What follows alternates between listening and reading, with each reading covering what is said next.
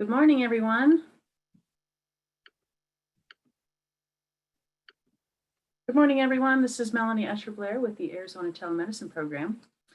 And welcome to today's 29th annual EMS on the Border Conference, sponsored by the Southeast Arizona Area Health Education Center. I always call it just CHEC, and of course the Arizona Telemedicine Program and Southwest Telehealth Resource Center. As you're entering, your mics and your cameras were off. However, we use the chat feature. So please be sure to use the chat feature. Put in your questions for the panelists, and the other attendees will be able to see that as well. Presentation handouts went out in an email. However, I think a few people registered after I sent that email. So here's a URL link. I will put it in the chat when I get done with my little presentation here, and welcome. So you can download those handouts. As we get presenter handouts, those that aren't available yet, we will get them posted. The URL handout link will stay active, and you can review that later as well. So again, I'm Melanie Escher-Blair, and I'm the Distance Education and Event Coordinator here at the Arizona Telemedicine Program. And I had the pleasure working with Suzanne David with CHEC many years ago, and she reached out to help out with this conference and make it virtual. So welcome. Sorry, we're not in the casino today, but everybody's going to be in the comfort of their own homes, their conference rooms. I know we've got some groups that are meeting in a conference room kind of setting. And so those groups, if you can have one person go ahead and send me the list of those that are attending to make sure that you get the evaluation link later after the event. Otherwise, that was linked directly to the unique Zoom URL. So just send me that list to my email, and I'll make sure that you're on the list so you can request your certificates. So again, here's a little bit of housekeeping. Please use the chat feature. You'll see it's down on the bottom of the Zoom link. That little paragraph bubble sort of pop out. Click on it, and you can put in your chat, and you can either send a direct chat to the panelists or to the panelists and the attendees, so everyone else can see. You can connect on your tablets, your smartphones. If you're having some buffering with the video, you can connect with a phone to be able to call in as well. And that was also in that Zoom email on how to do that. So here's some technical support resources that was in the email as well. And I'll put that into the chat in case anyone's got some troubles or something happens with your connection. And again, the presentation handouts. The webinar, this conference is being recorded. We will be hosting it, and it will be available afterwards. So you will all be able to view it afterwards. All right, and this program has continuing education credits. So CHEC, Suzanne was able to get this accredited for up to 5 hours for the California Board of Registered Nursing. There's also 5 hours of SAEMS continuing education for personnel, and the certificates are going to be available through the evaluation link. Since we're not live, you don't get a piece of paper immediately to turn back in. So we've been able to figure out how to do this virtually. You just put in your information, how you'd like your name on that certificate, and they will get processed within a few days. And if you have any questions, again, please reach out, and we can go over that. And at the end, so as you were logging in, there was a pop-up window that came up with the evaluation in the background. It's through SurveyMonkey. I will be sharing this later in the program, so you'll be able to link on it through the chat feature, and then I will be sending it out in an email, especially for those groups that are meeting all together and you've only got one connection, which is not a problem. Without further ado, I am going to introduce our today's facilitator and MC, Dr. Melody Glenn. And she's the assistant professor at the University of Arizona, the Department of Emergency Medicine. And Dr. Glenn, the mic is yours. Thank you. Thank you for the introduction, for starting us off. My name is Melody Dr. Glenn. I'm the base hospital medical director at Banner UMC Tucson, which means I'm medical director for lots of the agencies who are in attendance today, lots of agencies in Santa Cruz County and also some rural ones in Pima County. Thank you for having me. I asked, and thank you, Suzanne, for all the work, Suzanne David, that you've done in developing this program, organizing everybody, making sure we're all here today. Even though this is the first time that we'll be virtual. And I asked her to send me a bit of history about the conference, and it's pretty impressive. So this has been going on for decades now, starting in the early 90s. but then it was CHEC's Mary Ann Matter, who was the manager at UMC, and she got Suzanne involved. They started to do some conferences in Mexico, some in Southern Arizona. Sometimes they would flip back and forth. Maybe next year we'll get to have one in Puerto Penasco when we're all together again. And it's been at the Desert Diamond Casino since 2005. Some people have stayed as part of the committee for the entire time, including Wanda Larson and George Good. So thank you for your participation there. And I started coming last year when I moved back to Tucson, Arizona. Excited to be part of this again. Hopefully next year it will be in person. Thank you all for your hard work that you've been doing during this pandemic that seems to drag on and on. And hopefully with the vaccine, there's an end in sight. So thank you all again. I would like to, we have over 250 registrants, which is just as many as we have live. So that's pretty awesome. Maybe we'll decide that we like the virtual format better because people can go and get some snacks during conferences and nobody will know. But anyway, I'd like to, without further ado, introduce our first speaker, who is Dr. Mazda Shirazi. You probably all know him very well at this point. This is his 9th year speaking to us. So thank you, Dr. Shirazi. He earned his initial educational background was in engineering, both in chemical engineering and bioengineering for ASU, for those of you Sun Devils out there. Then earning his degree in medicine from the University of Arizona and his PhD in pharmacology, which has served him well as a toxicologist. He did his fellowship at Parkland Hospital, which is a big county hospital in Texas, in Dallas, where he started to work with EMS agencies. He did radio control for EMS, started working and training for EMS personnel. So his history of his interest in EMS goes back. He then did his fellowship in medical toxicology at the University of Arizona. And he's been the medical director for the Arizona Drug Information Center at the U of A College of Pharmacology since 2010. He's an assistant professor of emergency medicine and medical toxicology at Banner University of Arizona, Tucson, and is the fellowship director for the toxicology fellowship that we have. He will be giving us a lecture today on disaster preparedness, pandemics, syndemics, and resilience, and what went wrong. So without further ado, thank you, Dr. Shirazi, for coming to speak with us again. And the mic is yours. Okay, good morning, everybody. I'm trying to join via my camera, but the Zoom is not opening up the camera, so I'm trying. Can you guys hear me? We can hear you. Okay, so the camera is not coming on, although I have my camera on, and I don't know why it's not recognizing. Is there a problem with telemedicine section that they can help us? I don't see that you have a camera on my end. I have a camera and it's right now blinking. I can turn off and turn on again. I can go off and come back on again. When you do the caret next to start video and you select a camera, does it have one selected? No, it just doesn't even give me an option to select. On your video settings? Right now I'm in the Zoom and it doesn't give me any ability to choose anything as a camera.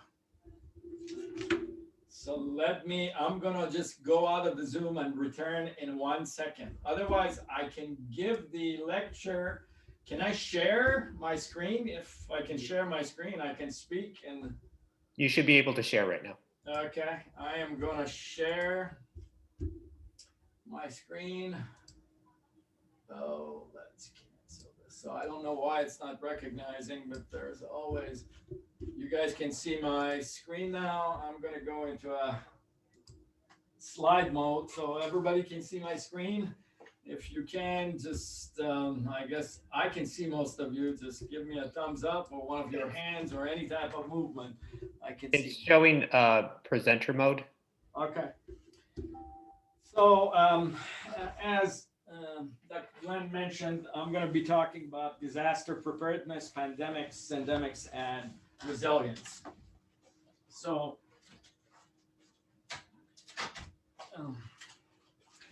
the pictures that you see are actually surrounding the coronavirus in the middle. They're from the 1918 influenza pandemic, and showing that we have gone through this type of a problem before, and it shouldn't have come as a surprise.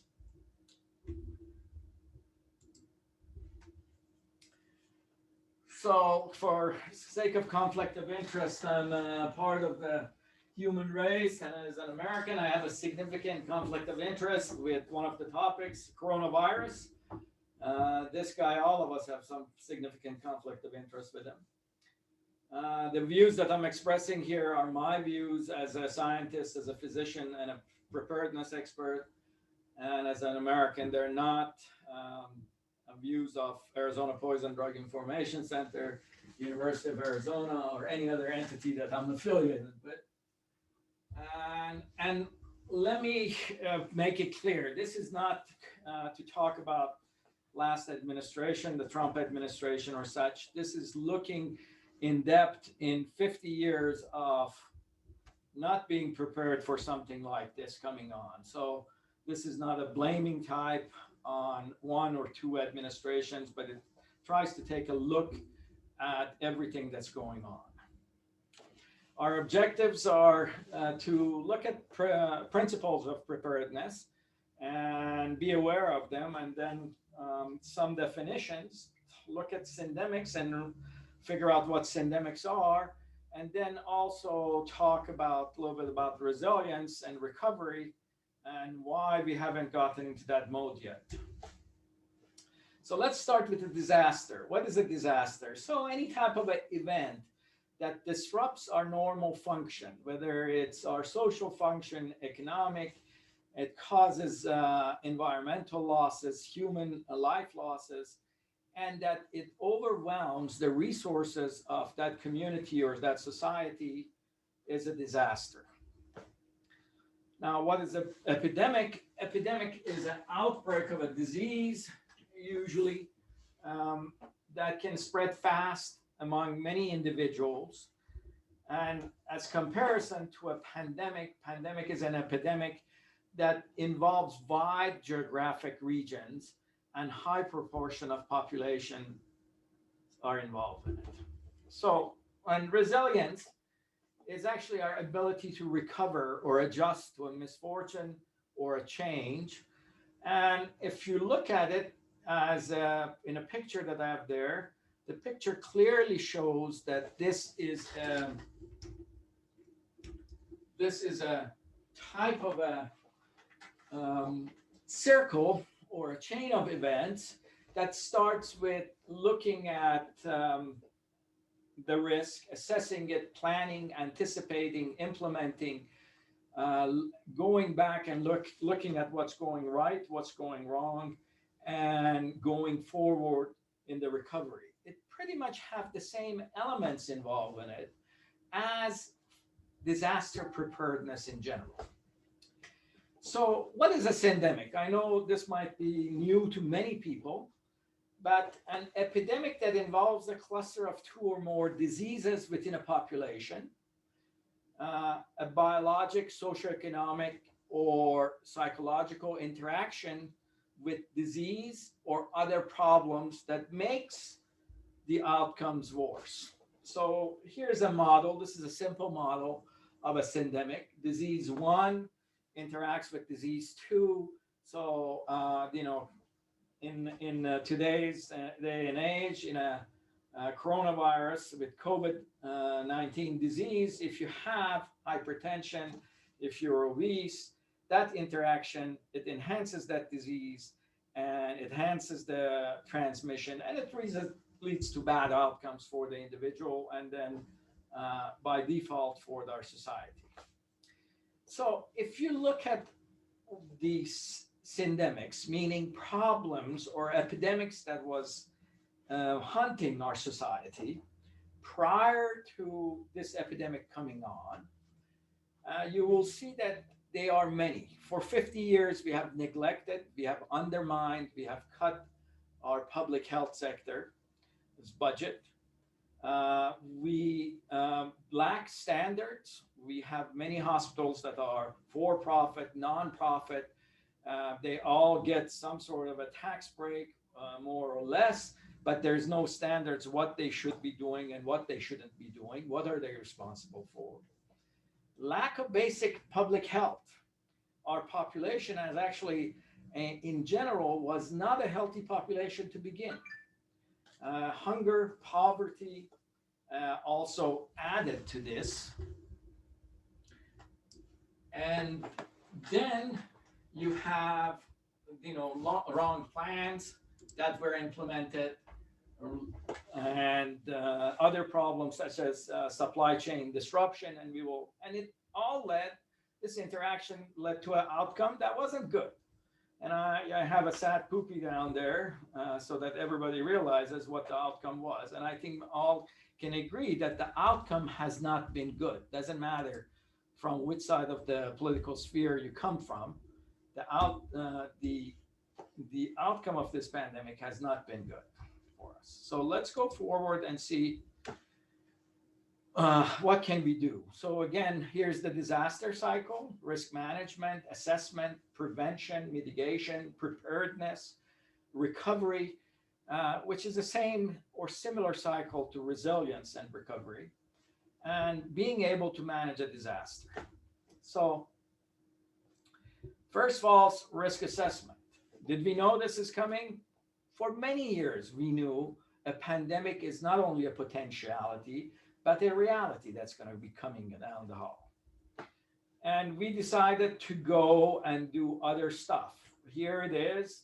If you look at the risks to American population, I put this down because after 9/11, it became, for lack of a better word, sexy to be involved in preparedness for bombs, improvised devices, and I'm a toxicologist. I'm involved. I'm also at fault in many of these involvements. And terrorism, which we have to exaggerate it to a 10 Americans per year annual debt, we spend about, in a conservative manner, about $150 billion a year on it. By contrast, if you go to some other problem, such as lightning, which kills more Americans, we don't pay more attention to it. And diseases such as heart disease, cancer, stroke, although we spend money on them, but in comparison, we spend $2 billion on treatment and on preparedness and on public health for heart disease, whereas it's $150 billion for preparedness for terrorism. And again, we got to look at these planning and see why it didn't come to help us. They were based on a fantasy and not on reality. So this is before the pandemic. Our preparedness and everything in terms of a global health security index, and believe it or not, this is an index. It composes of various compartments, and we were leading all the nations of the world on the top, you can see. And I would say look for New Zealand and China in here, and Australia, which did not rank really high in this. And then among our peers, we did a study right after the pandemic started, and this is what was found. So although we were ranked number 1 for preparedness, and this was, if you looked at it, was a health security preparedness, we ranked 32 in terms of response and ability to deal with this pandemic. Whereas countries such as New Zealand, which ranked 28, is actually ranked the highest in terms of ability to deal with this pandemic. And you can see all the rest of the countries, Australia, for example. And we got to sort of look back and say, okay, what are our Australian, our New Zealand colleagues are doing that, they were able to deal with this issue, and we weren't. And instead of poo-pooing their achievements, trying to learn so that we don't fall into the same problem again and again. Failure of prevention, mitigation, and standards.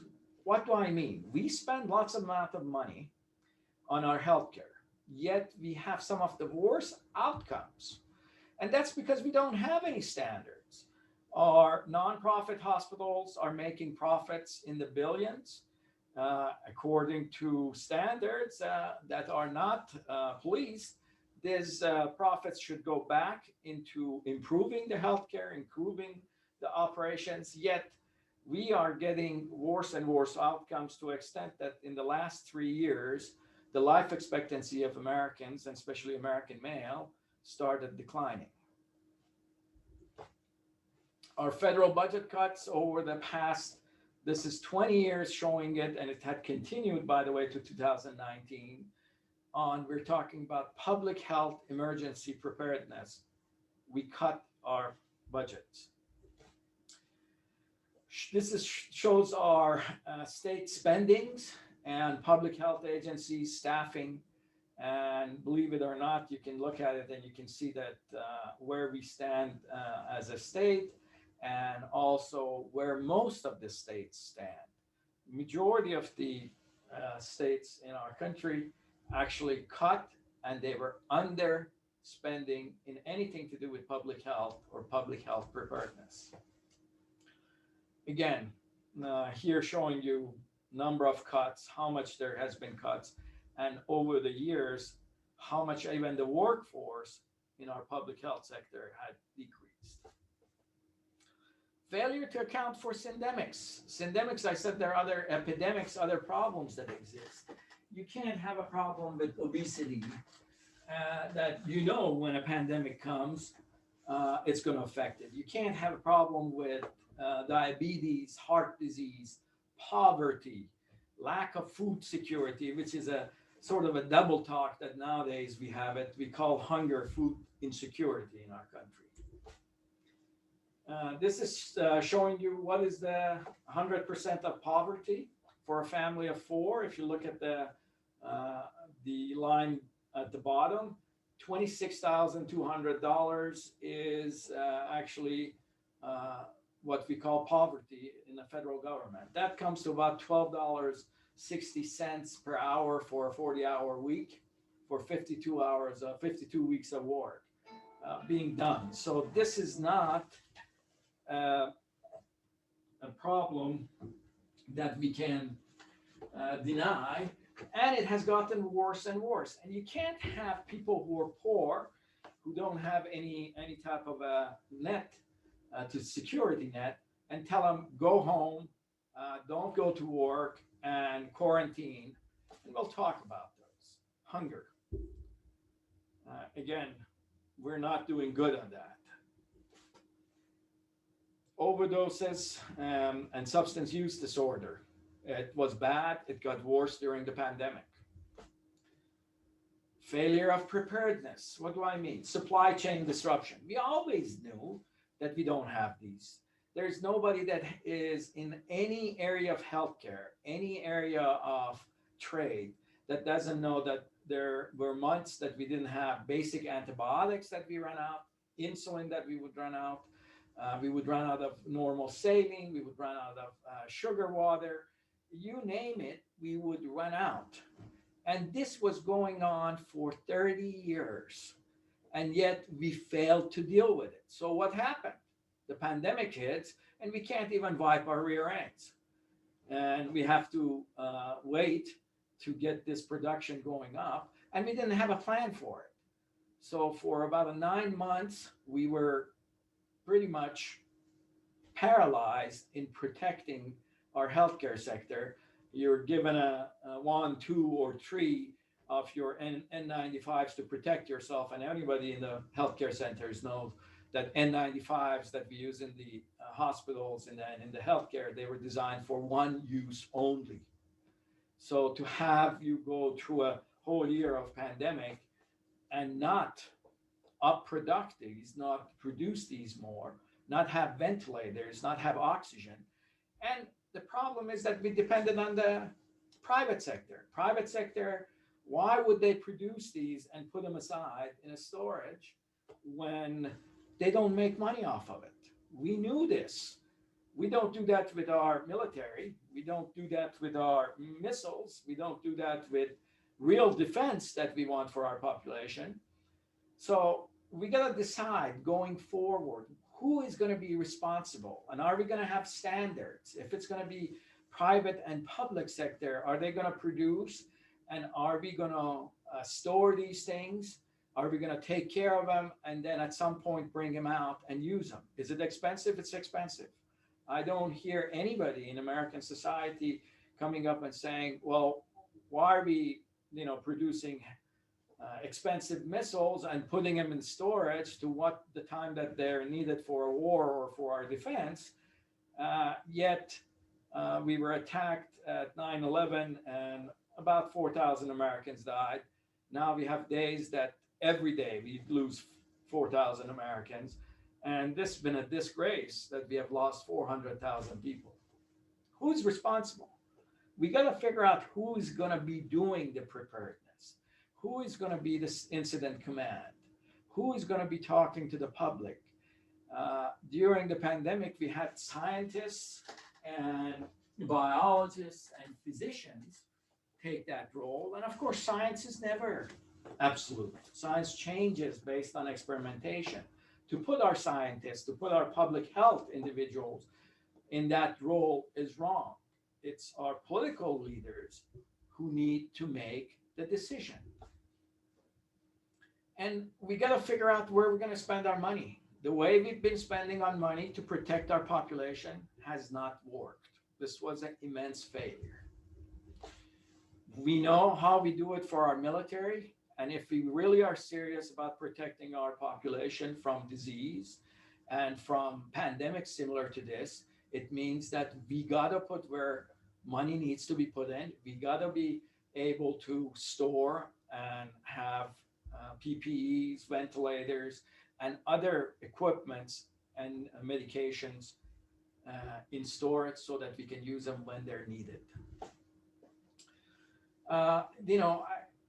We did lots of things during the pandemic, but unfortunately, lots of things were done late. PPEs, we never got ahead of it. The CARES Act, despite spending billions, went to the wrong groups. Even the money that was spent on the Small Business Administration, more than 40% of it went to the large businesses. We didn't have a conduit to protect the households or small businesses. So nobody would like to stay at home. Nobody would isolate, and isolation or quarantine became a punishment rather than a protection. And here it is. We started right off the bat not having any testing. Our CDC decided that they wanted to come up with their own testing rather than the one that the World Health Organization and in Germany had produced. It ended up being a faulty test because the private contractor had made mistakes. And that put us a good 6 weeks to 3 months actually behind in testing. And we've never recovered. We haven't been able to do adequate testing. Tracking, these are jokes. Yes, you get once in a while, you get a call. We don't have the manpower. And again, we got to decide what we want to do. The Brits went to the private sector, spent $70 billion on an app on a private sector that was a disaster. And we got to decide who cares about the public and things that are similar to a pandemic. They're a rare occurrence, but really damage us. And how are we going to prepare for those? And again, you can't just command to isolate people. The biggest part of quarantine or isolation is care. And we miserably failed at that. You can't say you don't have a payment, go into isolation and die. There is no food, there is no medication, there is no care. Just go and shutter yourself down. And it became actually a political division and a cause of political division. It caused depression in our economy, unemployment that we haven't yet recovered from. And I'm here putting some of our peers. We never did as well as our peers, even protecting the population from something like this that will happen. We didn't do it on a regular basis. And of course, in a pandemic, we failed. Anxiety and depression, suicides have gone up. This is, again, these are syndemics. These are other problems that are exacerbating our pandemic and our response. Here, I'm going to go everybody, and I know many of you are EMS, many of you are nurses and physicians. You're familiar with incident command. You're familiar with FEMA. We've all taken the courses here on this. And we got to know who's the incident command. We really did not have a national incident command. And this was a national disaster. To send it to 50 states, and when we are not prepared and get them to compete for logistics, it means that our states were competing for PPEs, for physicians, for nurses, and it wasn't working. We needed a national command. And the way it works, we've seen this, we've trained on these, but we failed to execute it. And again, failure to communicate. All of us have taken courses, have talked, have done exercises, been involved in some of the minor epidemics and minor disasters that we talked about communication in a disaster. You cannot have a message that's all over the place. Yes, no, maybe. These are non-starters. We need a simple, unified message that comes from top to bottom, the same thing. And here it is. These are, again, slides from FEMA showing how to do and how not to do. Because if you make the mistakes of having multiple messages, you will undermine yourself. And it causes political division. And it did. Here is, again, a FEMA survey that was done, that who did American public and institutions expect to play the role of incident command and responsibilities to communicate with the population. And clearly the national government and local governments are expected to do this.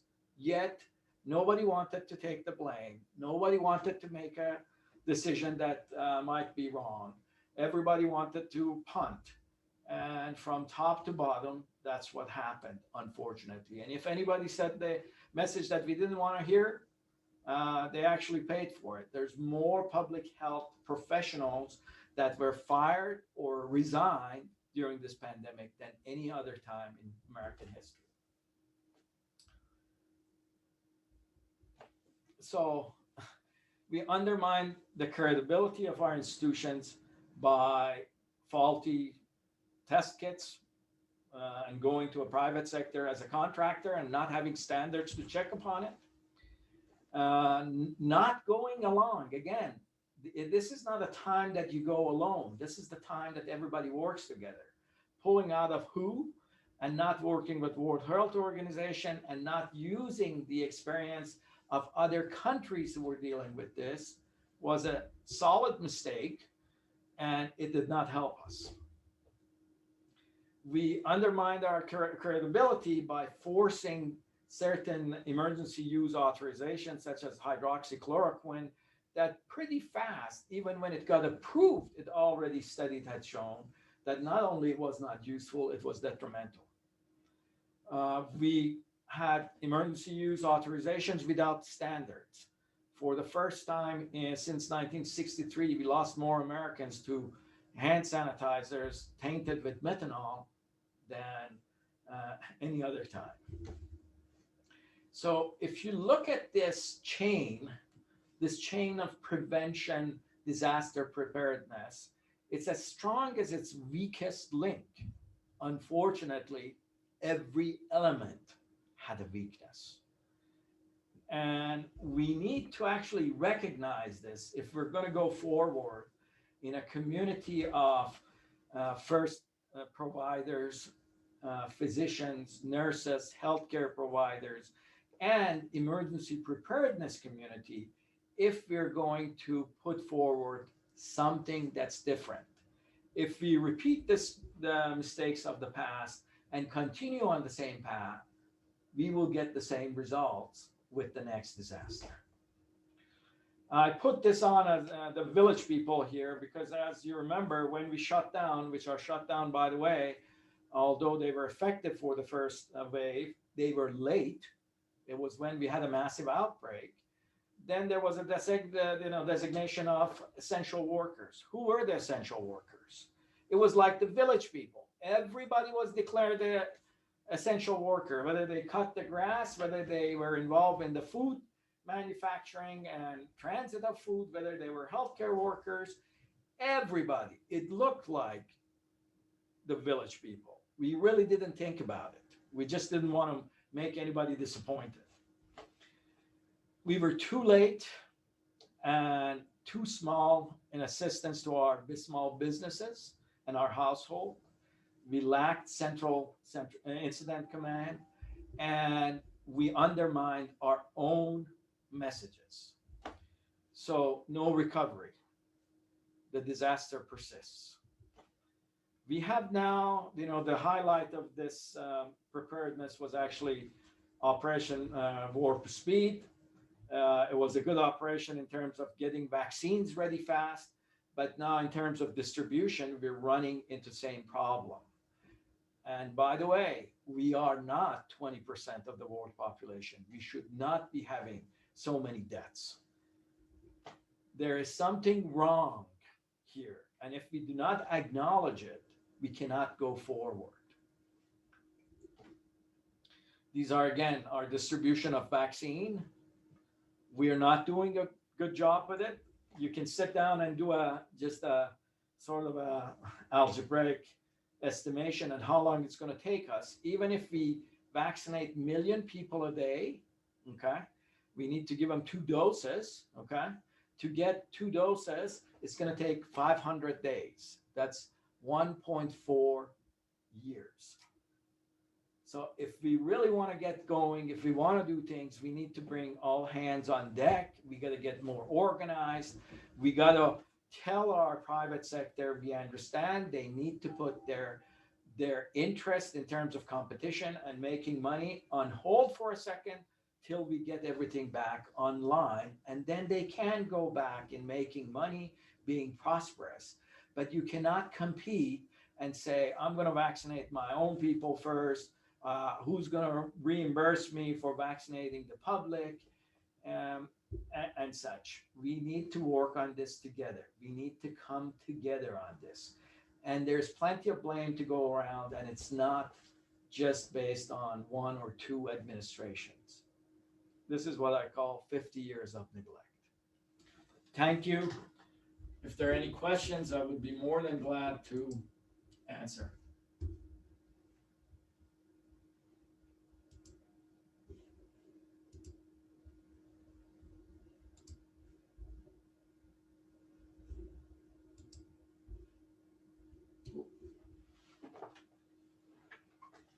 Hello?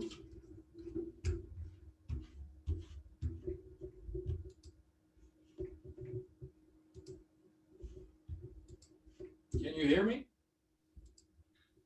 So I'm checking in the chat here. It doesn't look like we have any immediate questions right now.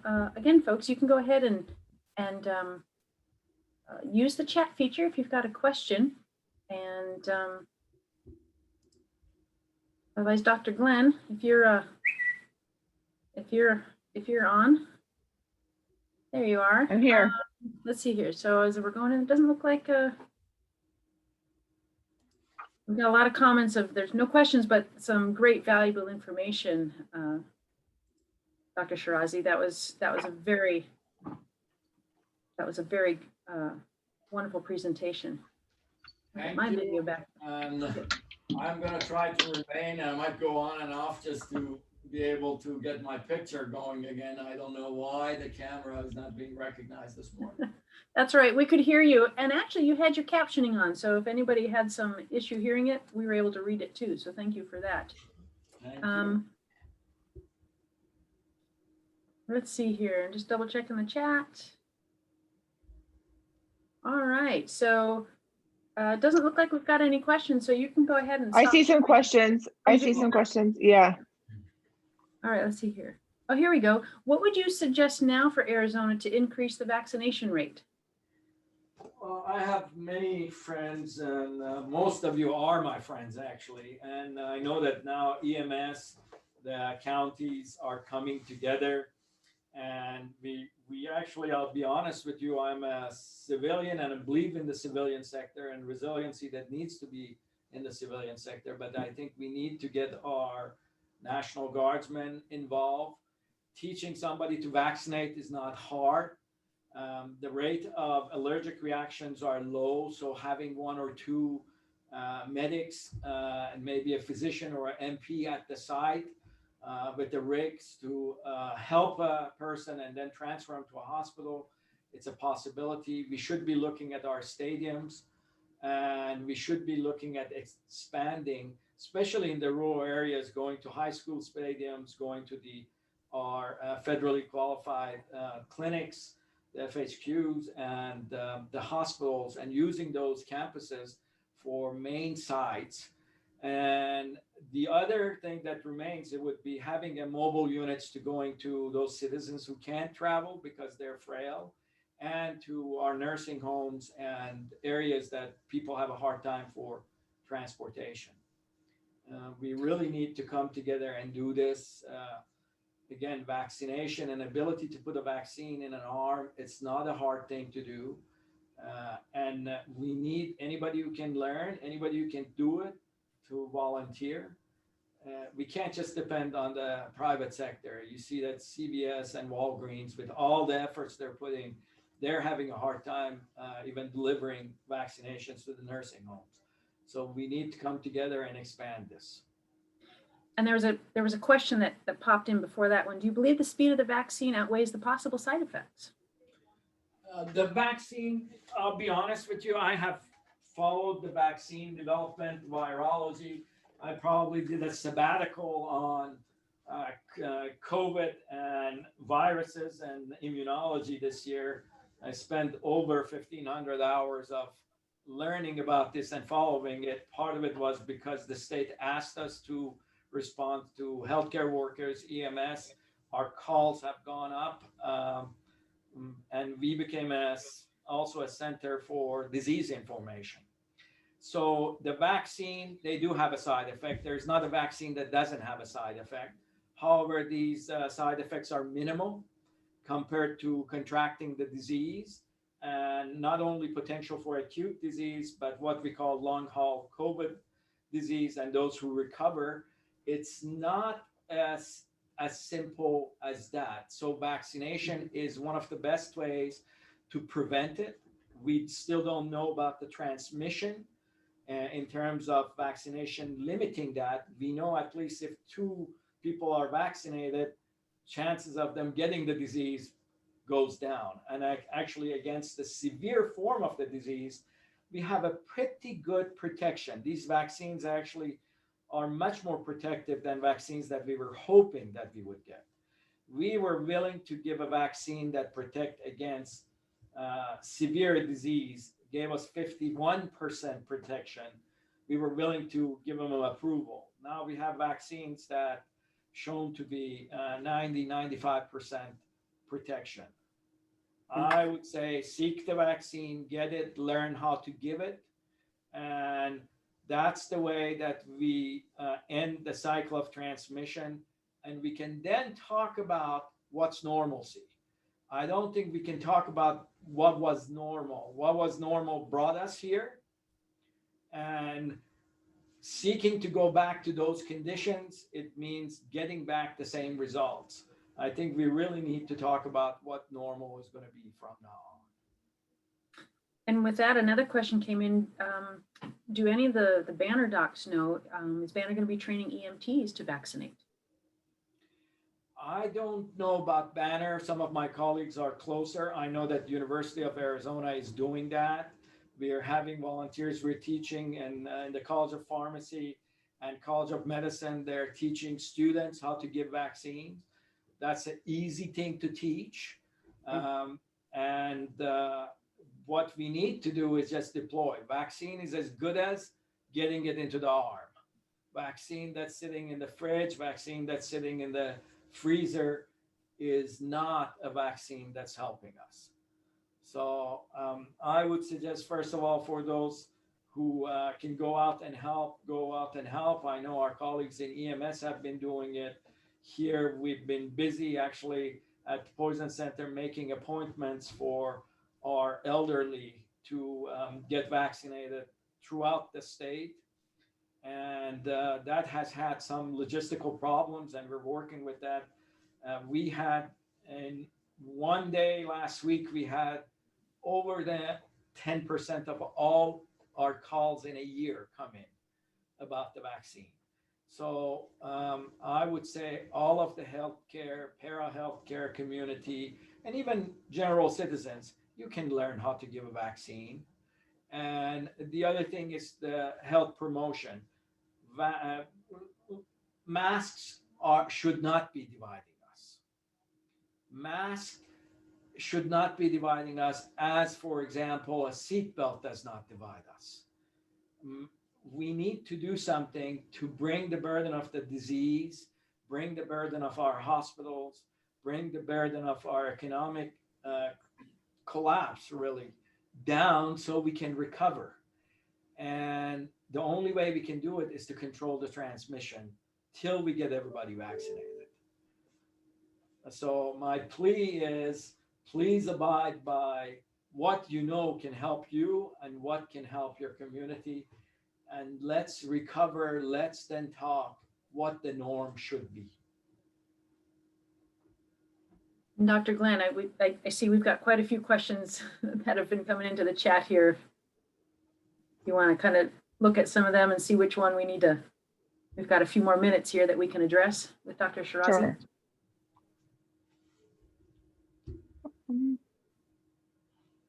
And this other, it could be quick answers, you know, is there a difference between the vaccines? If so, which one is preferable? And I could go ahead and start the answer if you want to jump in, Shirazi. But yes, there's a difference, but I would say get the first one that's available to you.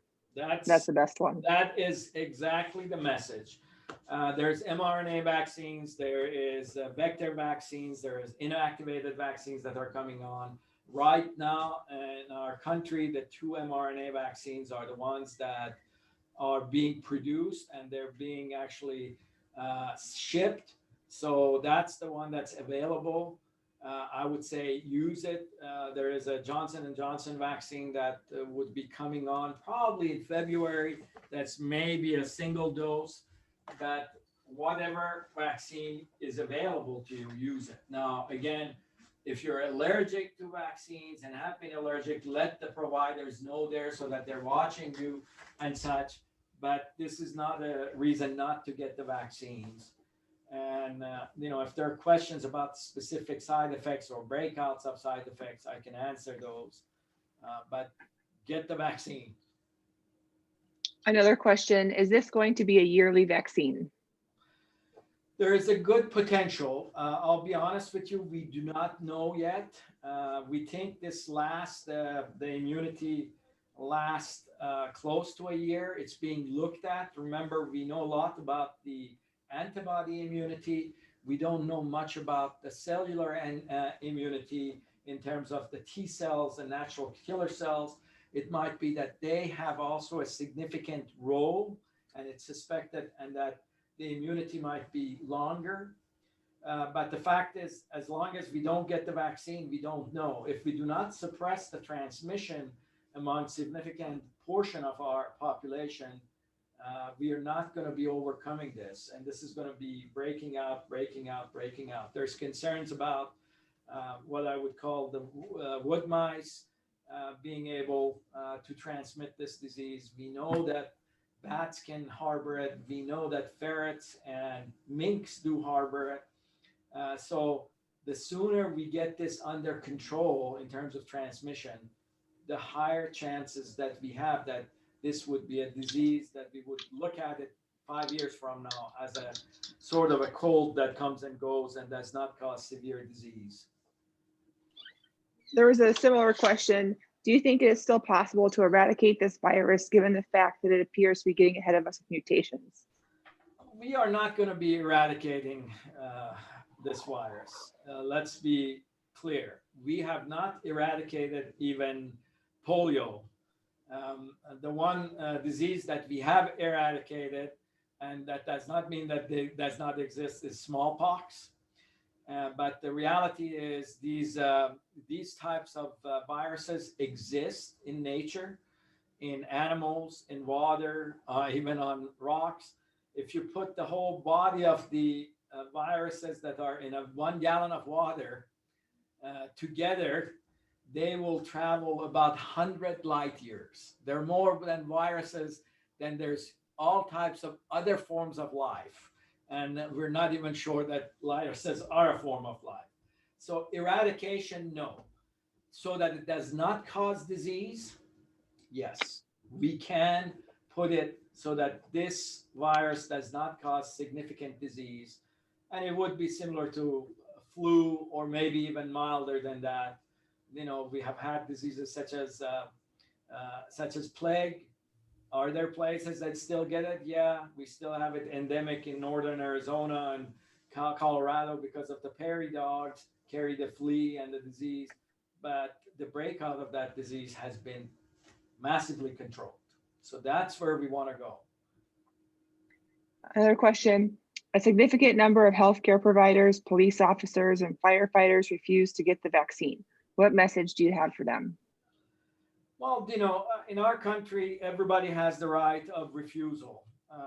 But I'm hoping as time goes by and more results come in, that for those of us who have gotten the vaccine and show that it has been safe, and that, you know, I'm not growing a third arm or a fourth eye in the back of my head, and that it's not interfering with my physiologic being, and giving a consistent message and talking openly with American public. American public is aware, like many other groups of individuals in the world, they have questions, and we should be discussing freely both the side effects, potential problems, and how to mitigate them. And I think as the studies, especially in the children and younger adults, are going to come out, and the follow-up of the studies of what has been done so far with vaccination of healthcare providers, hopefully will give the confidence. But I will suggest to wait out the risk and benefits. And even young athletes with coronavirus, they end up having severe heart disease, and many of them are not recovering well. So this is not just a disease that causes a little flu or cold and goes away. And my suggestion is to get the vaccine. But for those who want to wait, I think we should give a consistent message and be open with all the side effects and discuss them and show that we are willing to mitigate, we're willing to work on improving our vaccines so that we get their buy-ins, because we really need about 75% of our population vaccinated to be able to control this disease. And there's a similar question. What ages are being looked at as possible target going forward, such as kids beginning school or younger? You know, because now they're not eligible for the vaccine. So there is a study being done right now with Moderna, and which is 12 years and higher. The hope is that we get those studies out by March.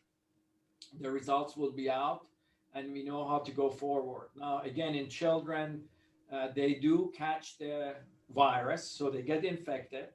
Fortunately, the percentage of them that get the severe disease is very low.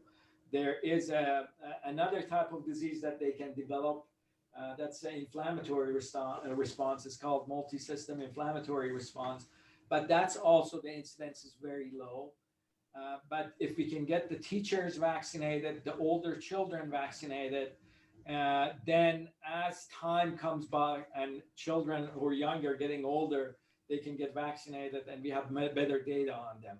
But there are things that we can do in mitigation of both the air conditioning system, the wearing masks, spacing, washing hands, and actually even having shifts for classrooms and stuff to decrease the burden of individuals in them, to be able to mitigate the transmission in the children and transmission to adults.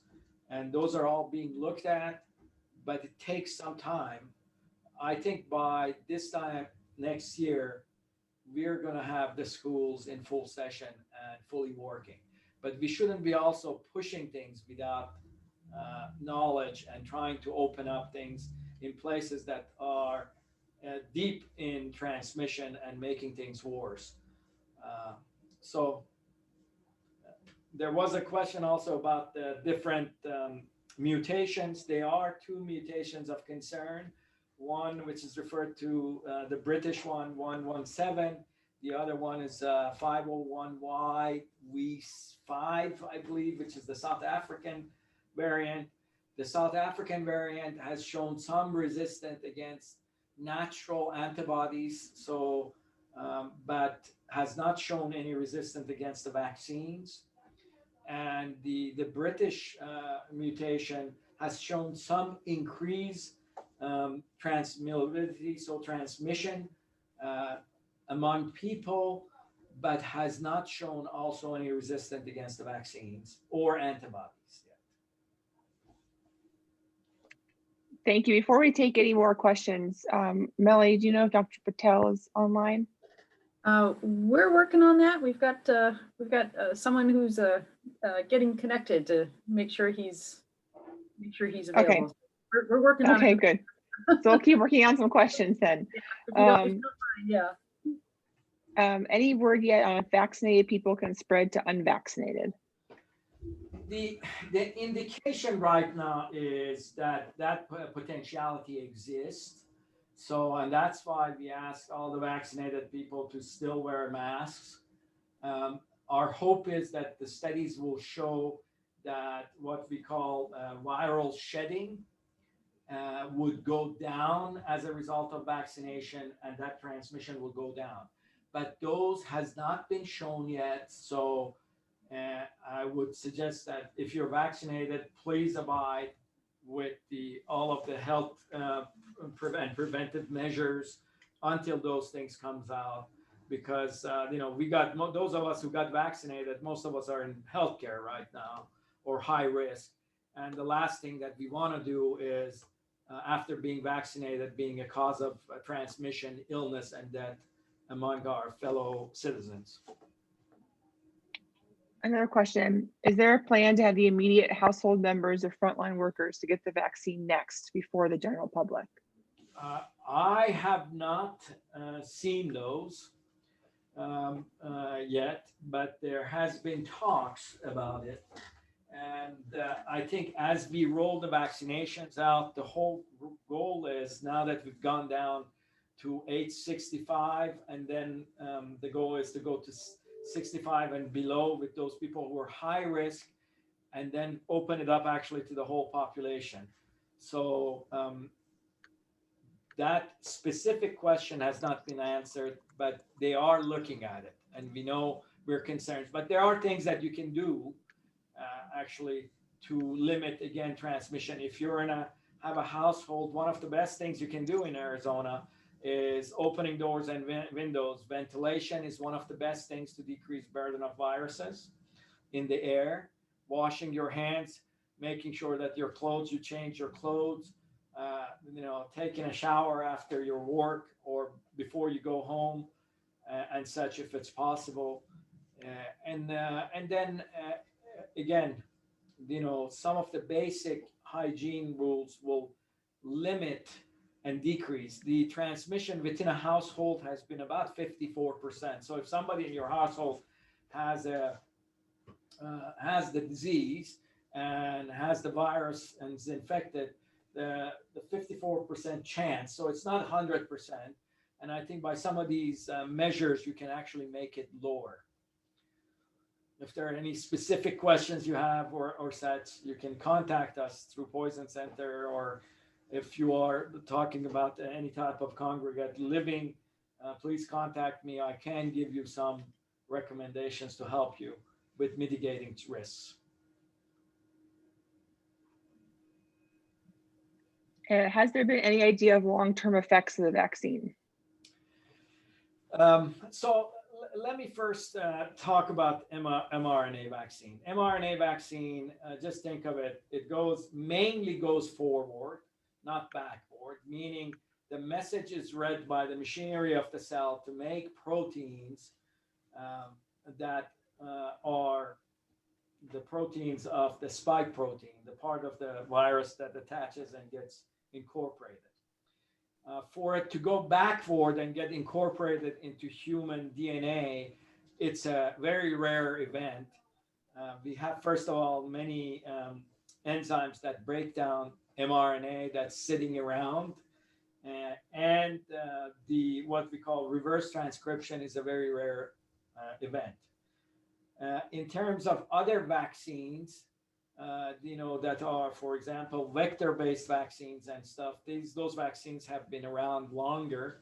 And although there are potentials, we have not seen that occur. One of the concerns that scientists had was actually antibody-mediated enhancement of the disease, meaning that those who get vaccinated, when they are exposed to the disease or to the virus itself, that their response would be much more enhanced, and it would cause what you call a storm of cytokines and such. We have not seen it so far. Now we are within like 2 months, and it has not been seen that it does that, because we have had now quite a number of healthcare workers, frontline healthcare workers, frontline EMS responders and such, that have been vaccinated either first or the second. And there's lots of people that got the disease in between the two.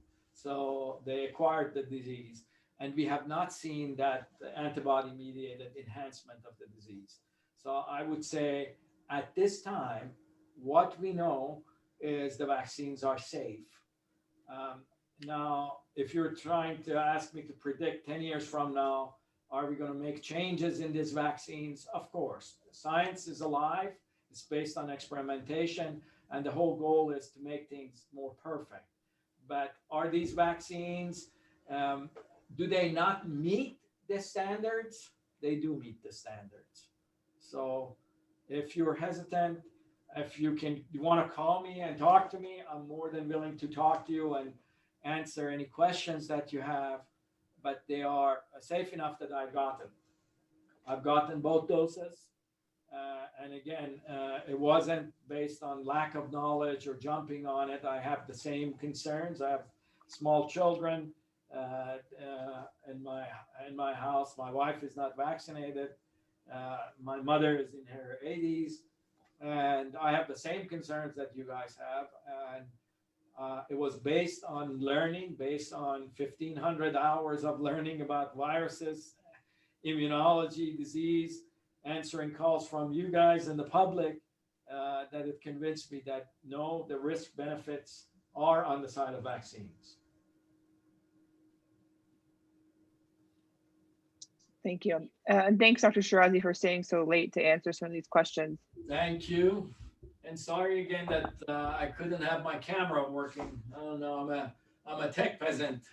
As I am. I don't know, the closed captioning was pretty good. I just figured that one out. That was nice. Talk to you later. Have a great rest of the conference. Thank you.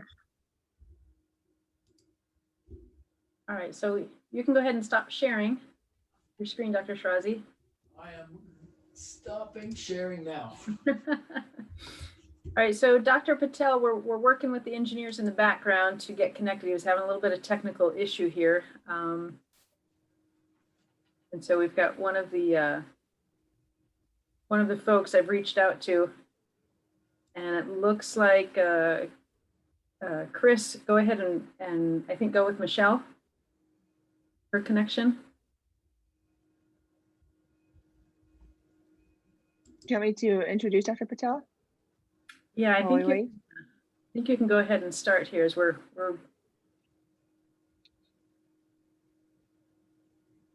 making sure here that this is the right. And thank you everyone for sending in your questions. Sorry we didn't get to all of them. They were a lot of fantastic questions there. And I second everything Dr. Shirazi said. I've done a lot of research myself. Most all of my coworkers have made the decision to get the vaccine. The more we understand about how this particular vaccine works, the better we feel about it. We've seen so many people have long-term consequences from COVID that it seems much better to get the vaccine. So along with those yeah. questions, Dr. Glenn, any of those questions I'll be able to pull out, and those that we didn't answer, we will be able to create a sheet for everyone that I can email out later, and any questions, and reach back out to our presenters to have them help answer those. So those questions Awesome. are not going to get lost. We'll be recording them, and I'll make sure that we can try and get all those answered. Now, it looks like Wonderful. we got Dr. Thank you. Excellent. Okay. Thanks for joining us, Dr. Patel. We're excited to have you. So, Dr. Can you guys hear me? Yes. All right, wonderful. Do you want me to do a quick intro? I don't want to take too much of your time, but I want to. Oh, sure. you justice I and apologize introduce for there was a bit of a scheduling issue for me and then a technical issue, so I apologize for being late for this. So no worries, we're answering questions from the last presentation. So Dr. Patel is an interventional cardiologist in the Carondelet healthcare system. So for you all in the Tucson area, that's St. Joe's and St. Mary's. He, just like Dr. Shirazi, his background was not initially in medicine, but his undergraduate degree was computer science. He then earned his master's in public health and worked with the World Health Organization, working with H1N1 preparedness in North Central South America and the Caribbean, and working with USAID and Red Cross to develop an outbreak plan, which is pretty cool in our current pandemic. He then earned his medical degree, went on to residency in internal medicine in Baltimore, did his fellowship at the illustrious Geisinger Medical Center in Pennsylvania, a cardiovascular fellowship followed by interventional cardiology fellowship. Some cool fun facts. I saw that you play tabla, which is, I would love if we had more time to hear you play tabla, but not today. It's been a little bit ever since having kids. That's kind of taken a back seat, but it is fun. Yeah, things do take a back seat with kids. But thank you for joining us today. And his talk will be on 6 life-threatening chest pain emergencies. So thank you.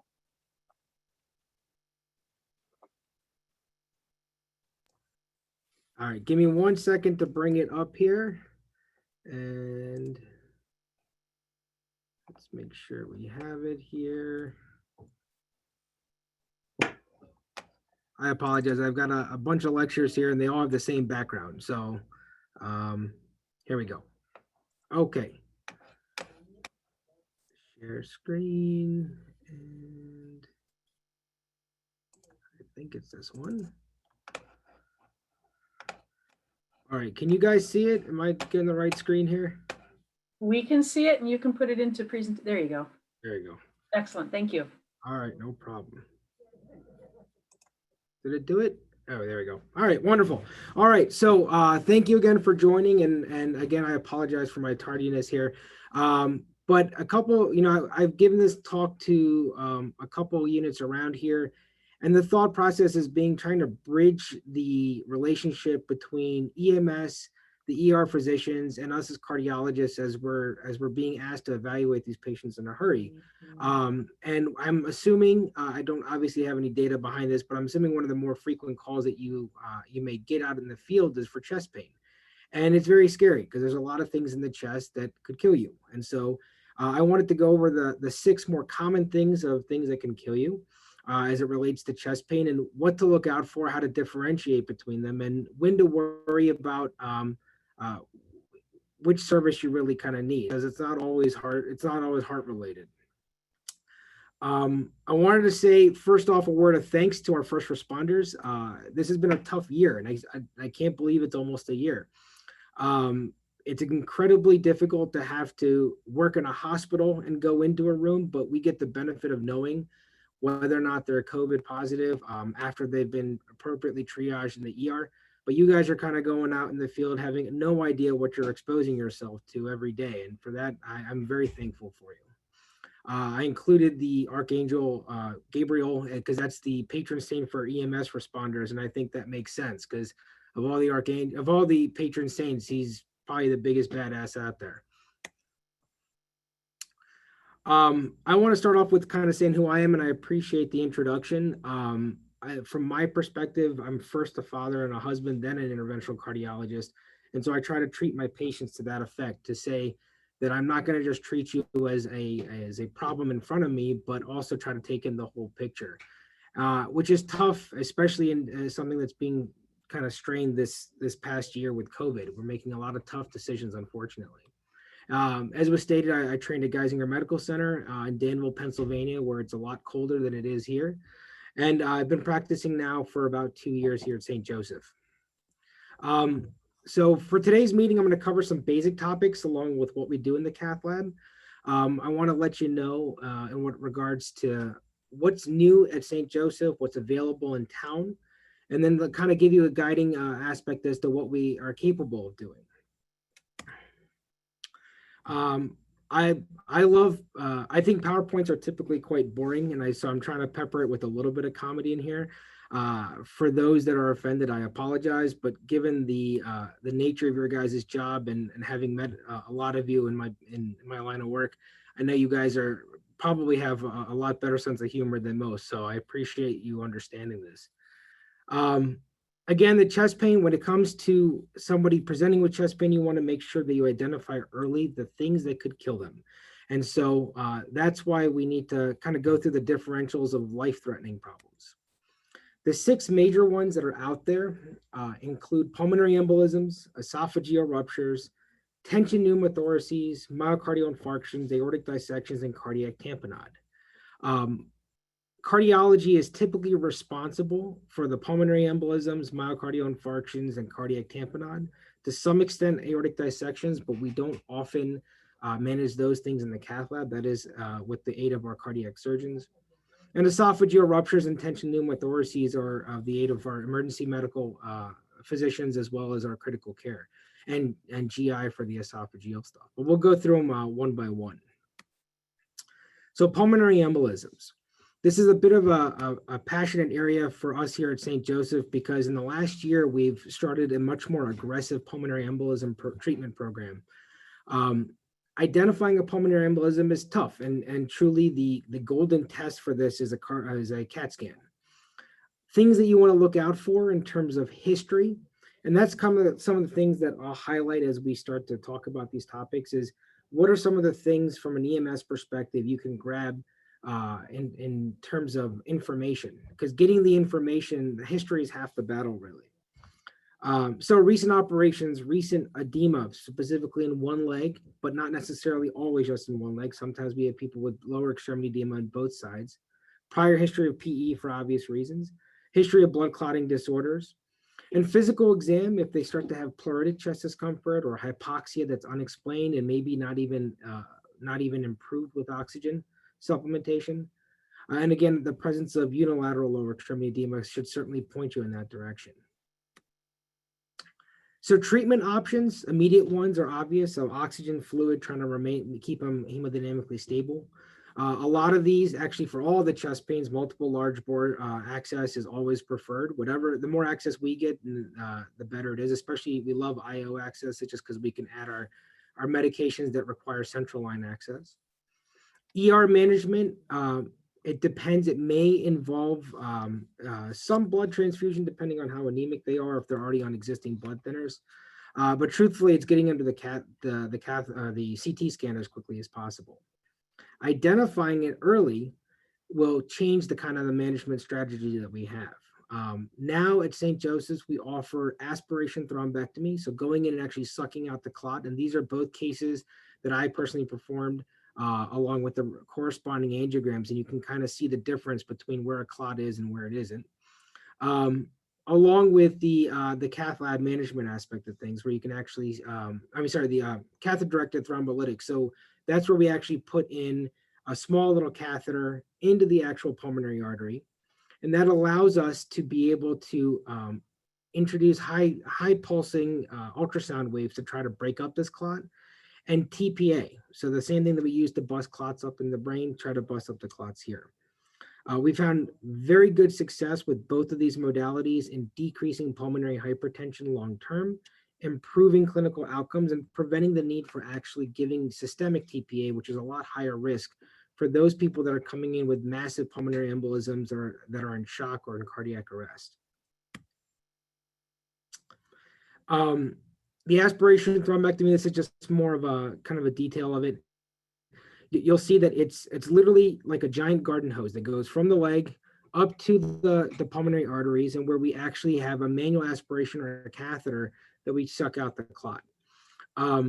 It's not ideal for someone coming in hemodynamically unstable unless they have another reason that they can't get TPA. So recent stroke, bad bleeding, trauma, but they also have a clot, then this is preferred.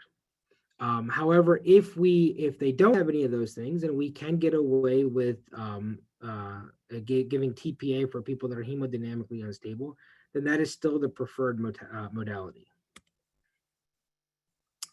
So that's PEs. We will at the end leave an opportunity for questions, but I do want to get through some of these and then kind of focus on some of the cath lab stuff that we're doing. Esophageal rupture, for obvious reasons, I'm a cardiologist and try to stay as far away from the GI tract as possible. But it's still important to identify, because we get called in for chest pain and have to make sure that we're not going to start giving aspirin and heparin and Plavix to these people that maybe have a more mechanical or surgical problem, and therefore make things worse with putting on blood thinners. So again, looking at the history, especially if you're talking to somebody who can't speak for themselves or unconscious, and you get history from the family, it certainly helps. So a recent endoscopy, even a cardiac ablation, because of the nature of what they do, and they have to put ultrasound probes down the neck or down the esophagus, the transesophageal it goes. Recent manipulation of the esophagus for any number of reasons can lead it to having small perforations, which can get worse. If they're vomiting blood or have had a history of vomiting blood, history of severe acid reflux, alcoholism that may lead to further vomiting, history of esophageal cancer, liver disease, or if they've been suffering from any type of unexplained back pain or difficulty swallowing. These are all clues to say maybe there's an esophageal problem. The chest pain here is typically pleuritic, so changes with breathing, positional, especially worse laying down. If they're actually having active hematemesis or active bleeding or vomiting blood. And then the other thing is that if you can feel their chest and you feel crepitus, especially in the chest or in their neck. If you've never felt it before, which I'm sure if you've ever had a tension pneumothorax or any kind of blunt force trauma, you may have felt it, or even after you administer CPR, feel the chest and you'll feel what crepitus is like.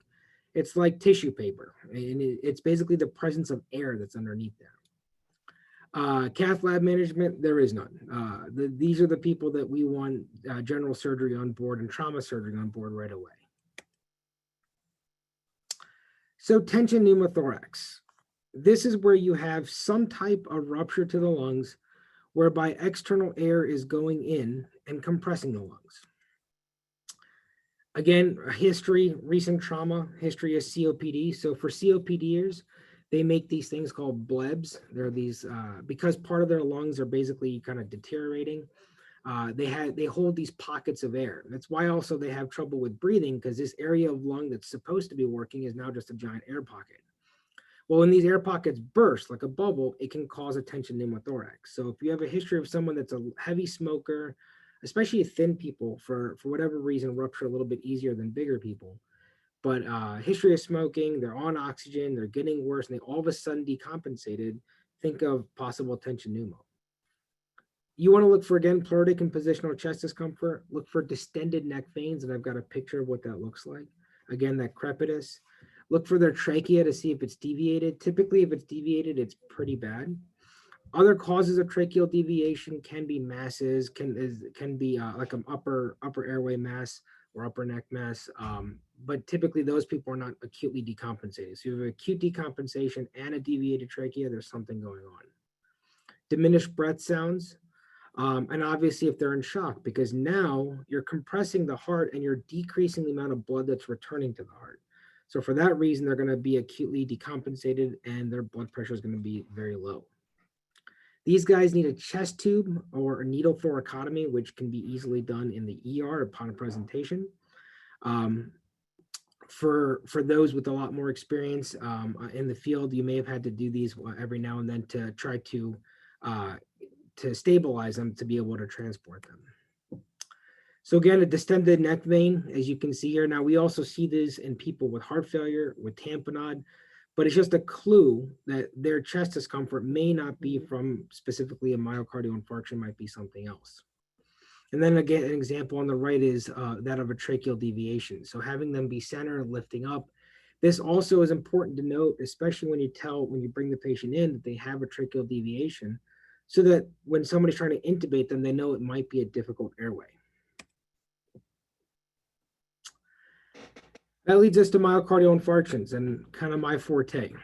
So this is obviously the thing that a lot of people are worried about, and it is the number one killer, or coronary disease being one of the top leading killers for both men and women. It's something that we should always have in the back of our mind. Knowing that they have a history of coronary disease is important. So those who have had it before are more likely to have it again. Chest pain in this case is neither typically pleuritic, positional, or reproducible. That's our classic way of kind of really teasing out whether or not this is something that we should worry about. That being said, though, people that present atypically are women and diabetics.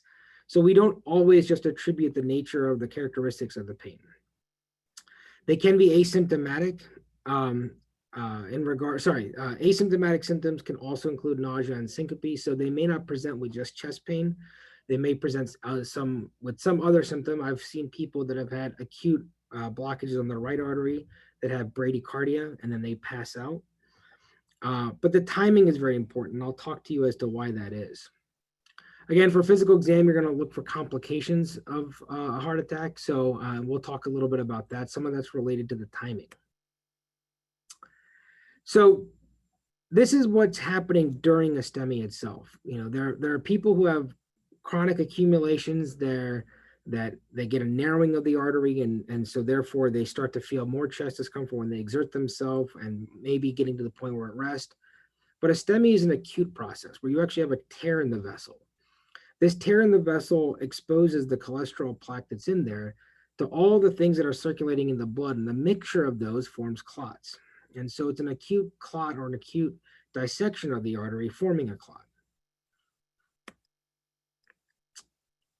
Now, going back there, so since 1997 or so, angioplasty has become the golden standard to try to treat these. Now, even between 97 and 2002, a lot of these were being treated with thrombolytics. The idea is that we break up the clot and try to restore blood flow, because the longer you occlude it, the longer you're suffocating the heart. So we'll talk a little bit about how we've kind of evolved from a cath lab perspective and why we take more people now to the cath lab versus just giving them clot busters for these. Again, a definition, and I won't bore you too much with this, but you're going to look for more than 2 millimeters, more than 2 millimeters of ST elevations in the precordial leads, more than 1 in the limb leads. But for anybody that's ever had to deal with a STEMI, you know that sometimes it's not always straightforward. For people with pacemakers, for people with left bundle branch blocks, it becomes a little bit more difficult to tell. And this is the Scarbosa criteria that the ER and us as cardiologists use very often. I always tell the EMS guys that when they come in, I might come in and cancel a STEMI, and they'll say, "Doc, why didn't you think that?" And I'll explain the EKG, but I'd rather you default or err on the side of caution. If you're worried about it and the clinical picture makes sense and they have even a slight STs, there's nothing wrong with letting the ER doctor know, or letting the hospital you're transferring them, saying that we may have a possible STEMI, and sending the EKG over to us to take a look. So heart attacks in itself, we try to treat as best as we can, but oftentimes, especially during COVID, people are presenting later and later. Recently, I had a patient that had had chest pain since Christmas, opted not to do anything because of COVID, but it got to a point where the chest pain was so significant, the shortness of breath, that he presented to the hospital. And this is just last Sunday. In the ER, he had an EKG very concerning for an actual left main event. So 2/3 of his heart was now compromised. and he coded in the ER and passed away before we could get him, minutes before we can get him to the cath lab. We got him to the cath lab, identified the blocked artery, but we still couldn't bring him back.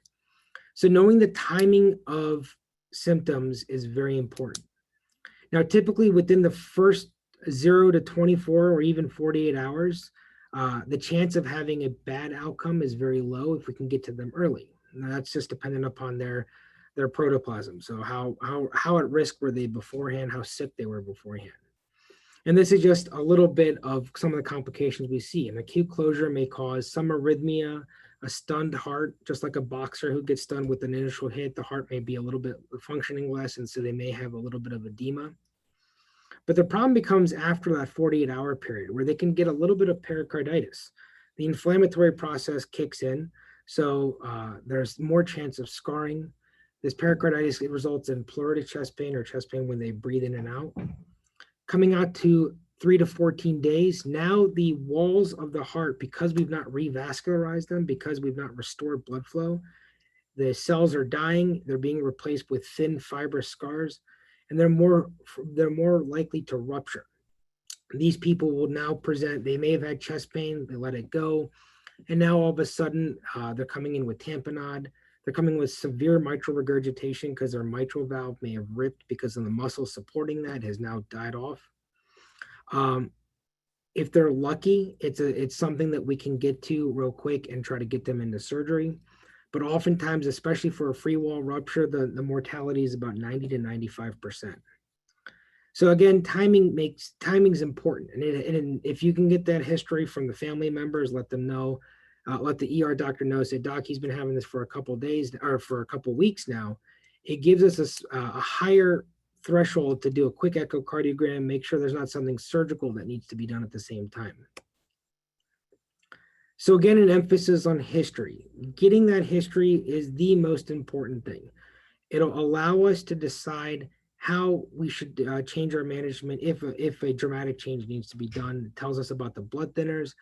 Other medications, which I'm sure you're often screening for, is are they on Viagra or Cialis, and you don't want to give nitroglycerin.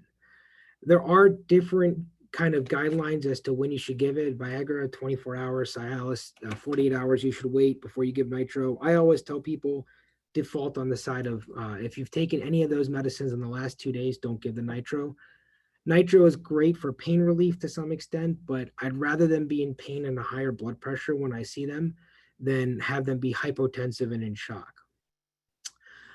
Any telemetry strips you get, any VT, VF, no matter what you think it is or what you're certain of, bring us the strips. We'd love to have them. We want to know exactly what it is, so it'll help us dictate our management as well. Early intervention, getting them an aspirin 325 and as much large bore access is what's going to be helpful from our perspective. Again, we used to just give all these guys thrombolytics, but now we need to, we've obviously focused on trying to get them to the hospital for revascularization. But the one thing I kind of want to emphasize is that there's this rush for door to balloon time. We got to make this particular metric. We've studied this metric as cardiologists, and it's great to get them in the cath lab as soon as possible, but it shows no difference in mortality. We still have to maintain this metric, but I always tell the EMS guys, the ER guys, my cath lab staff, don't do anything in a rush to compromise quality. Certainly don't rush to the hospital if it's going to mean that you're going to get into a car accident. You're not going to help anybody there that way either. Get the right care, get the right history, get a little bit more information, and we'll take care of the rest. You know, obviously, if they acutely decompensate, it's one of these things that's going to happen. So we want to make sure we get the right care as quickly as possible, but it doesn't have to be at the cost of missing something very important that could help really change the outcome. Now in the cath lab, again, primary PCI has been proven to be superior to medical management alone. We have a lot of ways to try to restore blood flow. The picture on the left, the angiogram on the left shows an acute occlusion of the LAD, and the right shows after we open it. Not much has changed since we started, with the exception of the equipment, and we have more streamlined ways of trying to fix these. Like PEs, we used to think that we had to suck out all these clots. What we've learned, unlike PEs, that there's not much major benefit. So we have different ways to try to resolve it, either through medications or simply ballooning. Now in the cath lab, when they come in acutely ill, we have ways of supporting their heart as well with a balloon pump, which is on the left, an A, intra-aortic balloon pump, that's what IABP stands for. B is Impella, and I'm sure you've had to transport patients like this before between hospitals. Other things that we offer at St. Mary's is tandem heart, and ECMO really is offered at Banner. And these are ways to kind of unload the heart, give the heart and lungs some rest, and allow us to be able to let it heal while still supporting the rest of the body. One of the newer things that we have is the Impella device. And I say newer, but it's probably been around, I guess, for about 7 or 8 years now. It's an artificial heart pump that basically takes blood from the main pumping chamber of the heart and distributes it to the rest of the body. This is important because it allows the heart to rest, and it's something that we can do in the cath lab. We do it here at St. Joe's as well.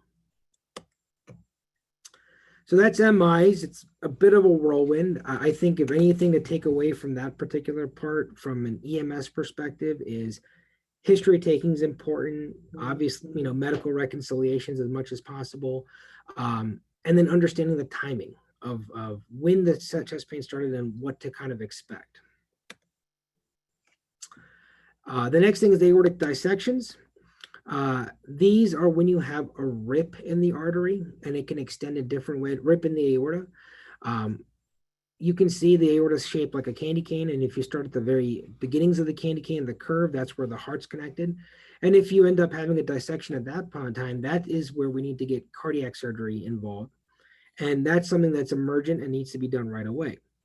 These guys will present with chest pain radiating to the back. Sometimes they can pass out because they can actually dissect their coronary artery as well.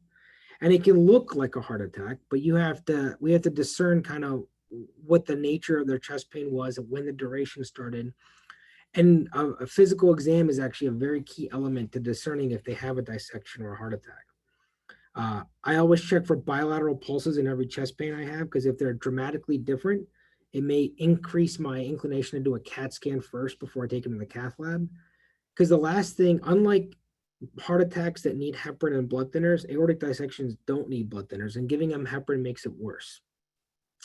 So checking bilateral pulses, checking upper and lower pulse differences if there's a dramatic difference. Sometimes it's from peripheral vascular disease, but note that difference. Tell the ER doc, tell the nurse that you're signing out to, saying, hey, there's just something kind of wonky about the pulses on both sides or between the arms and the legs, and he's having back pain. Dissection should be on the differential. And again, early management. So again, we want to avoid anticoagulations, avoid high dose aspirins.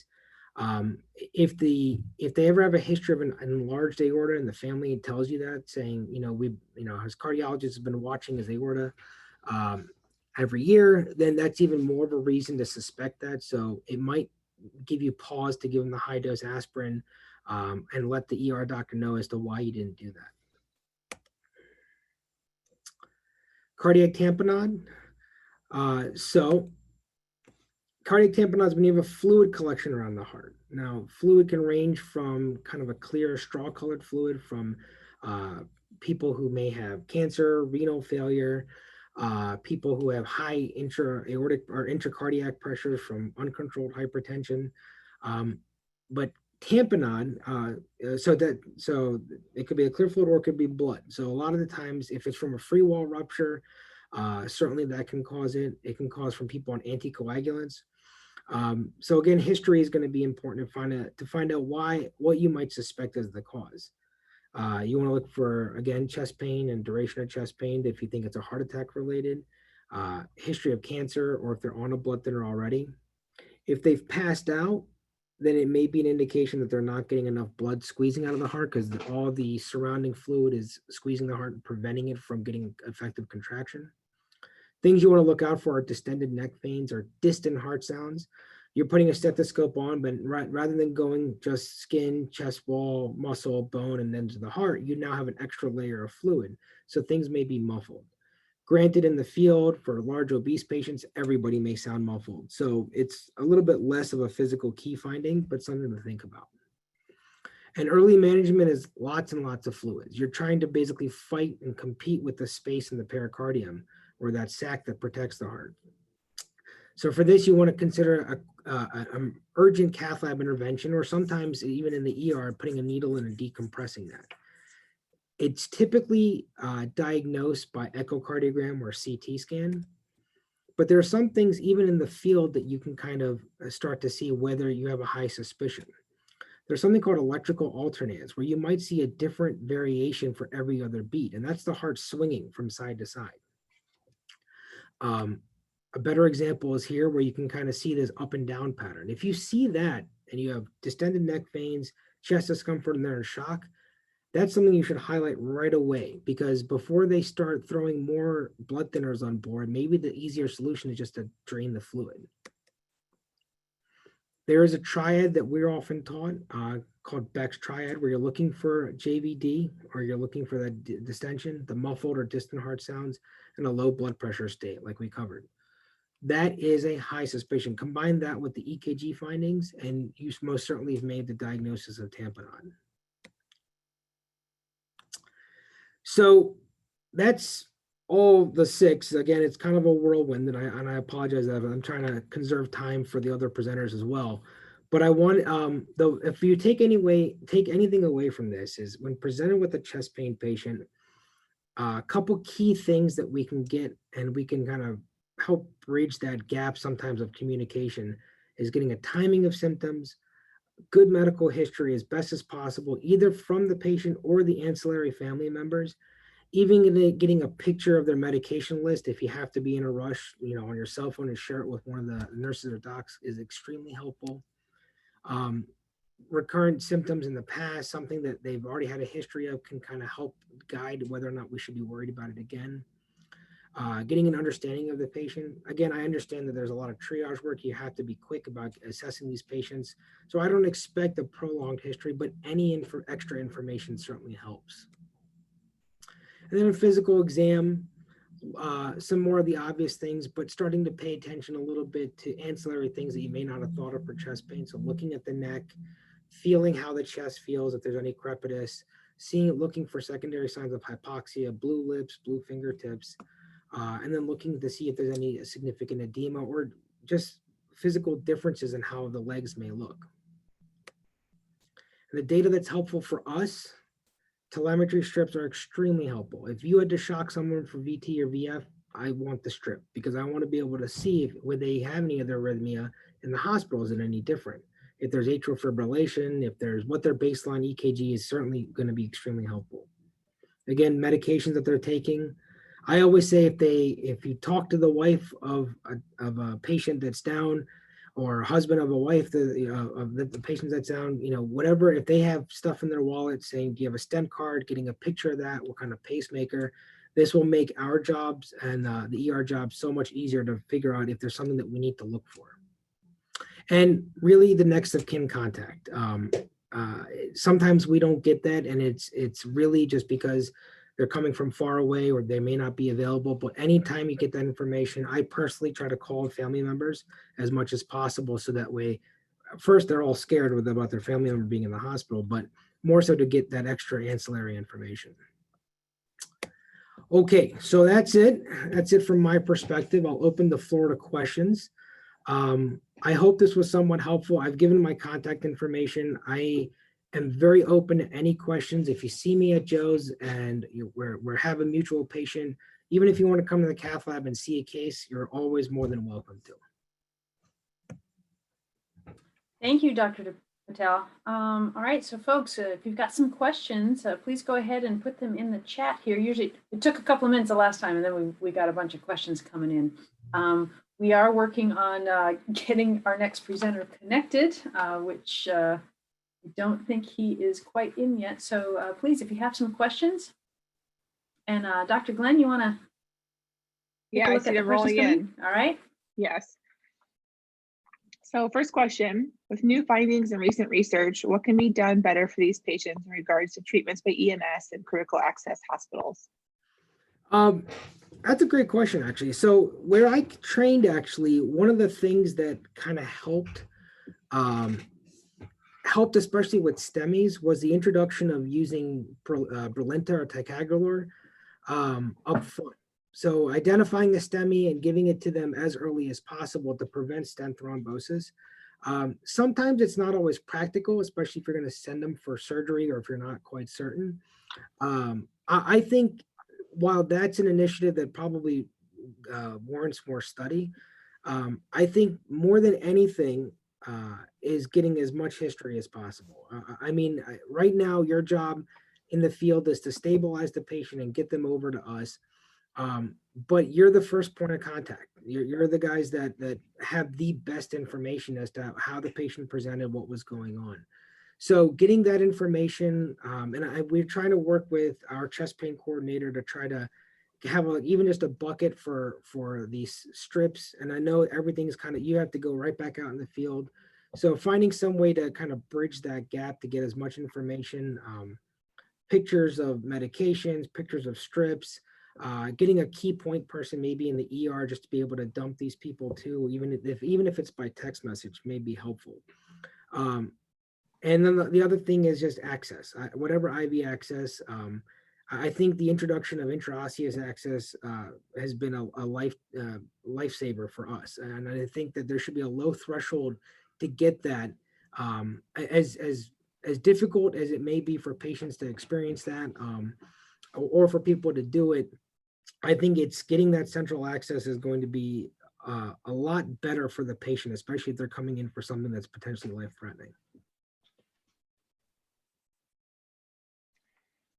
Thank you. And unfortunately, I think we need to limit our questions so we can stay more on time. Oh, that's fine. I also have to get going, but I've given my contact. Feel free to email me if you have further questions or want a copy of this presentation. I'm happy to share it. Yeah, Dr. Yes, Patel, if you wouldn't mind sending your presentation, we can get it loaded up as a handout, as a PDF. Absolutely, will do. Great, thank you. Thank you, everybody. Enjoy the rest of the conference. Thank you, Dr. Patel. Thank you so much. As Melanie mentioned, is if you have extra questions for him, those questions will be gotten. So keep typing in through the chat. They don't disappear. Before we move on to our next speaker, I want to give out a shout out to Jennifer Colbert as a paramedic who was our first registrant for the conference. Yay! So thank you very much. We appreciate it. That really helps get the conference registrations going, get the ball going, make this thing a reality. So thank you for taking the first step, and thank you for joining us today. Moving on to our next speaker, Dr. Canales. He is one of our senior residents at the Department of Emergency Medicine, Baylor University Medical Center, Tucson. Before joining us, he earned his Bachelor's of Science in Physiology and his Bachelor of Arts in Mexican American and Raza Studies at the University of Arizona. Go Wildcats. He then earned his Master's in Applied Ethics, which I'm sure helps him on shifts every single day. Earned his degree in medicine at the University of Arizona College of Medicine in Phoenix, and then came back to Tucson for his residency, which we are thankful for. His presentation today was given initially to our emergency medicine faculty, residents, social workers, APPs, and it was so successful, and there was so much positive feedback that we reached out to him to give the same presentation or a similar presentation for this audience. So without further ado, I'd like to introduce and welcome Dr. Canales.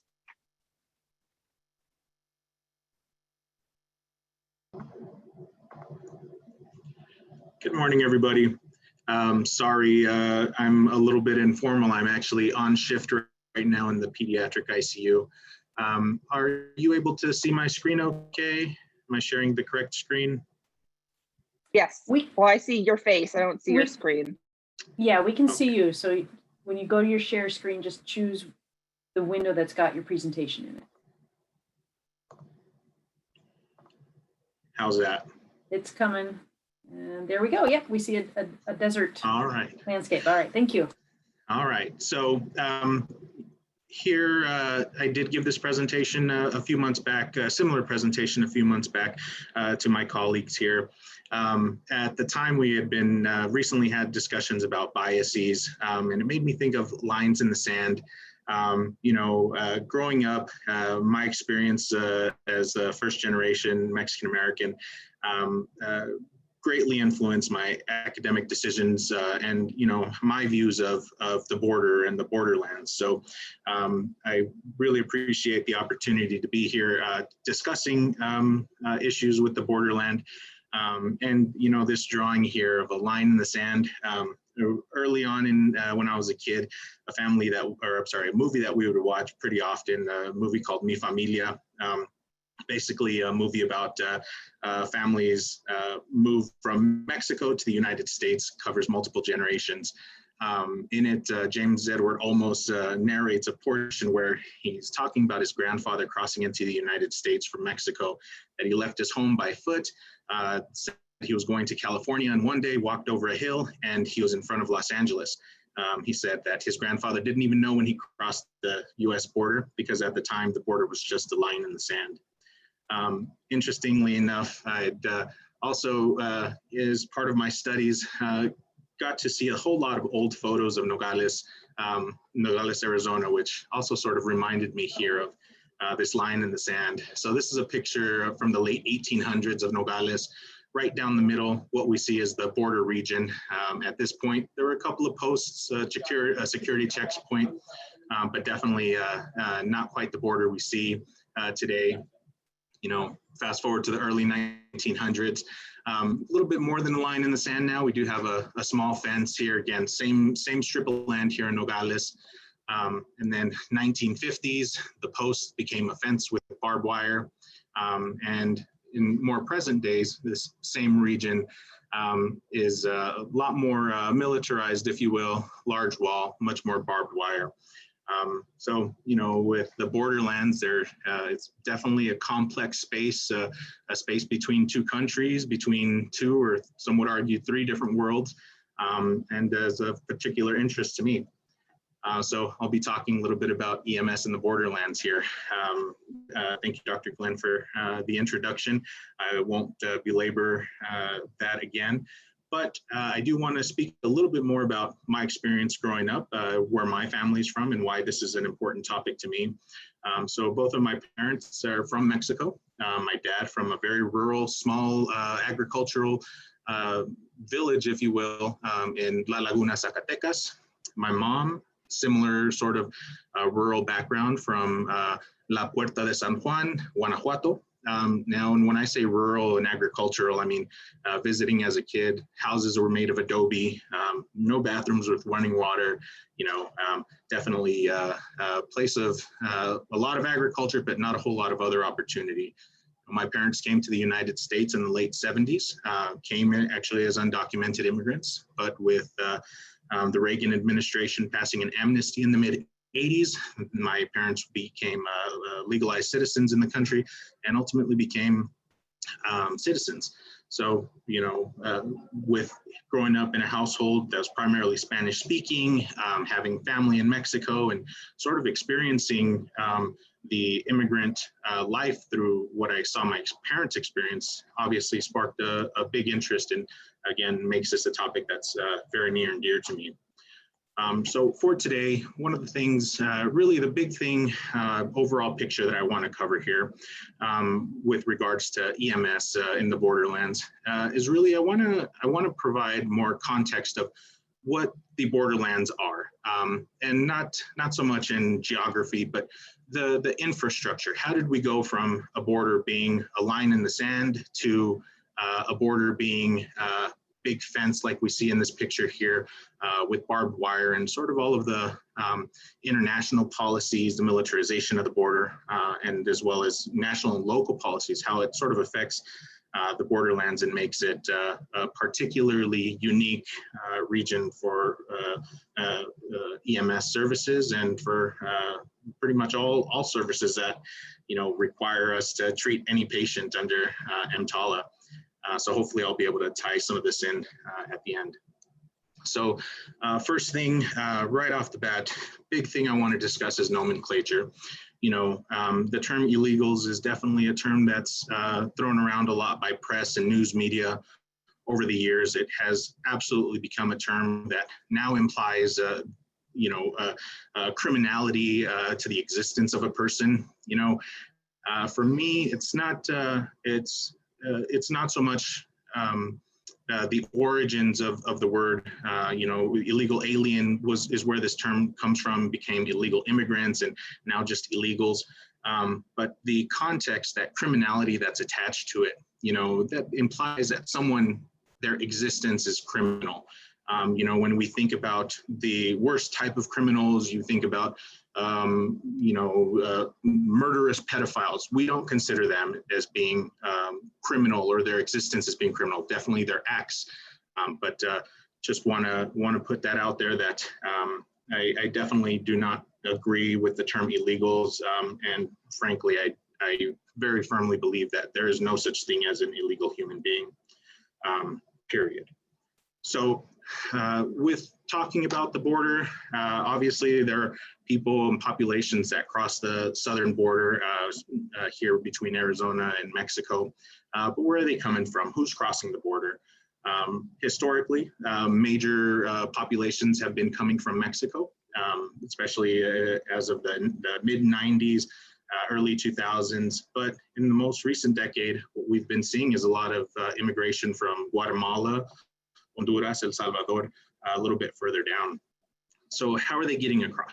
So these individuals in areas like Texas, where there are rivers and bodies of water, crossing the river, in Arizona, where we have no significant bodies of water along the border, these individuals are coming across over the fence or through harsh desert terrain where large fences don't exist to the capacity they do in the large port cities. So for the sake of this conversation, because I want to focus on Arizona, we'll talk about sort of injuries and services that are provided based on the routes of crossing the border. So we won't discuss much of the crossing of rivers. But here for our hospital and for a lot of us on the call, where we're based or where the sector we work in is this Tucson sector. So this is where I'm going to be focusing on today. Tucson sector is a 262-mile stretch that spans from the border of the Yuma County line all the way across to the Arizona-New Mexico line. So that said, these patients that we see, individuals who cross the border who require emergency services, begs the question, well, what are we seeing them for? What are the causes that they're requiring these emergency services? So this study here was actually performed here at the University of Arizona, Banner University and the South Campus in 2016. It identified 734 undocumented individuals who were admitted to the hospital and brought in just to really track what are the services or what injuries are we seeing that they're presenting to the hospital. Don't want to go through this whole graph, but definitely want to focus on the number 1 and number 2 cause. As we see here on the far left of the chart, by far musculoskeletal trauma, including fractures, is the number 1 reason. Dehydration, rhabdo, renal failure, heat, in other words, exposure to the elements is also significantly the number 2 cause. And when we talk about musculoskeletal, could be broken ankles or sprained ankles from simply crossing the harsh terrain, but also a big thing comes from the border fence itself.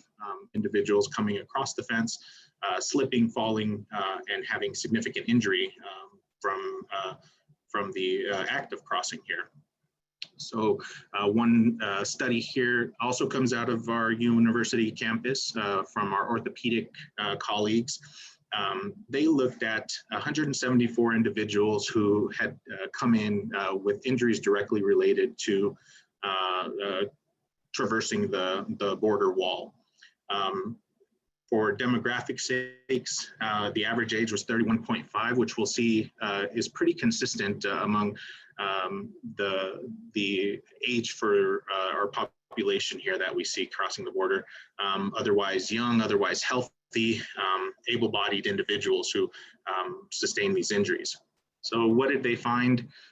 Well, the table here shows the most common types of fractures that occurred or injuries that occurred from traversing the wall. You can see thoracolumbar fractures is number 1, ankle and lower tib fibs number 2, and then mid shaft tib fib fractures number 3, calcaneus fractures, and so on. These numbers themselves, would be what we expect. Other studies from San Diego are showing that the severity of fractures are increasing as the wall increases, as I think we would expect.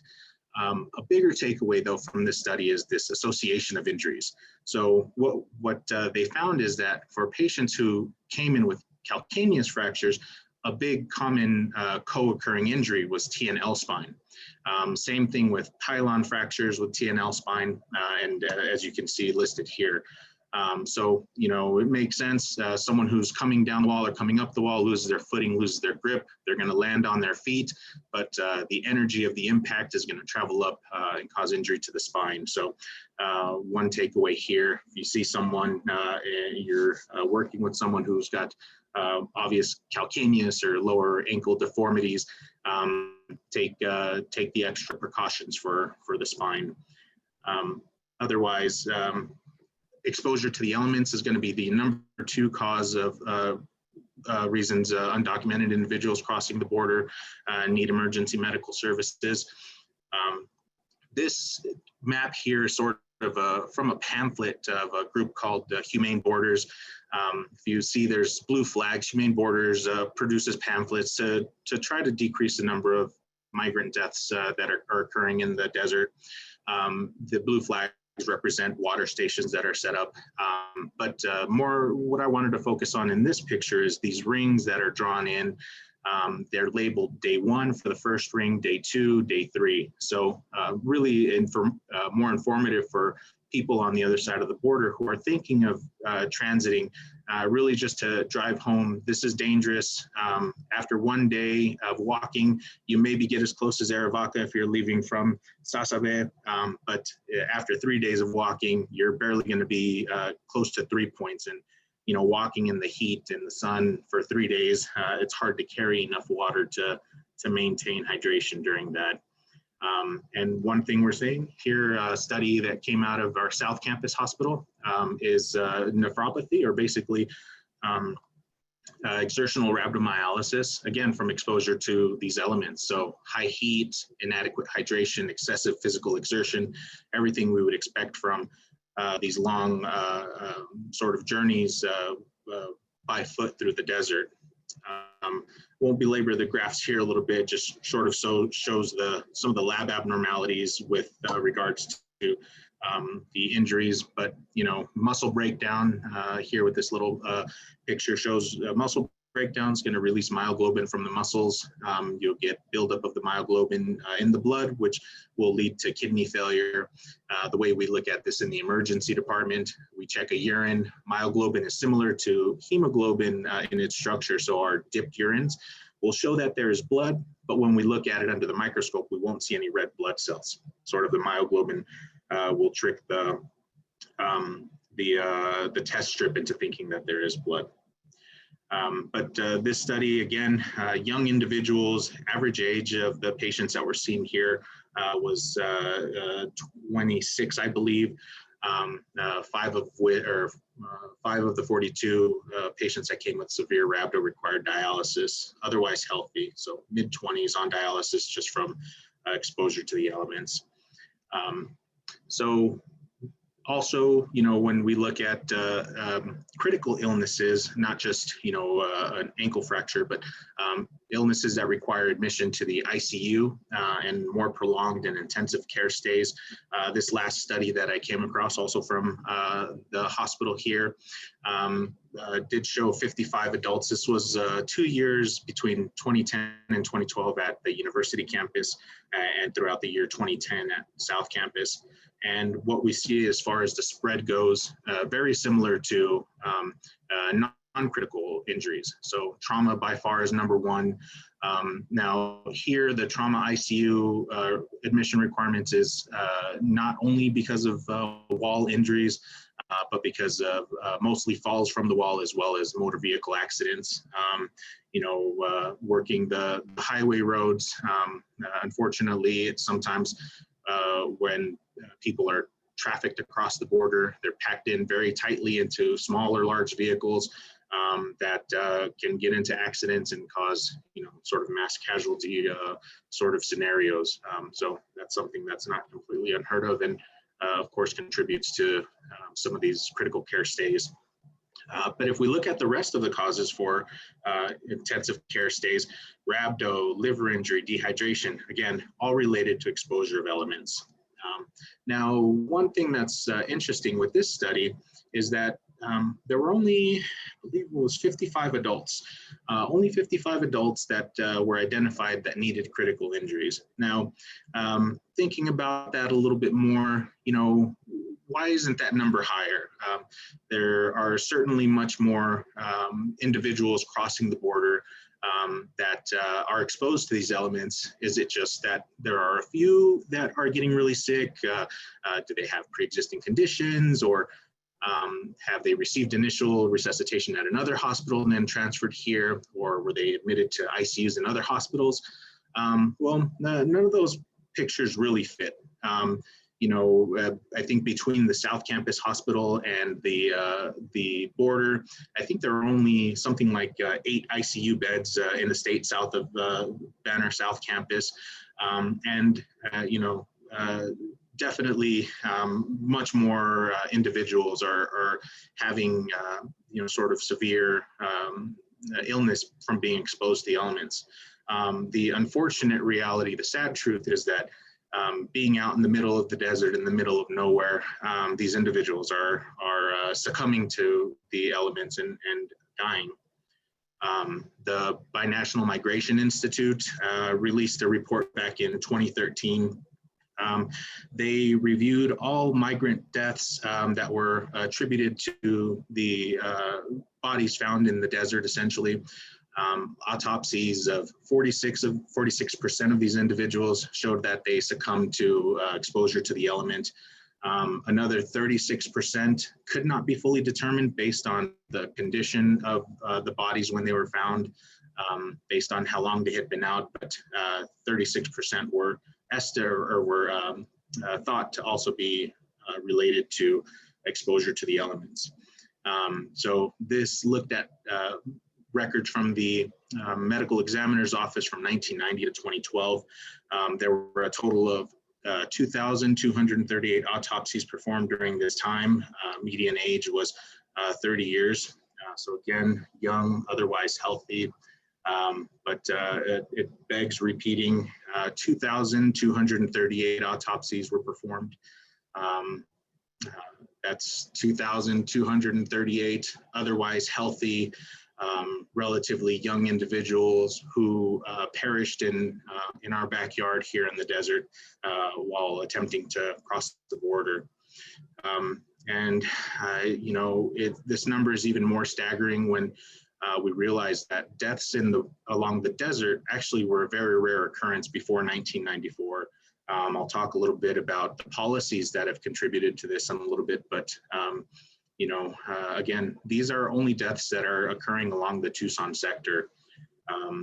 This map here shows these red dots that we see are locations of bodies that have been found.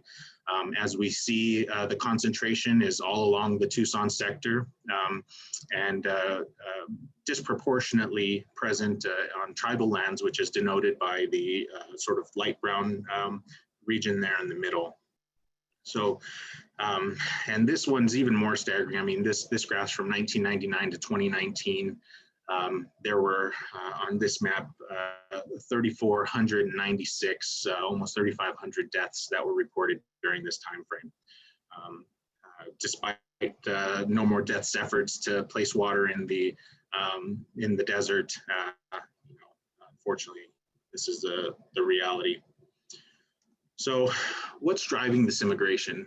Why are so many people leaving their homes, risking death? These deaths in the border, they're not occurring in a vacuum. People back in countries of origin understand that there's a risk.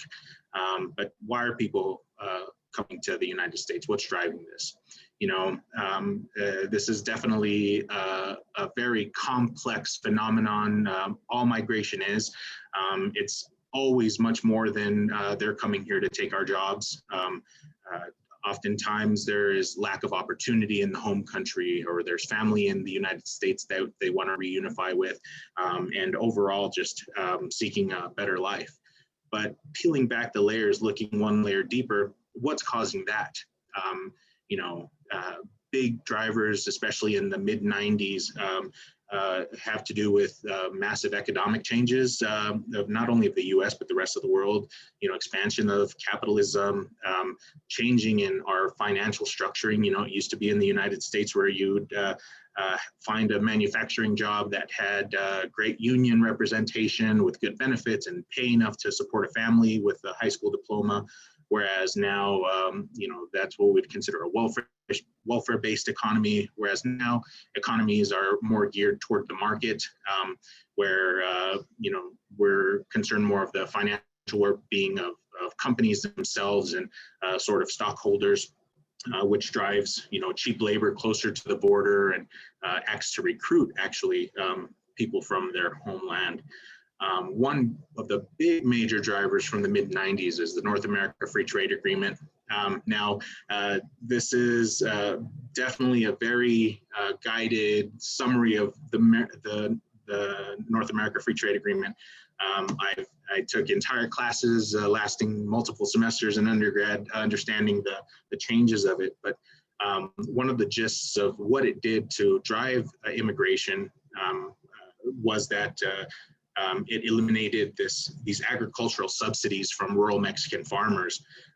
So let me back up for a second. So what is the North America Free Trade Agreement? So it's an agreement between US, Mexico, and Canada, allows for the free flow of goods and financial capital across the borders.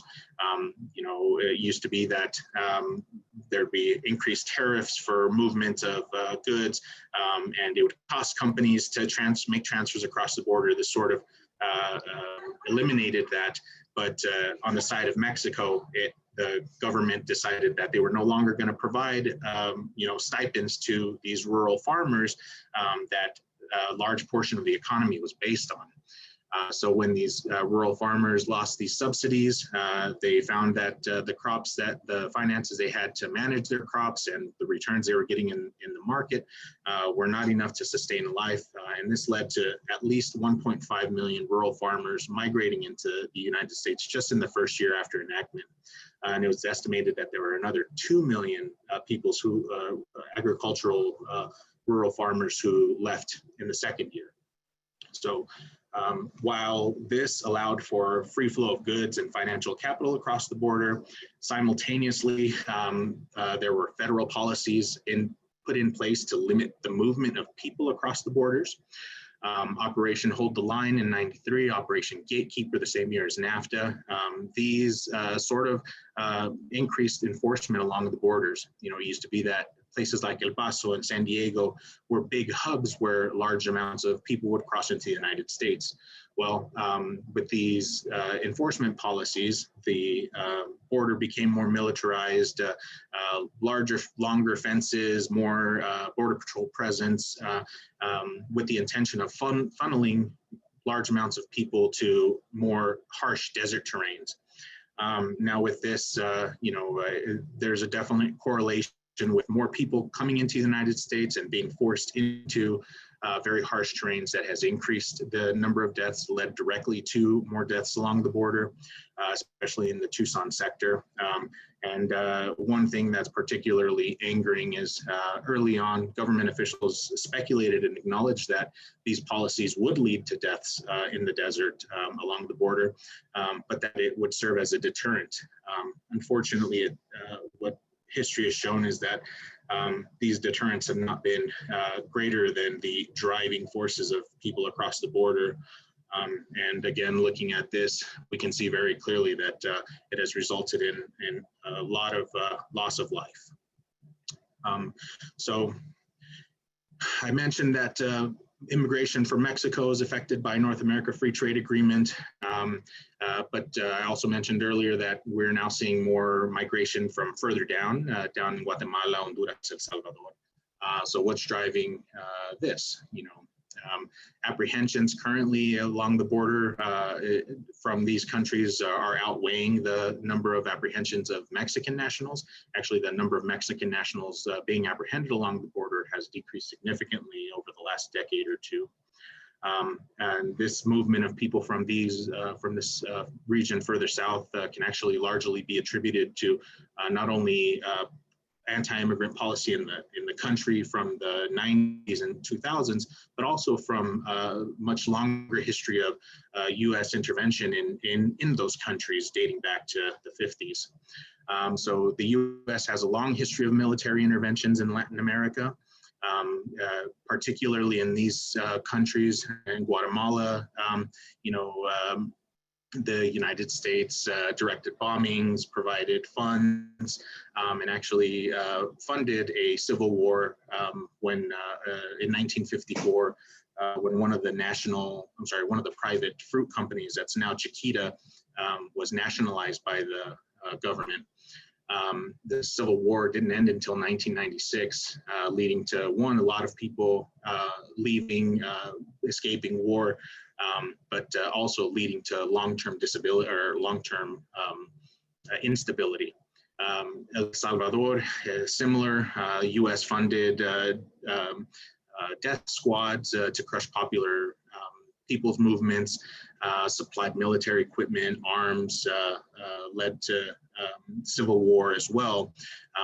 And this intervention from the U.S. Lasted from about 81 to 1992 and really set the stage for one of the driving forces of current immigration from this region, which is the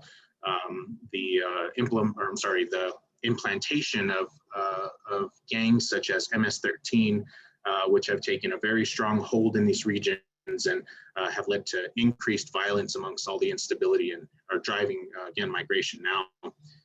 Similar things in Honduras, where as recently as 2009, the U.S. Backed a coup to remove their democratically elected president. We see this evidence here in asylum seeking from gang violence. When we look at the numbers from 2017, the murder capita in the world, the top 10, in the top 10 were all three of these countries. El Salvador had the #1 murder capita in the world at the time, and Honduras and Guatemala were all in the top 10. Furthermore, asylum claims, people claiming asylum for not only political persecution, but persecution from gangs as well. 54% of all asylum claims in 2017 came from Mexico and Central America, El Salvador being #1, Guatemala being #2. Again, murder capita goes right hand in hand with the instability caused by gangs. Gang life here is very different from what it is there. To a large extent in the United States, gang life is voluntary to an extent, whereas in Guatemala, Honduras, El Salvador, gangs like MS-13 have such a power grip over the country, and that they forcibly recruit. I worked as a case manager in a refugee shelter for migrant youths coming from these countries, and it was a very consistent story of these gangs sort of forcibly recruiting teenagers as they're going home from school, threatening death to the individual or to family members if they didn't join the gang. If it weren't enough to have that kind of violence in your own community, making you leave your country, there's additional risk for anyone leaving these countries. El Salvador, every border they cross trying to get to the U.S. or from Honduras or from Guatemala, there's a strong gang presence at the borders. There's a lot of extortion of individuals. There's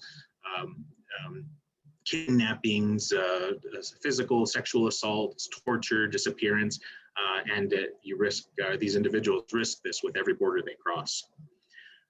Back in the United States, recently with the increased migration from further south, you know, it was a big platform of the outgoing presidential administration to further expand and militarize the border with the expansion of the wall. It's too early to say, but definitely a further funneling effect that's being noted. You know, time's going to tell how that's going to further affect deaths as people are being pushed even further into harsh desert terrain. So back in the United States, you know, these policies that have occurred in other countries to drive migration are one aspect, but in the United States itself, there are policies that have been put in place that have affected the migrant and the undocumented living experience that, you know, also contributes to this very unique landscape for emergency medical services.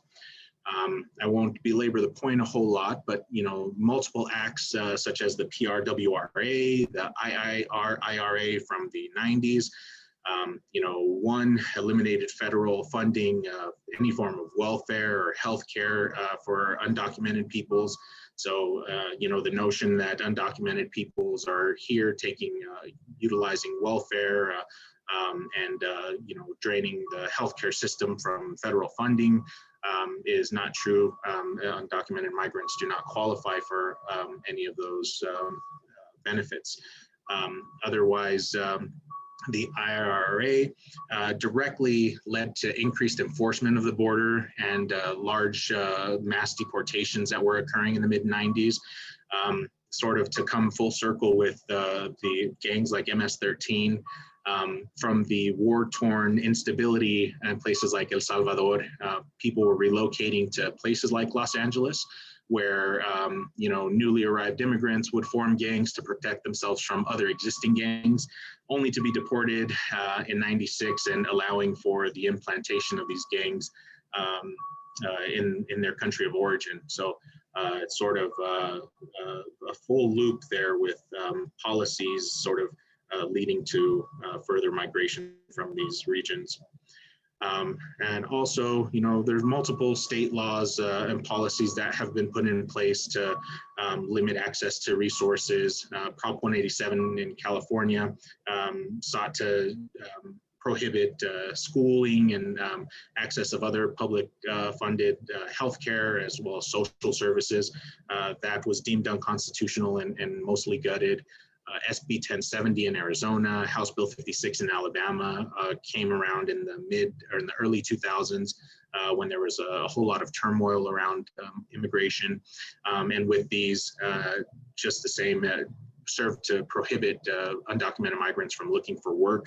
Actually, their goal was to criminalize any undocumented migrant who was working. But again, they were found unconstitutional and mostly gutted. Prop 300 in Arizona, though, is one that is still in effect. This one makes it so that any undocumented student living in Arizona, regardless of how long they've been here, makes them eligible for in-state tuition. Again, regardless of how long they've been residing in the state, you know, limiting access to higher education. And more recently, and I think the least excusable of them all, executive orders that were rolled out by the prior presidential administration, these zero tolerance policies, you know,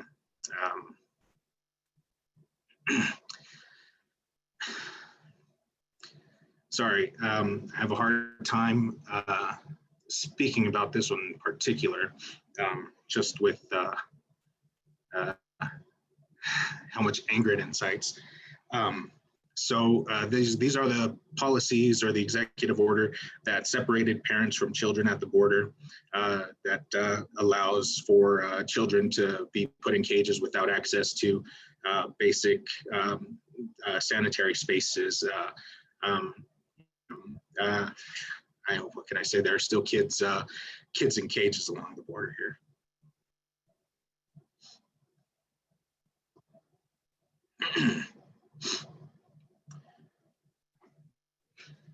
All right, sorry about that. So, you know, going back sort of to our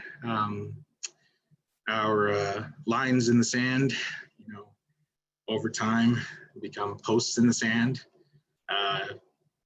here in our circumstances, gates in the sand and ultimately walls in the sand that are much more than just physical barriers, but deeply embedded as part of an ongoing sort of establishing of this infrastructure based on foreign policy, based on local policy, federal policy, and ultimately, this is where we work. This is where we provide services, and this is a group of individuals that may be unique here, especially with this borderland climate for emergency medical services. So this infrastructure that results in injury, tying all of this sort of together, I'd like to sort of think about everything that is a result of these policies and the fence and things, other things discussed here with, sort of along the same lines of, you don't have car accidents until the car is invented. You don't have injuries related to train derailments until trains are invented. With regards to international policies, without these policies, affecting, national finances of other countries or destabilization of other countries, without them, do we still have mass migration? Do we still have so many people leaving their home countries? Similarly, with militarization of the border, without militarizing, without building these large fences, does Ankle Alley of Douglas still exist? Do these death corridors along the Tucson sector still exist? Or, with this dehumanizing of undocumented immigrants, with this rhetoric of illegals and criminalizing existence, without it, do we avoid passing legislation that removes access to public funds or to services to this group of individuals? I don't know the answers to these questions. Obviously, it'd be a whole different conversation if any of these things were different. But I can for sure say that all of these factors combine to make EMS in the borderlands what it is today. For emergency medical services, all of us whose jobs are guided by EMTALA, we all have this responsibility to treat anyone who needs emergency medical care, regardless of race, age, sex, status. And for us, particularly in the Tucson sector, these policies, everything in this borderland, makes it almost solely our responsibility to care for these, incredibly vulnerable and marginalized groups of people that enter the country without a legal status. And to me, just to give a couple of summarizing statements, this is exactly what makes working EMS in the borderlands unique. And to me, it really makes the work that you guys are doing very special. I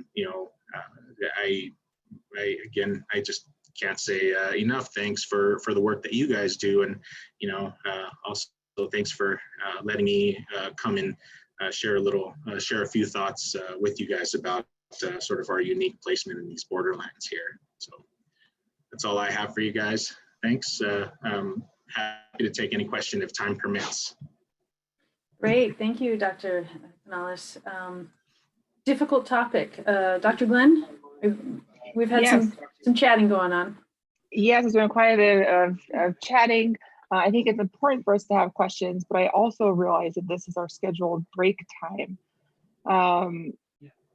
So I think we should defer questions to the online platform. We can collect questions in the chat and then send them to Dr. Canales, and we'll then send out to those who submitted the questions. Thank you so much, Dr. Canales, for your input and expertise. I know this is your area of study for your undergraduate degree, as well as something that we see every day in the emergency department. Bringing your personal perspective, I think, is very helpful and unique as well. So thank you again. Lots of comments in the chat about whether this is political or not. And I think that mainly is historical.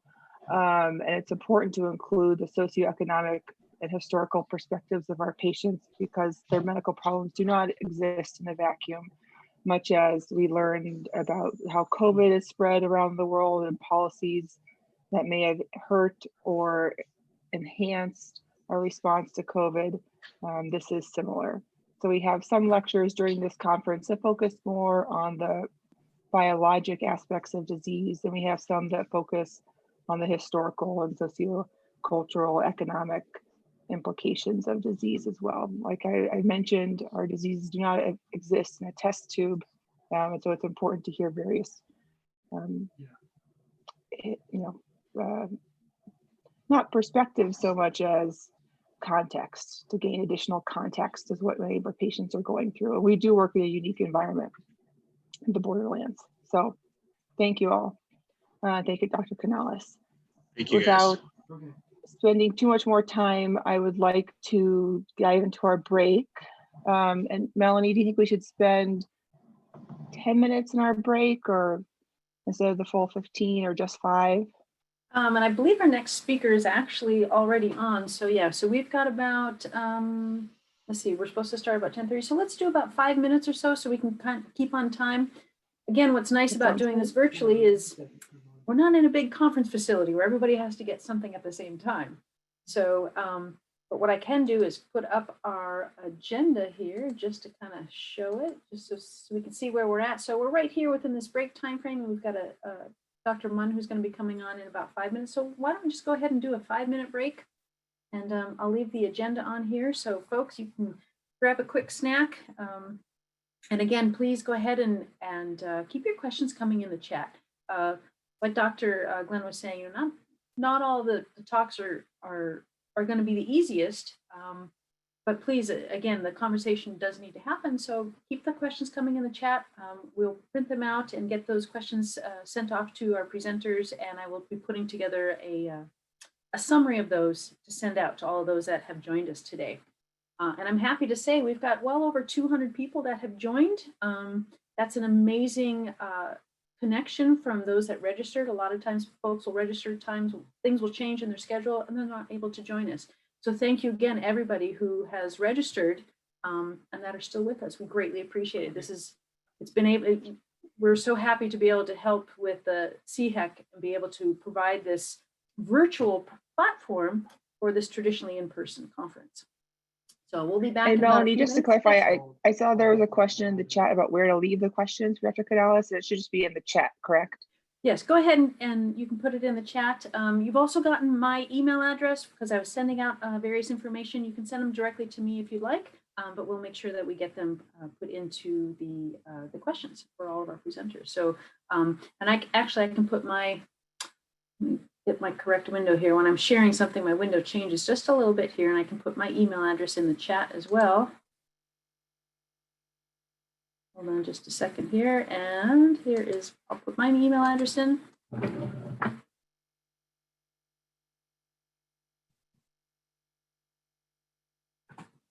Oops, I can spell Arizona correctly. There we go. So here's my email address as well that you can directly email me. Please also remember the evaluation. Evaluation is very important, and we would very much like your opinions and put your comments in there. Those will get reviewed, and it will help us design the next platform and format for this. You know, if we can have it in person, great. If we're still in a mode where we're doing it virtual, maybe there's some other things that we can take into account. So again, keep your questions coming. We're going to come back in just a few minutes. I'm going to go grab a quick snack myself here. So I'm going to go ahead and turn my camera and mic off, and we'll be back in just 2 minutes. And I'm going to leave the agenda up.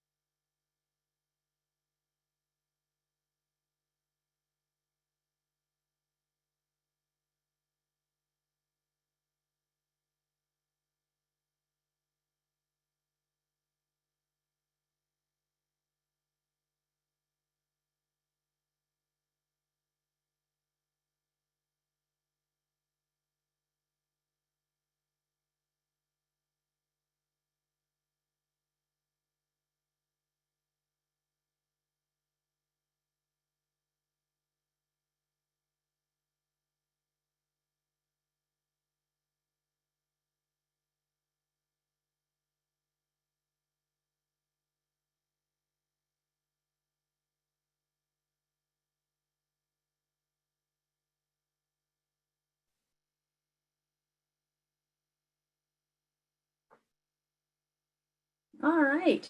I've got about 10:30 here. Dr. Glenn, are you back with us?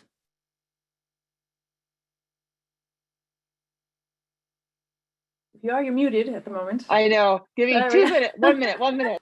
Excellent. All right. So I got my glass of water here, and as you'll see, my green screen is moving. That's one of my dogs who's decided to try and join me here.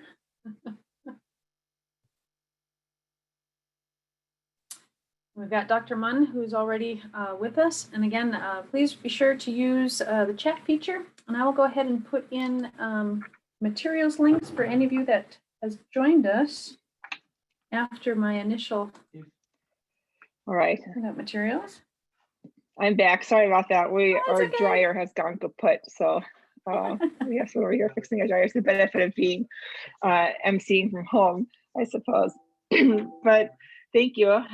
Sorry for the small break, but I think it's important to stay on time as much as possible. I'd like to introduce our next speaker, who's Dr. Rachel Munn. We are so lucky to have her as part of our EMS faculty at Baylor University Medical Center, Tucson, and the University of Arizona. She completed her Bachelor's of Science in Biological Science at Ohio University.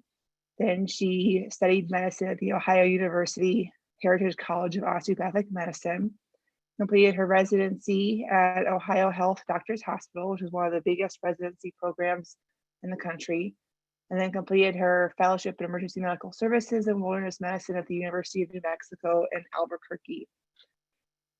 We are lucky to have her with us currently, where she is Associate Medical Director for Education with Northwest Fire Department and a Clinical Assistant Professor of Emergency Medicine.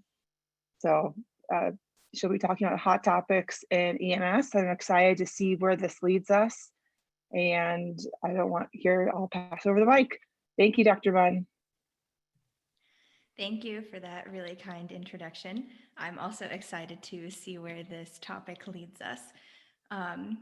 So, like I said, thank you. I'm Rachel. I am one of the newest faculty at the University of Arizona and very honored and pleased to be a part of that group.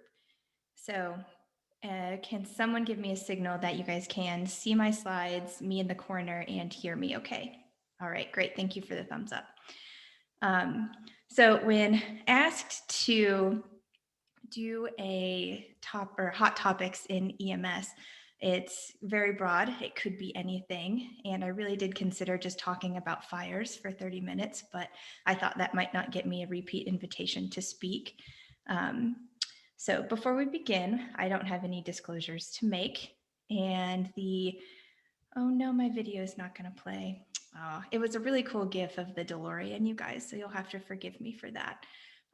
So the objectives that I have is to kind of fly through some hopefully interesting, fun, and high yield topics. So what we'll go through are some things related to cardiac arrest. So airway management and cardiac arrest is always a huge debate and a very important topic. The use of end-tidal CO2, not as much of a debate, but still very important as part of our cardiac arrest and airway management care. And there have been some kind of interesting news articles and perspectives coming out about field termination, which is, I don't think before COVID, something the public ever thought about.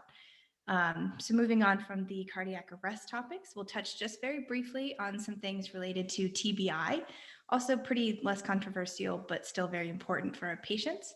And then just a few recent news stories that have popped up that might affect how we take care of patients and some cool things coming forward in the EMS literature. So that's where we'll go.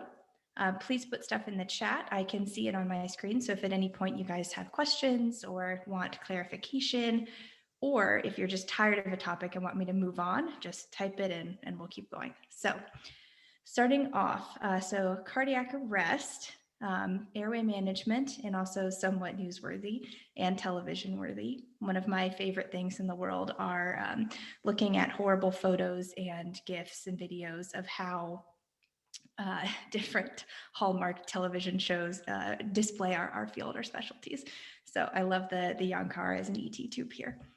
So this is a news story from 2019, which some of you may or may not have seen, but it was in Rhode Island where an ER physician had identified 12 cases in a 3-year time span where an unidentified esophageal intubation had taken place.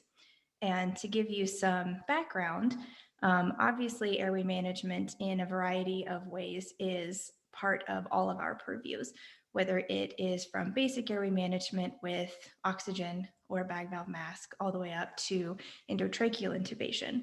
And the scope of practice allows for paramedics to complete endotracheal intubation. And in some places, advanced EMTs or EMT intermediates can also perform intubation as well. But unfortunately, the training is not quite as robust in some places. Some training programs only require 5 intubations before, you're then considered proficient to perform this on, real live patients in the pre-hospital setting. And as this is a complicated and potentially perishable skill, sometimes that draws into question, is this the right thing to do? So kind of political debate about what happened in Rhode Island aside, what can we do to appropriately manage our patients' airways? And then how can we avoid any unrecognized esophageal intubations or bad outcomes? So just some really basic stuff on our airway management techniques. So we can go from our basic techniques, like I said, BVM with the adjuncts you see here, oral pharyngeal airways, nasopharyngeal airways. And these have long been the basis of our training. And I like to say that it doesn't matter if you can intubate, it doesn't matter if you can place an SGA, if you can bag a patient effectively, you can save their life. But is this the best? Is it optimal? What should we actually be doing in our patients who require airway management or who have a cardiac arrest? And in doing research for this, there is a lot of data out there. Unfortunately, a lot of the data out there is not all that great. We have a lot of observational studies, a lot of registry-based studies where people will take a data set and comb through it and kind of see what outcomes were based on what airway management technique was used. And the answer is rather unclear. A lot of the studies have demonstrated better outcomes, actually, with using these basic techniques rather than advanced airway techniques. But, oops, sorry, I hit the wrong button there. And now my head's in the way of my slides. I really tried to make it so it wouldn't do that. I'm sorry. I'm working with the tech, so you'll have to forgive me for that. So what would be the benefit then of considering these advanced airway techniques, such as the ones you see here, including the King airway, the iGel, all the way up to direct and video laryngoscopy with the endotracheal tube. So these obviously provide a more secure airway, and they can make it sometimes easier to ventilate the patient. We all are experts at bagging. However, I find with my kind of small hands that it's a 2-person job. Perhaps some of you can do it well with, one hand on the bag and one hand doing the EC grip, but I find that challenging. So if you do have an airway inserted, this definitely takes away the need for 2 people to be managing the airway. And when you're a 2-person crew, you obviously can't drive the ambulance and use 2 people to bag at the same time. It just doesn't work. So there are definitely some advantages, theoretical advantages to these. They can also help prevent things like aspiration and aspiration pneumonia. The data in cardiac arrest looking at these, however, has kind of failed to demonstrate a consistent benefit. There are actually a few randomized controlled trials for these, whereas most of the other studies were kind of observational.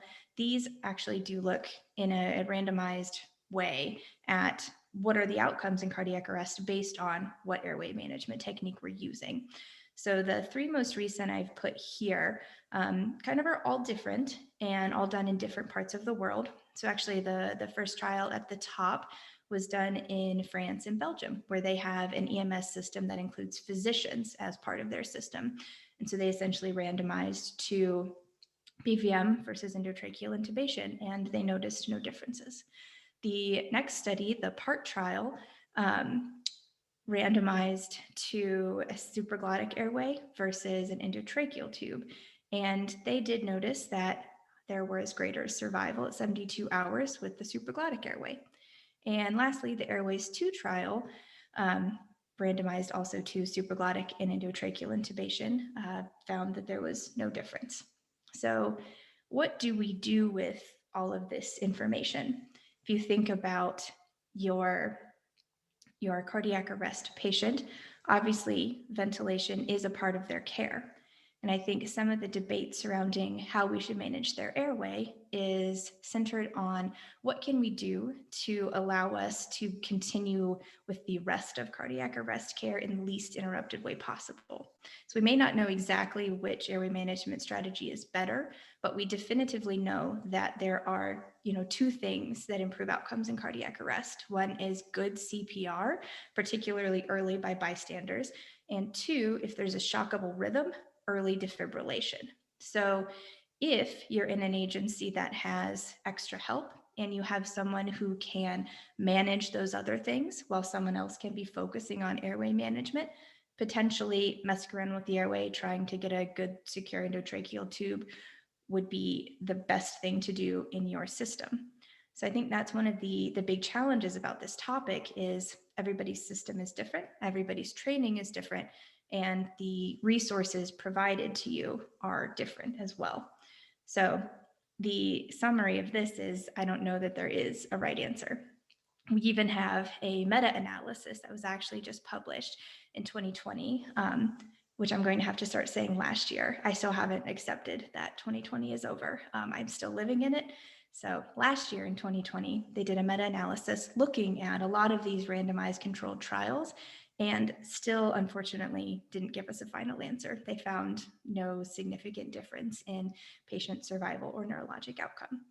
So taking all of these things into consideration, as well as looking at your own system, environment, and resources, as well as training, can help kind of inform you and your agencies about what are the best techniques for you guys. At the agencies I'm working with here in Tucson, our strategy currently, especially with COVID, is actually an iGel first type of airway management. So even more controversial, what about kids? So in medical school, everyone always taught us, kids aren't just little adults. And that is true. So you have all of this airway data and you think, I can just, take what I know about adult airway data and cardiac arrest and apply it to kids, which unfortunately is not the case. So just to discuss briefly, for a reminder, a little bit about why kids are so different than adults. So if you look at the adult airway on the left, you have a rather straight epiglottis, more straight shot down to the trachea.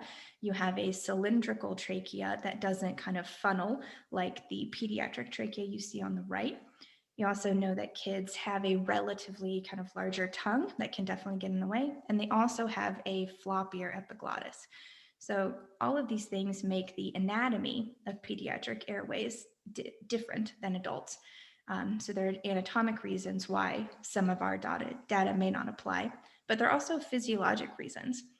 A lot of pediatric arrests, more commonly than in adults, are actually going to be respiratory arrests. So is ventilation in these patients more important? It's hard to say.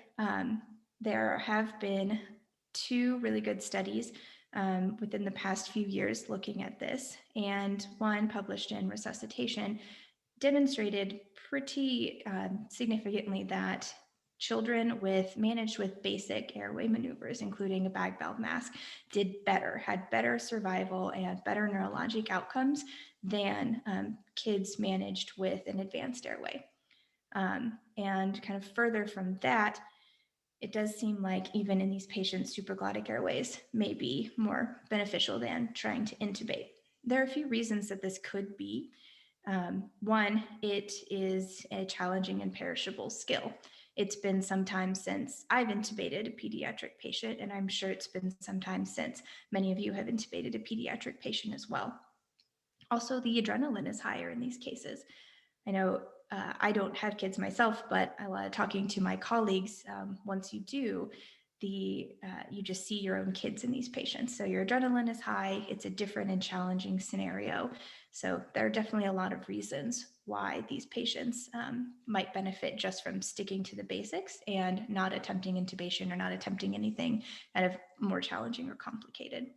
But okay, so keeping with the airway theme, in cardiac arrest, it's very important to use end tidal. There are a number of different things we can do with end tidal. So you can, if you are managing the patient's airway with a supraglottic or an endotracheal tube, you can confirm placement. So end tidal CO2 should be 100% sensitive and specific for confirming that your tube is in the right place. So we definitely don't want to go back to the 90s when we were seeing, 25% of intubations were going into the esophagus. So using it for that. It can also be used to signal ROSC during cardiac arrest. So whether or not you are bagging or you have an airway in place, you can monitor your waveform, monitor your values. And if you see a stark increase from say 15 to 40, that's a good signal that you might have ROSC. And so it's important to, do your next pulse check.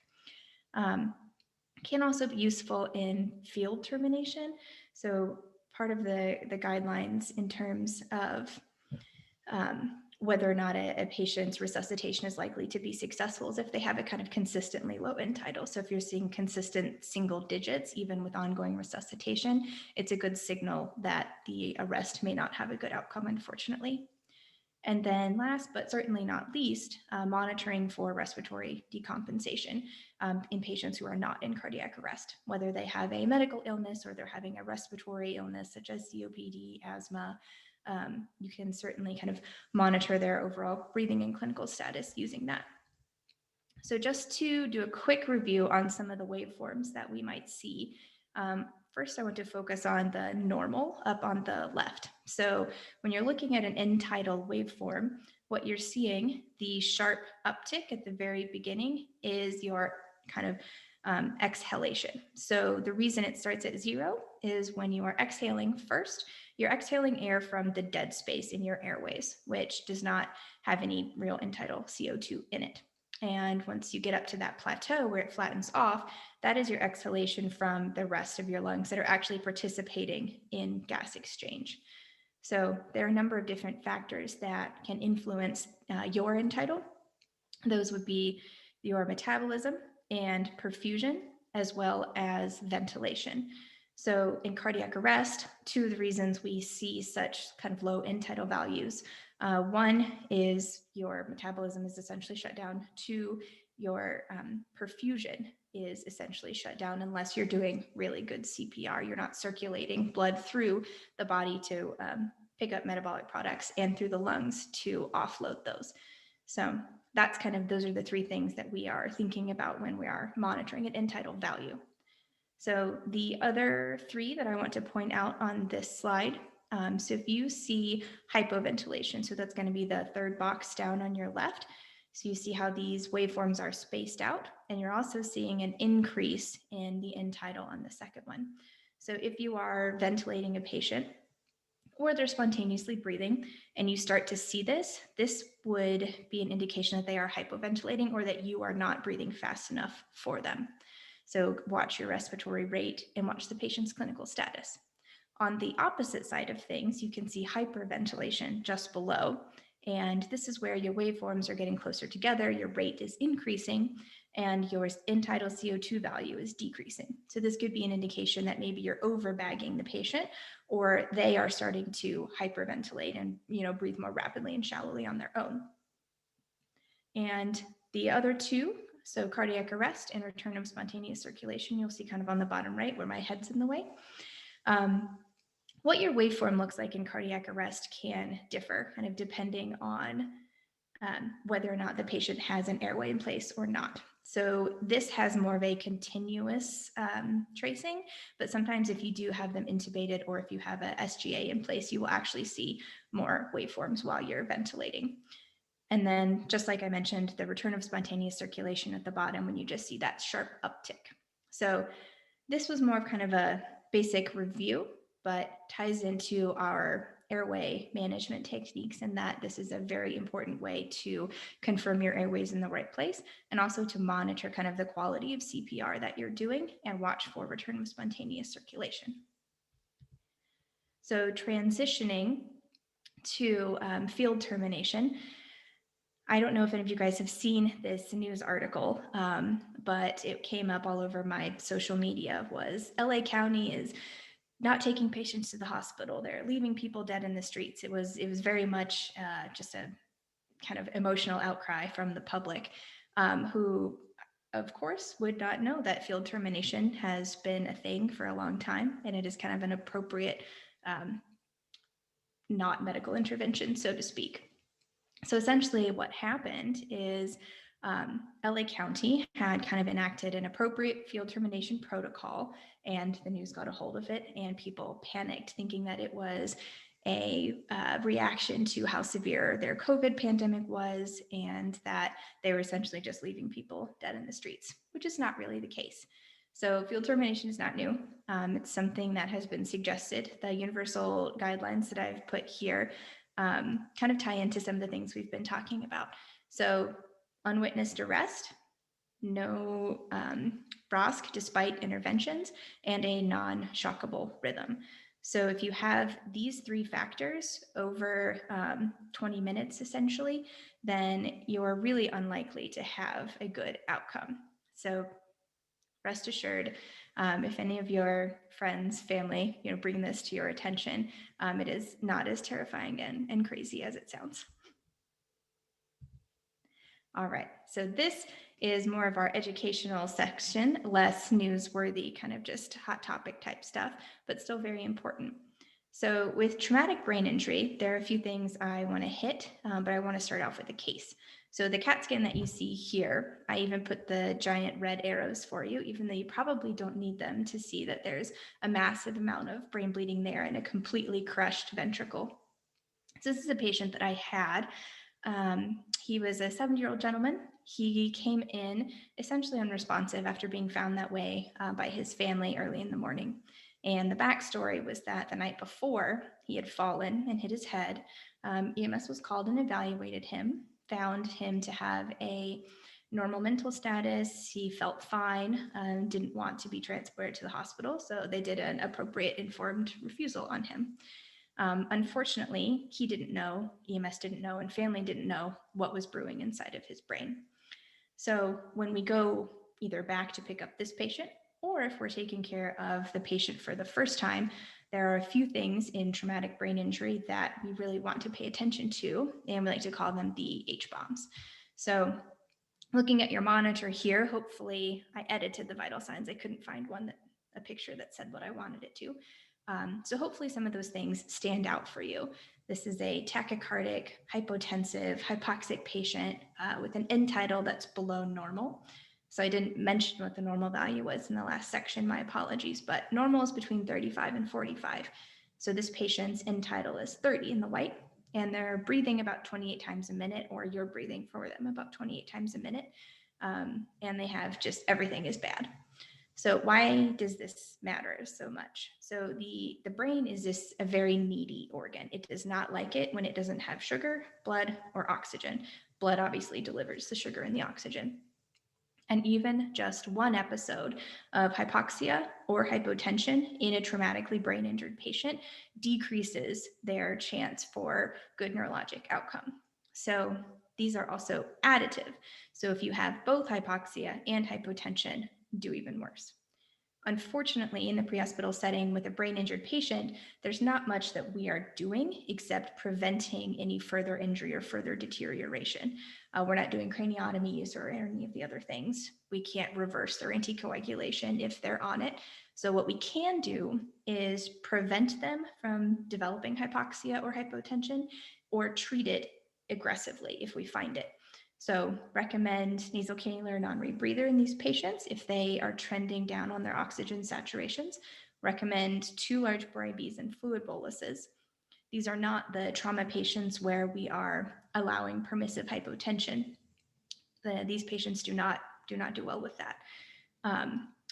Even we even could consider trying to aim for a higher blood pressure than what we would normally. You know, the definition of hypotension as a systolic blood pressure less than 90 is somewhat arbitrary. We don't actually know what the optimal blood pressure is in these patients, but our data does suggest that it is a lot higher, potentially even 130. So keep an eye on that, and fluid bolus as needed. And then hyperventilation really comes in if you have a brain injured patient that is so severe or so altered that they need airway management. So if we are putting in an SGA, or if we are intubating them or just bagging them, we need to be careful that also we don't get amped up and bag them 1,000 times a minute. It used to be taught that hyperventilation was a good thing in these patients, the idea being that it caused vasoconstriction with lowering their end tidal, and that this could help decrease cerebral edema and swelling. But our more recent studies show that that actually does not help and can potentially worsen outcomes. So that's not something that we want to do in the pre-hospital or in-hospital setting any longer. All right, so I haven't seen any questions about anything pop up, and I know I'm a little bit short on time, so I'm gonna keep rolling through rather rapidly, so forgive me. So more newsworthy, kind of fun EMS stuff. This was also a great GIF that's not playing for you, and I'm really sorry about that. I'm not a huge Office fan, but Steve Carell gets me. So newsworthy EMS, so layperson CPR. So layperson CPR has been a huge public health measure, and the training, they're putting resuscitate anti-dummies and CPR trainers. I've seen them in airports and focusing on teaching the public how to use AEDs. It's been a big thing. And recently there's been some anecdotal evidence or anecdotal stories saying that with COVID and people, you know, being very afraid of contracting it, that the amount of layperson CPR being done in cardiac arrest is actually decreasing. There's not real data behind this, but I thought it was very interesting, and it also makes sense. There was a story recently, so there was an EMT and a couple other people on a United flight who gave CPR to someone, some very not nice person who got on the plane knowing that they had COVID type symptoms, and then unfortunately had a cardiac arrest. And, you know, this person likely contracted COVID. So it's really challenging. You know, should we as medical providers be asking the public to do this? So what are our organizations saying? So the American Heart Association, and then this infographic is actually from the kind of Canadian representative or side of things, but I liked the way it looked better, so I picked it. Recommending, yes, still do layperson hands-only CPR. It's still very important. It can still save lives. Just try to cover the mouth of the person that you're doing CPR on with either, hopefully they're already wearing a mask if they're out in public, or if you have a cloth handy or their own shirt or anything that you can kind of prevent those droplets. And I also put in here the Pulse Point app. So this is a new public, not necessarily new, but a public health measure trying to improve access to layperson CPR. So I have it on my phone, and it essentially updates you, or it sends you a notification if anyone has a cardiac arrest in your area where you might be able to get there before EMS and provide CPR. So I think this is an interesting debate. In hospital, we are told it's okay to delay care, to stay outside the room if someone has an arrest and put on your PPE, and we're wearing N95s and face shields or PAPRs and gowns. So we're doing all of this to protect us, and then kind of still asking the public to potentially do CPR on a stranger. I think if I was in public, I would still perform CPR if I witnessed a cardiac arrest. However, this kind of COVID pandemic has brought up some really kind of interesting public health issues and whatnot. So I don't have a formal statement on that. I just thought it was kind of interesting to bring up for discussion. And this is probably my favorite part of this little presentation here. So pre-hospital ECMO is something that I think is fascinating. I actually trained for my fellowship in Albuquerque at the University of New Mexico, where we were the first in the United States, first in North America to actually perform pre-hospital ECMO.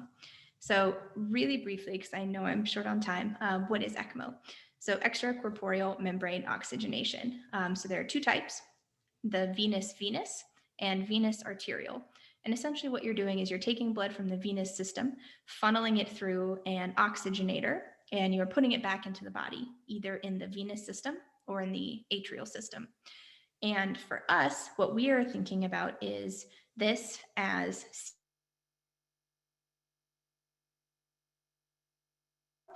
taking blood out of the venous system, oxygenating it, and putting it back in.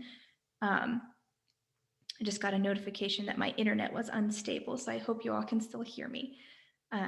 So this is really complicated, really crazy. And why are we talking about this in the pre-hospital setting, and are we actually doing it? And the answer is yes. So there are a few different strategies for bringing this to our out-of-hospital cardiac arrest patients. I'm sure you guys have seen the news stories from Paris. There was EMS in the subway, like you see here. I'm sorry, ECMO in the subway, like you see here. ECMO in the Louvre, should be the craziest place to get ECMO ever. So that is one strategy. You have this kind of mobile ICU with physicians and everything that goes to the patient where they have their arrest. That's also the strategy that we were attempting to use in Albuquerque, is taking a specially outfitted ambulance plus specially trained medics and physicians to these patients who had an out-of-hospital cardiac arrest. Other strategies, like one being employed in Minnesota, is you take the patients to a regional hospital and you take the ECMO team to that hospital. So you're essentially meeting there. So this is not work through resuscitation on scene. This is, load and go to the ER. And this is for very specific patients. In patients with witnessed shockable arrest that is refractory to normal ALS care, these patients do better.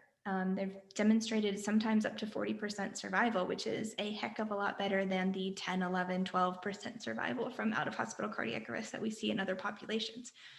So it's super interesting and really cool. And I hope it becomes a more widely available treatment option.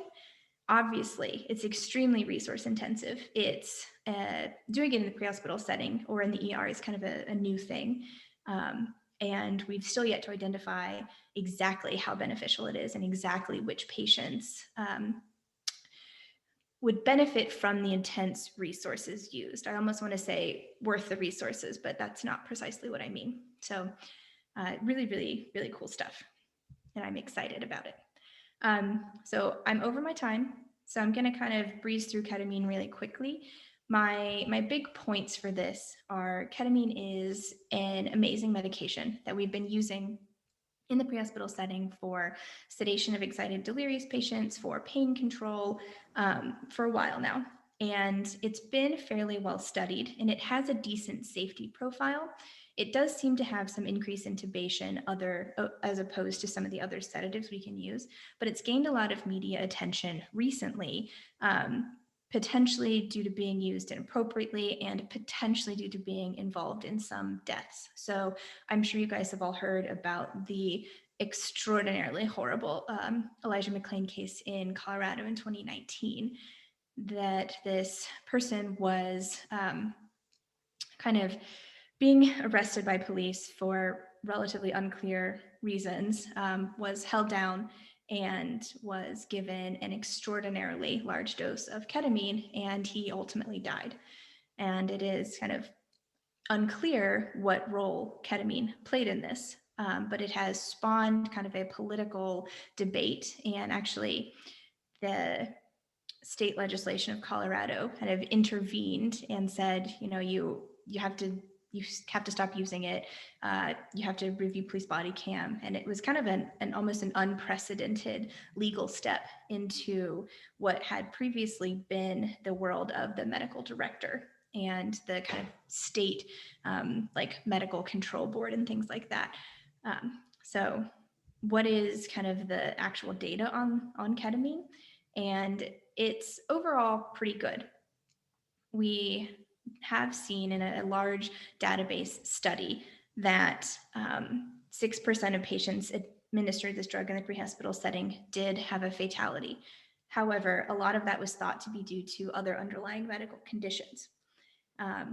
And this is kind of interesting because when we're administering ketamine in the pre-hospital setting, it's oftentimes for excited delirium, which is still a poorly understood illness that has a lot of physiologic aberrancies in and of itself. So you can have hyperthermia, hypertension, tachycardia, things like all of those things. So whether or not it's ketamine versus this excited delirium that is kind of causing our patients to have these poor outcomes, it's unclear.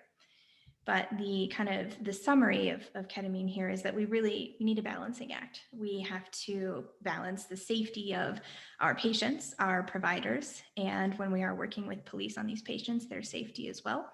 And we need to make sure that we are using this medication with appropriate medical direction in appropriate patients at appropriate doses, and kind of address these difficult topics that this brings up. So what is our relationship with police? What is our responsibility for medical care? How do political regulations play into this? And how do things like racial disparities and profiling play into this? So a lot of really, really interesting discussions on ketamine, something that I am very interested in. I could probably talk to you for an hour on it, but I will not. So I have a summary slide here. And I did notice I got one question about TBI and oxygen. So to address that, in traumatically brain injured patients, as I mentioned, we do know that hypoxia can or does decrease your chance for good neurologic outcome. Well, I don't think that every patient needs or would benefit from 100% non-rebreather if their initial saturation is 98%.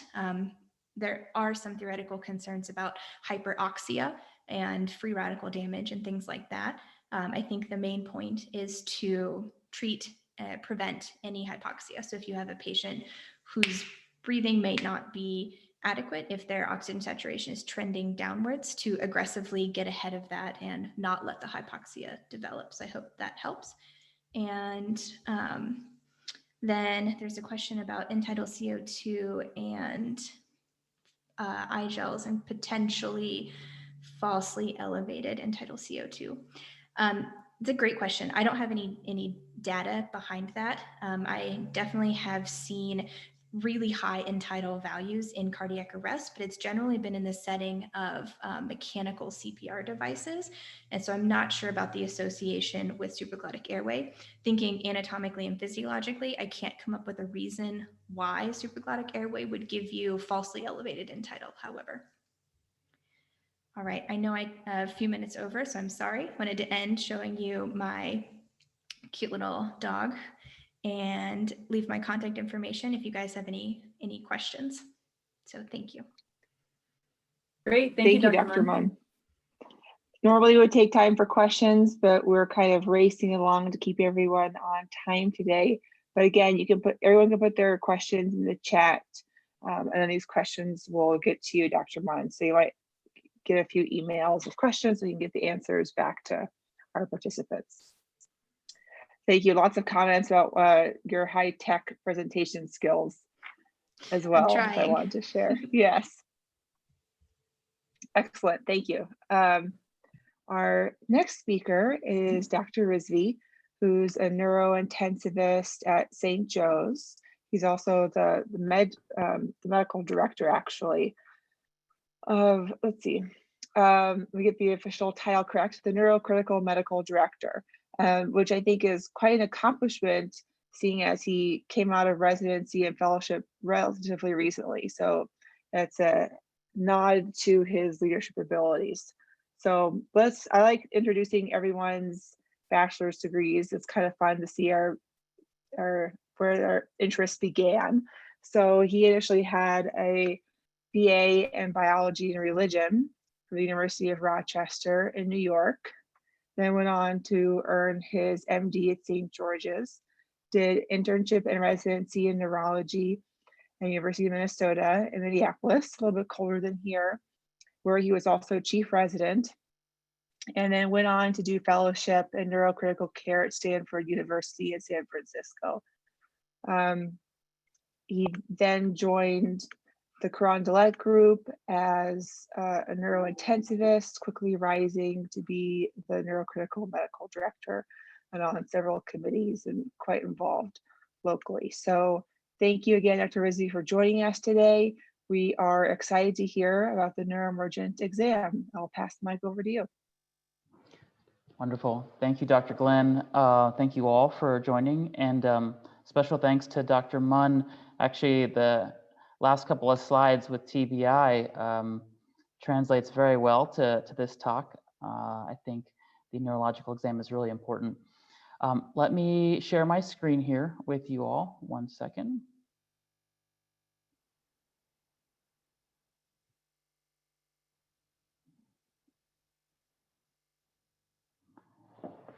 All right.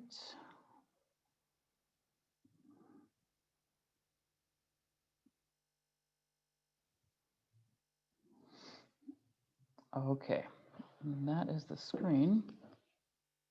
And let me just, here we go. All right, so I'm aware of the time. Why don't we just all take a little break, relax a little bit. No need to rush through this. What I'd like to have you all take away from this talk is the importance of having certain conditions come to mind when you see unusual neurological symptoms.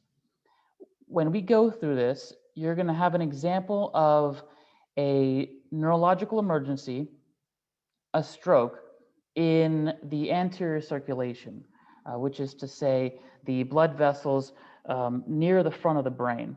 So if you were to look at me from a side profile, everything in the front here, the MCA, the middle cerebral artery, and the anterior cerebral artery, those are anterior circulation.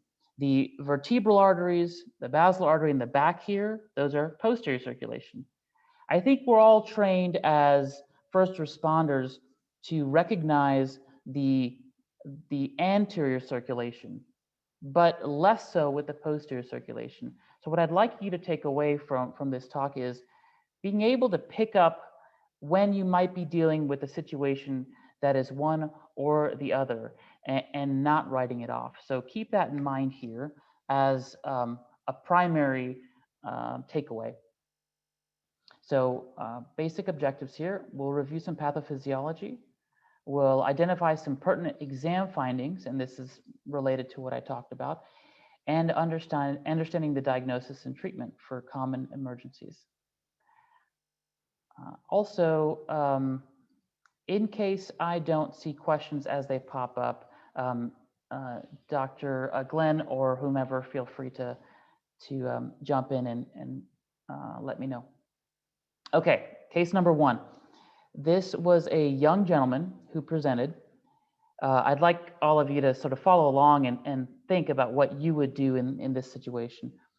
He had a headache for the preceding week, and then at the moment of the inciting incident, he said he had a severe headache, found then to become unresponsive with a GCS of 3.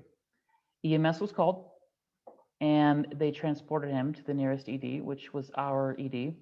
He was intubated, and note the findings here. Minimal movement of the right upper extremity was the only thing, with some groaning. Now, obviously, the groaning was before intubation, and then brought to our facility. This was his head CT. So by now, after having seen a few head CTs, I want to point something out here. Many of you, I'm giving a moment just for those of you who want to diagnose this yourself. The head CT is essentially an X-ray, but done in multiple sequences. And so it's looking at the density of tissue. The more dense something is, the more bright it appears. So when you see this bright white rim, you're looking at bone. Inside the skull, you see gray, and that gray is the parenchyma, or the tissue of the brain. Now, what is more dense than brain tissue, than brain matter, is blood, especially acute blood. And what you see here is the acute blood resting in the fourth ventricle and the cerebral aqueduct. There's a sagittal view and an axial view. And in the axial view, which is the image on the right, you actually have the blood breaking through the ventricle and going into the basal cistern, which is the space around the brainstem, and bleeding into the actual parenchyma of the cerebellum. So I want to pause right here, because really I'd like for this particular presentation to be one of critical thinking. So let's pause for a moment. Each of you that are listening, stop and think, how would this patient present to me? What would he be doing, and what would he not be able to do if he had this condition? Let's say prior to intubation. I didn't give you that much details in the initial slide, but I want you to really think about this here. What do you know? What kind of structures exist in this part of the brain?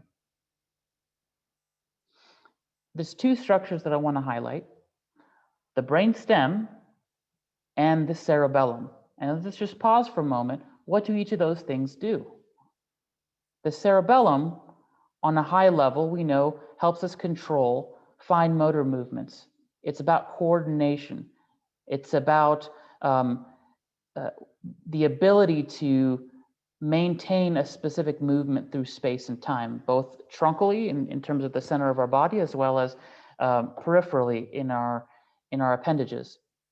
And the brainstem is immensely complex, but one of the things I want you to take away is there are cranial nerves that come off of the brainstem.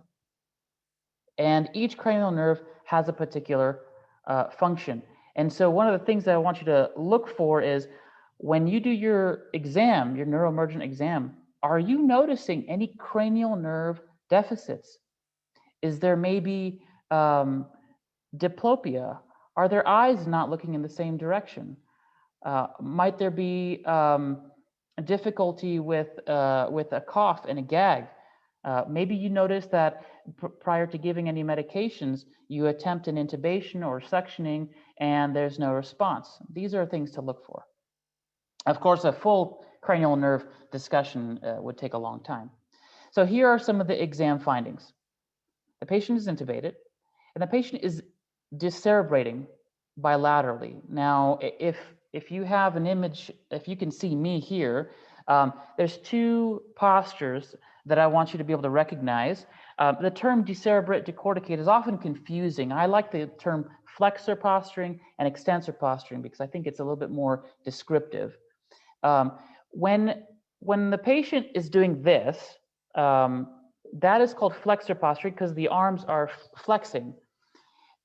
When the patient's arms are stretched out in front of them, extended, that is decerebrate posturing. Now, decerebrate is worse. And if you think about it primitively, if someone's going to punch you, your natural instinct is to protect yourself.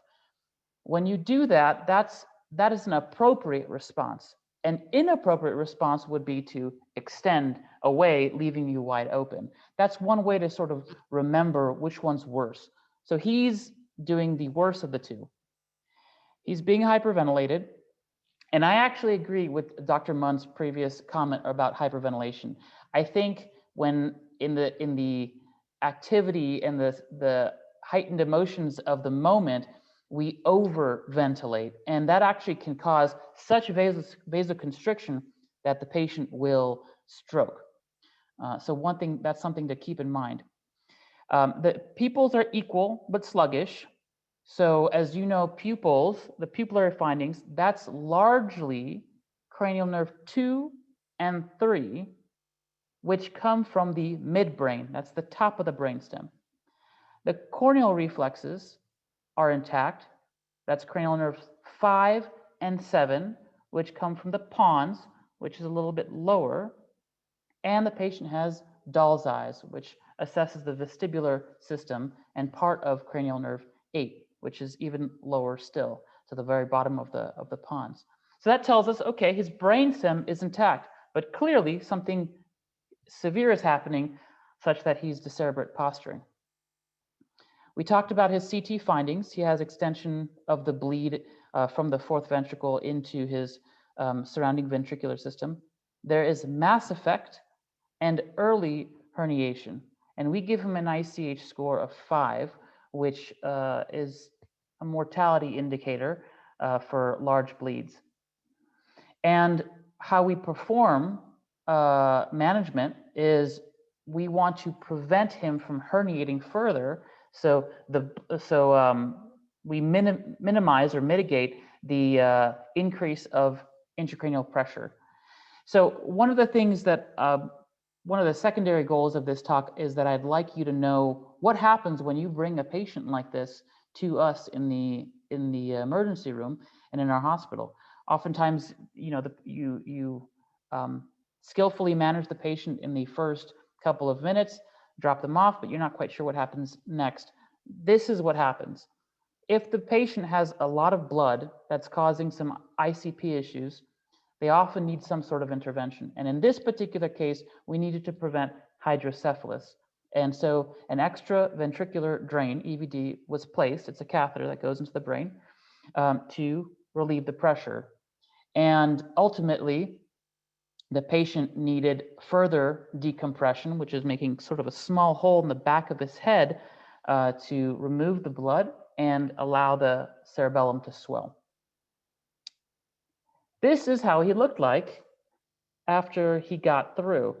The ICH score is, when it's 5 or above, the mortality is above 90%. And I remember having a conversation with this young gentleman's family, preparing them emotionally for the likelihood of him not surviving. But the importance of the early action, securing his airway and relieving the pressure neurosurgically with the EVD, I think did a lot to prevent further damage on the brainstem. Oh, there's one comment that I want to make here, which actually deserves a little discussion. When you have someone with a posterior circulation bleed, and you suspect that there may be some early ICP issues, intracranial pressure, when you raise the head of the bed from flat to 30 degrees, you will have up to a 10-point drop in the ICP, which in some situations could make the difference of herniation or not. That was one of the first things we did with this patient when he came into our ICU, is at all times, we held the head of the bed and we kept it up. Now, we did that in the ED as well. That's something that I recommend you do to the best of your ability. I know sometimes when you're on the rig, you can't do that, especially in the helicopter with limited space. But if you're able to, the drop in ICP with raising the head of bed 30 degrees, it can be enough to not only mitigate herniation, but also extend the life of the patient and allow them to receive the intervention. That's one small tidbit that I want to take away from a posterior circulation bleed or a bleed in the back of the head. A brief comment here about hemorrhagic strokes, some epidemiology. I think one of the takeaways here is that this is a condition that has a high mortality rate, and the efforts that you all take in the first hour of management do translate to whether the patient ultimately survives or not. So those small things of being able to recognize, hey, I might be dealing with a bleed, I might be dealing with increased intracranial pressure, and if so, what are the things I can do, whether it's securing the airway and whether it's raising the head of bed immediately. I think that's far more important than any epidemiology here. Any questions? Let me see. I'm not sure if there's a way for me to Let's see if there's any questions. Okay, great, perfect. None so far. Excellent, excellent. Okay, so let's continue.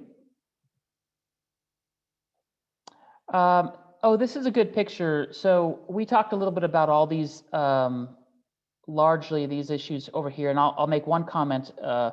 But before I do, take a look at the image in the bottom left. That's what an EVD looks like. It's essentially a catheter.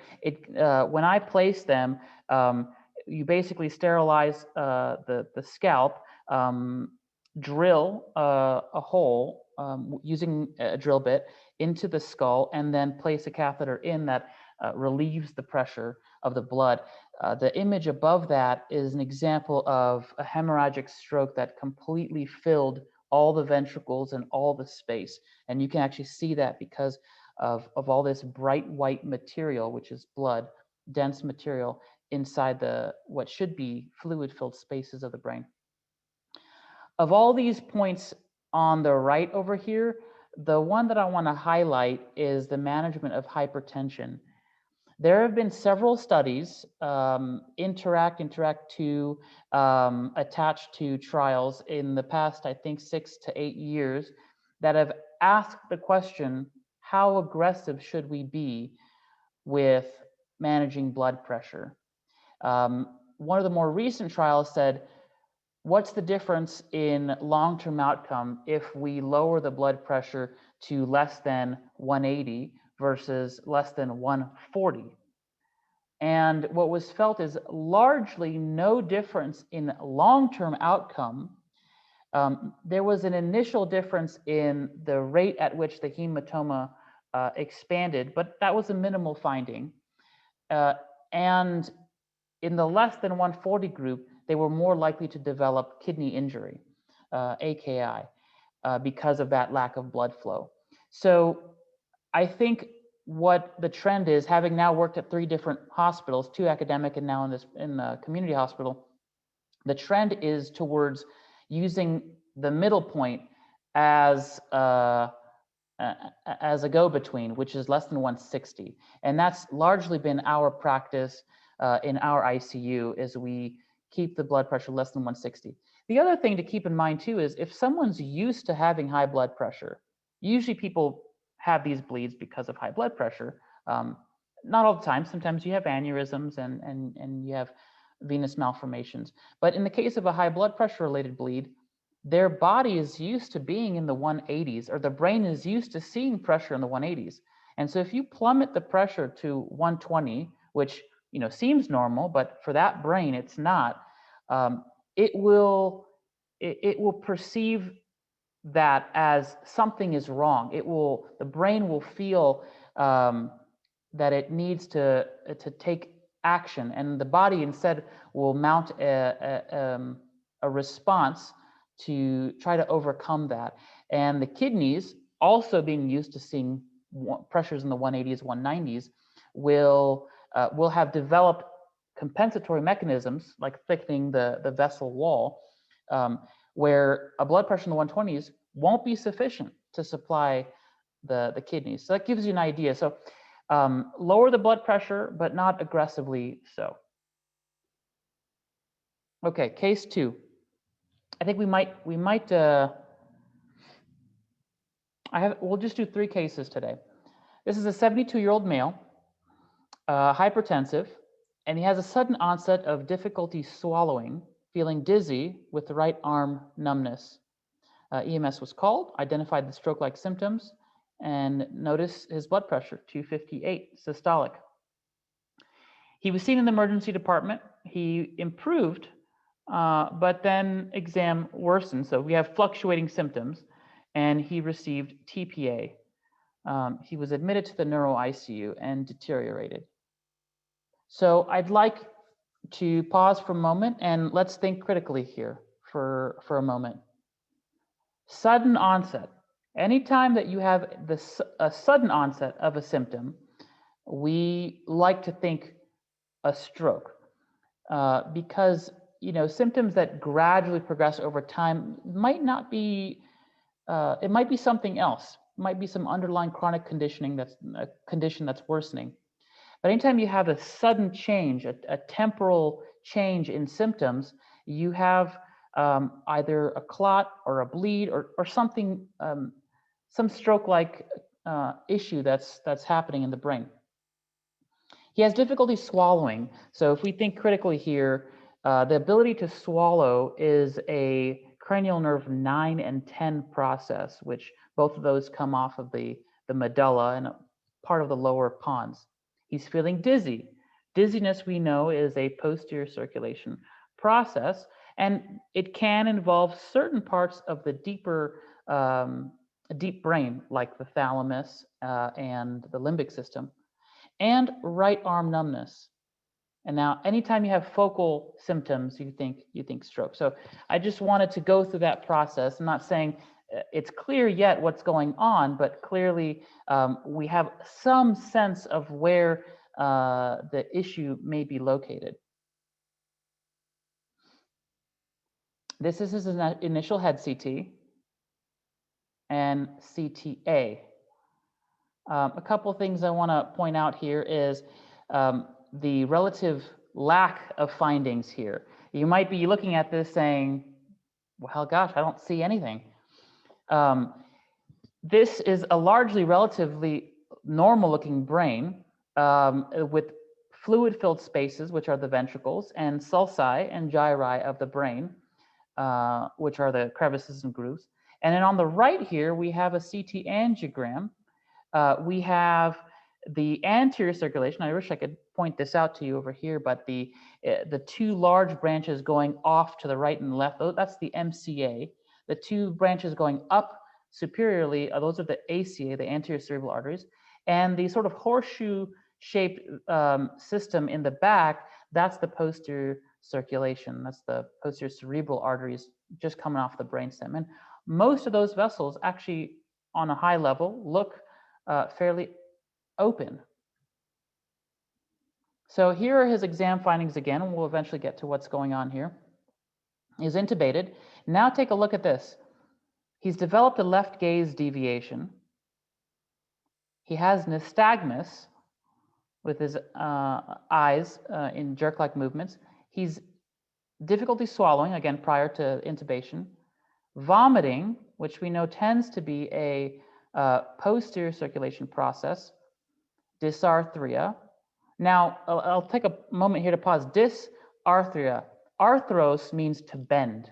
That's why an arthroscopic procedure is really something that is a procedure done on someone's joints. A joint presumably bends. And so the bending of the tongue, so to speak, is an old way of describing language. So if you cannot pronounce words properly, you can't articulate the sounds of the words. And notice the word articulate, which is to form the sound. And he has a left tongue deviation, which is another cranial nerve process. So if you were to look at this and you say, oh gosh, there's a lot of cranial nerve findings here: difficulty swallowing, vomiting, dysarthria, tongue deviation, and the nystagmus. And then initially we talked about his findings of the 8th cranial nerve. So I would put my money on something involving the brainstem here. What was found is that his vertebral artery was not visualized consistently, and that there may have been an occlusion. And the reason why I want to point this out is because certain exams have mixed findings, like the arm numbness and the gaze deviation. Those tend to be anterior circulation processes, but there are fibers that go through both systems. And so when you have a predominance of cranial nerve findings, you have to think, I'm dealing with a brainstem issue. And the reason why this is important for you all to recognize is because these are things that can be readily fixed. They can be acted upon immediately. And in this case, he had a thrombectomy, which is to say we went in and we pulled out the clot. This is the outcome of the gentleman. Now, this particular condition could have led to someone dying, but in this case, he survived after the thrombectomy. Let me make a brief comment here. Actually, let's go forward with our next and final case, and then I want to make a couple of final comments about what to take away here in terms of the exam. All right, and then this is just a brief slide about the epidemiology of stroke. The takeaway here is that 85% of strokes are ischemic, which is to say the quote unquote dry stroke, which is to say it's a blood clot that got formed in a vessel and prevented blood flow to the area in question.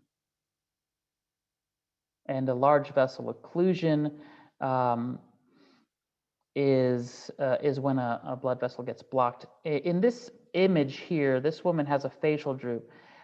A facial droop, which you can see here, the symptoms, and a unilateral arm and leg weakness.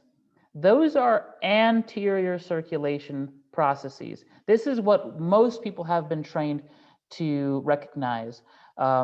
From the Cincinnati pre-hospital to the VANS to the FAST exam, I think those tend to weigh heavily on picking up MCA branch occlusions and ACA branch occlusions.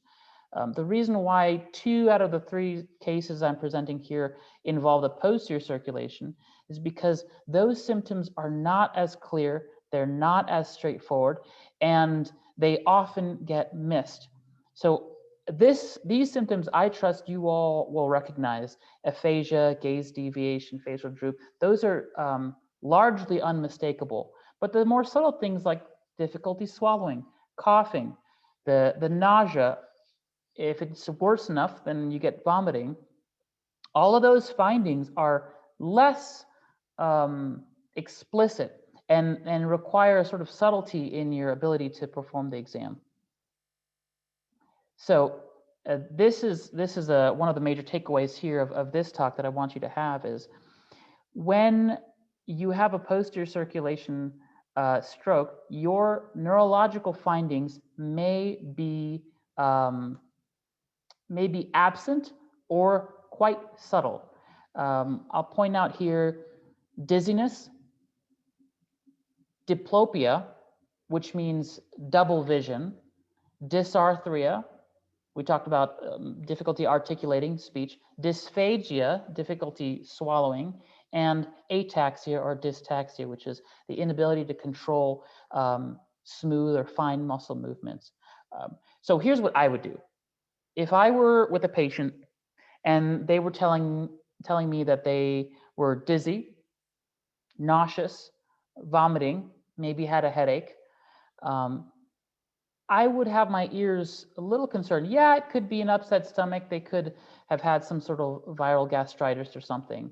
But the dizziness, right, that's a little tip off. Listen to their speech as they're describing this to you. Is their speech slurred? Are they clearly articulating their sounds? Now, of course, if someone's missing teeth or something like that, that might not be as easy to do. The other thing is look at their eyes. Can they look right at you? Or is one eye maybe deviated or the other one's deviated? If it's nighttime or it's dark, what I'll do is I'll take my phone or a flashlight and I'll hold it far above them and I'll look to see where the light reflects on their eyes. And if you imagine the pupil as sort of a clock, 12 o'clock, 3, 6, and 9, the light reflection that you're shining in front of them will and should be on the same position of that clock. So if I'm shining it to the right, it should be roughly 2 o'clock or 3 o'clock in the patient's pupils. If one of them is 3 o'clock here and the other one's maybe 6 o'clock or 5 o'clock, then I know the eyes are not conjugate. They're not together. One is deviated, and it's subtly so. That's one way to detect diplopia without needing the patient to tell you that they're having double vision, which I think it's not always accurate, because some people have obvious diplopia, but they are only paying attention to one eye, and so they won't tell you that they have double vision. So I rely on that, a little bit more of an objective assessment. All right. Let's do a brief overview here of acute ischemic stroke treatments. As a reminder to some of you, TPA is good, I'd say up to 4.5 hours. The standard is within 3 hours of onset, but that window did expand with the trial ECAS-2 many years ago. And mechanical thrombectomy, keep in mind, I think most people know this at this point, but the DAWN and DEFUSE-3 trials came out 2 years ago, roughly now, that did open the window for mechanical thrombectomy to 24 hours. And the general trend of thrombectomy windows will be towards radiological diagnosis, and it'll be less and less time dependent. Because some people have really good collateral circulation, and although one vessel is plugged up, surrounding vessels take over the job really, really well, and they could go 26 hours, 28 hours. We saw that. I was part of the DEFUSE-3 trial, and we saw that some patients actually had great collaterals, and it was way past 24 hours. Whereas other people, they have a blood clot, and they don't even make it to the first hour. Everything shuts down because there's no collaterals, and so they get an immediate stroke. And even though technically they're in the window for thrombectomy, they can't get it because they've completed their stroke. So I think the time window way of looking at thrombectomy inclusion will eventually go away, and it'll be more radiological.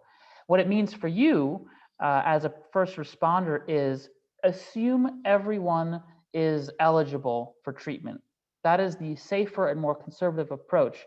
And so recognition of anterior or posterior circulation strokes early and taking immediate action, whether it's securing the airway, raising the head of the bed if it's posterior circulation, or activating a stroke call and taking them immediately for thrombectomy or TPA if it's for anterior circulation. Of course, we know that time is brain. Just a brief comment here. Every 30-minute delay in reperfusion decreases the possibility of a favorable outcome by 26%. So if it's a stroke and you think it's a stroke, go, go, go. All right, I'm going to pause here. I do have other cases, but I want to respect the time. And also, I'm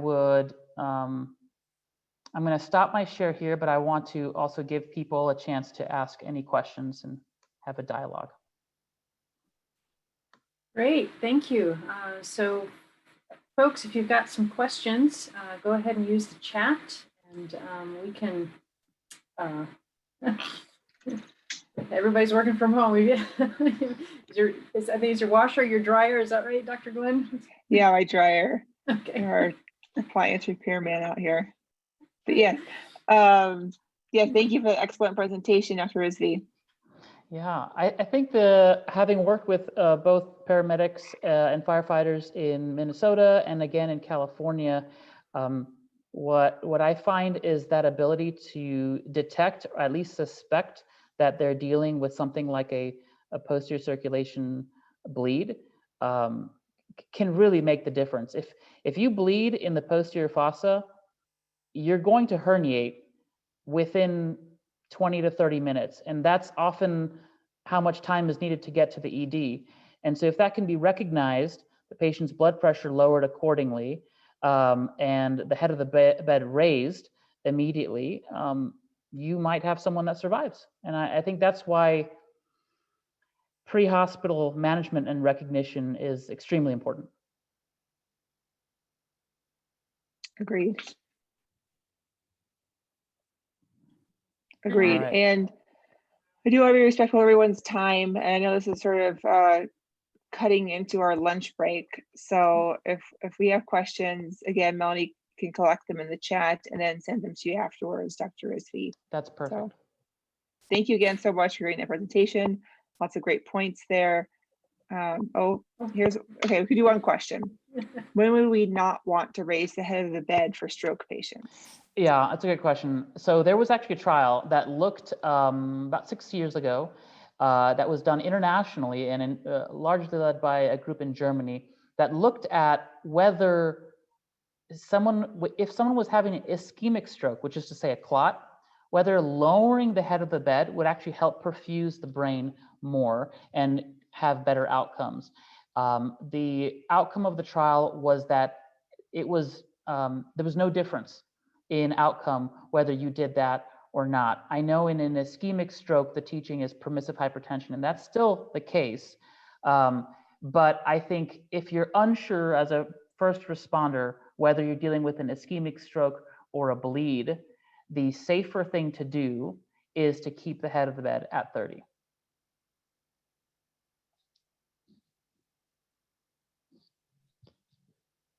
Welcome. All right, I'm available for any questions at any point. Dr. Glenn, will you be able to give them my email address? Yes, someone from our organizers should be able to do that and type it into the chat. Should not be a problem. Okay, sounds good. Thank you. Yep, Thank you you're very again. welcome. All right, everyone. So this is the beginning of our lunch break until noon. And then we'll come back to a presentation about shock in pediatric patients. And there's Dr. Rizvi's email in the chat.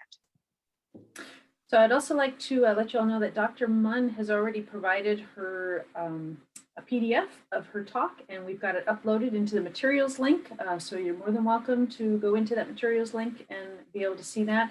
Any of the other ones that we get, as soon as we get them converted, we'll get them uploaded. And like I said, that materials link will stay active and you will be able to go back in and check those out. I'm going to go ahead and share our agenda here again. Let me get my share screen button so I can see it. So you can kind of see where we're at right now. We're right here in our lunch break in this little section right here.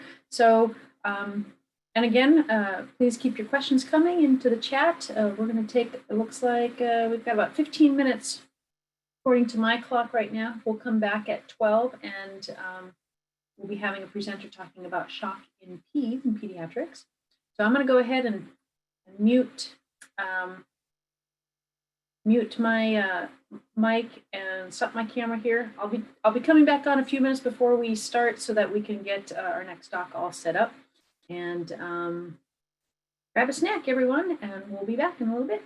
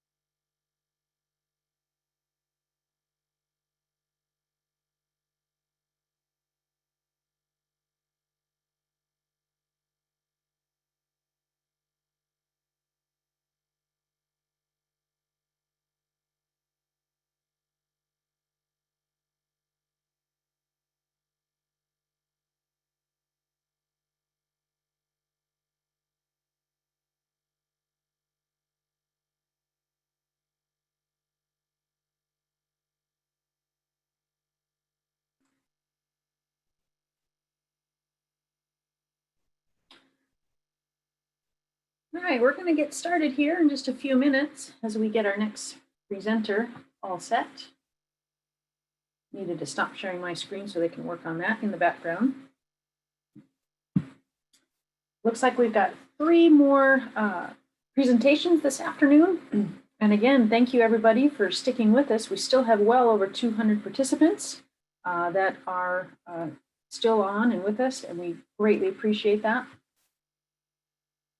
Again, the handouts that we get will be updating and putting into that handout material link that I've been posting, and I'll be posting that again. And the evaluation link, when you logged in, that became available in a separate screen. That's the way it's designed to do, but I will be sending out that URL to be able to access later. We'll keep it open for a few days. That way we can make sure everybody has an opportunity to do their evaluation and be able to request your certificates. And then we'll be closing it so that we can get those processed.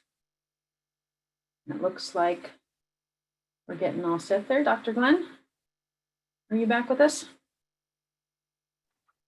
I am. Excellent. All right, so I've got just about 3-4 more minutes before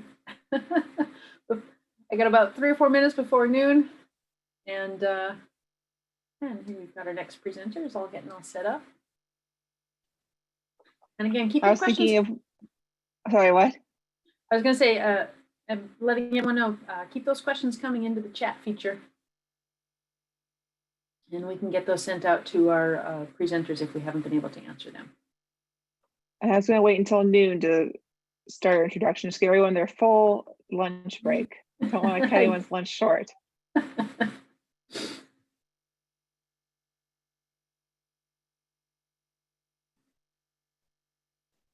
Yeah, it looks like if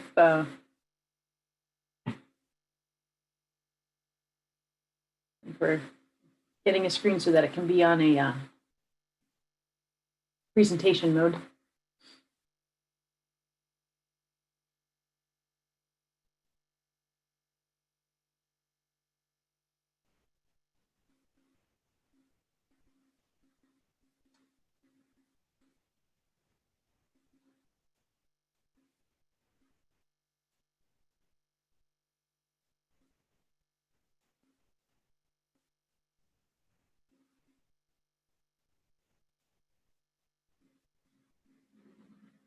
There we go. Excellent.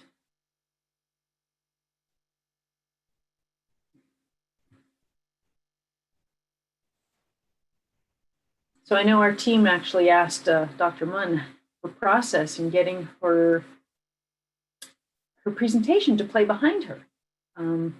Yes, she had a green screen, but there's an advanced feature in Zoom that's, I guess she believes is being beta tested. So our own tech team was reaching out, and we were having a little conversation in the background going, that is so cool. How is she doing that? So we may have to see if we can get in on that beta testing and try it ourselves. That was pretty unique. And I got about 1 minute left here.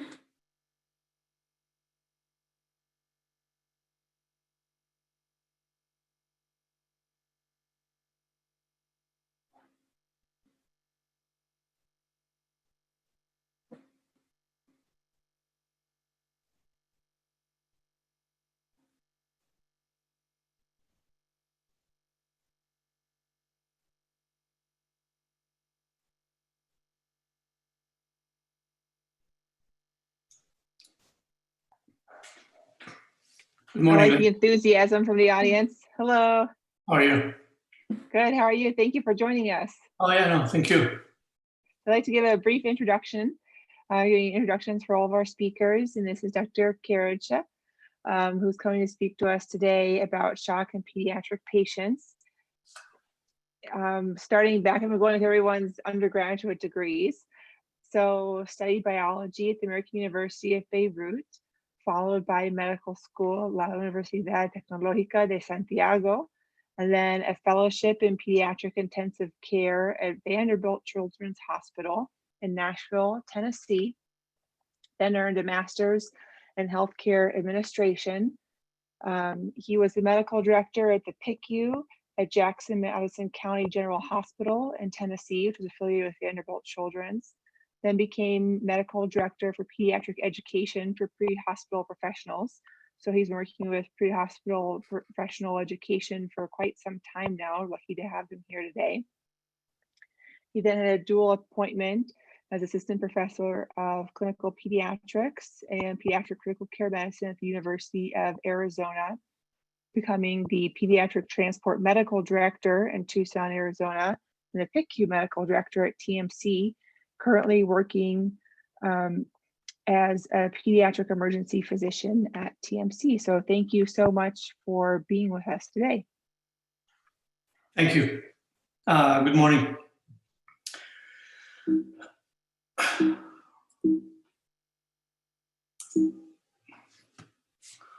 See how I can do that.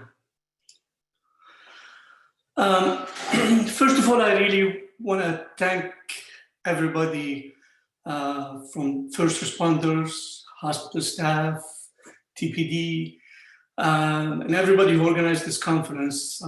This past year has been rough on everybody, and you folks have been on the front line, especially past year with the COVID and the unknown. So everybody's effort is really very well recognized, and you've made a whole lot of difference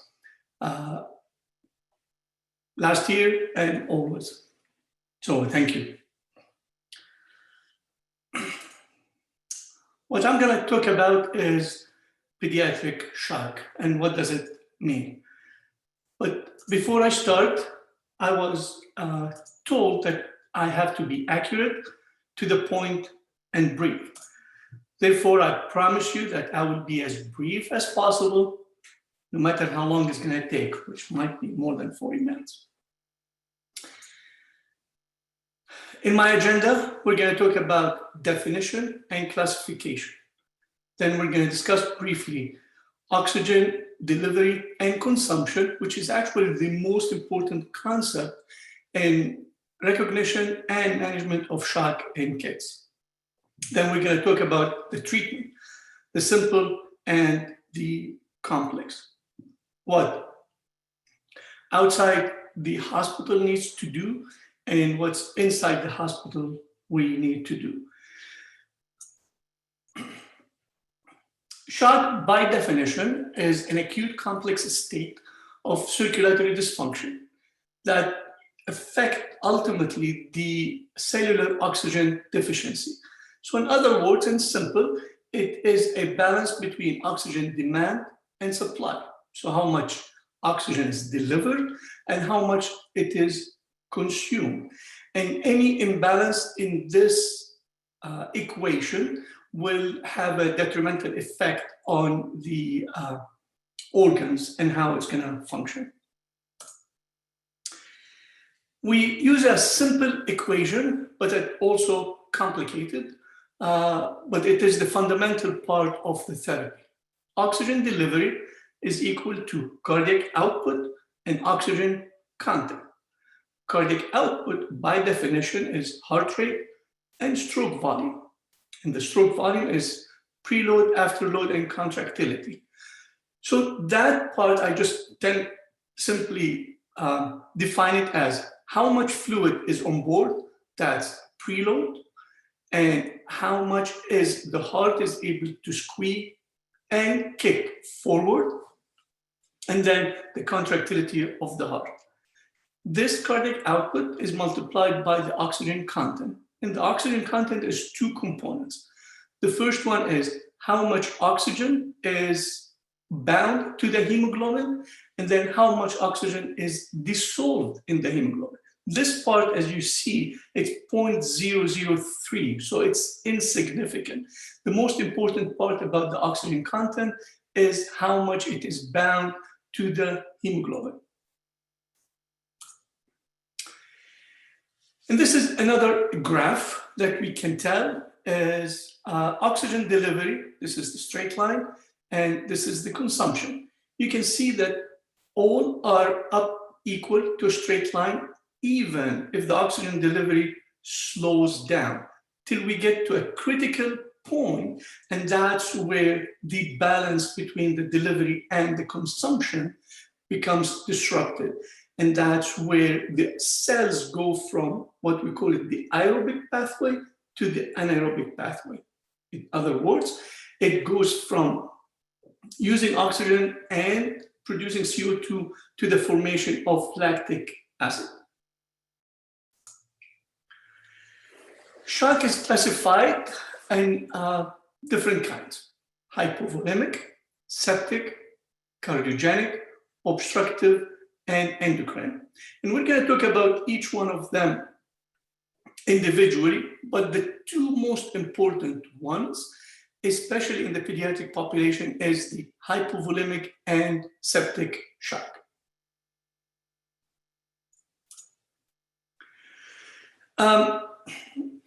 The first and most important thing is how we recognize the shock, regardless of what's the etiology of it.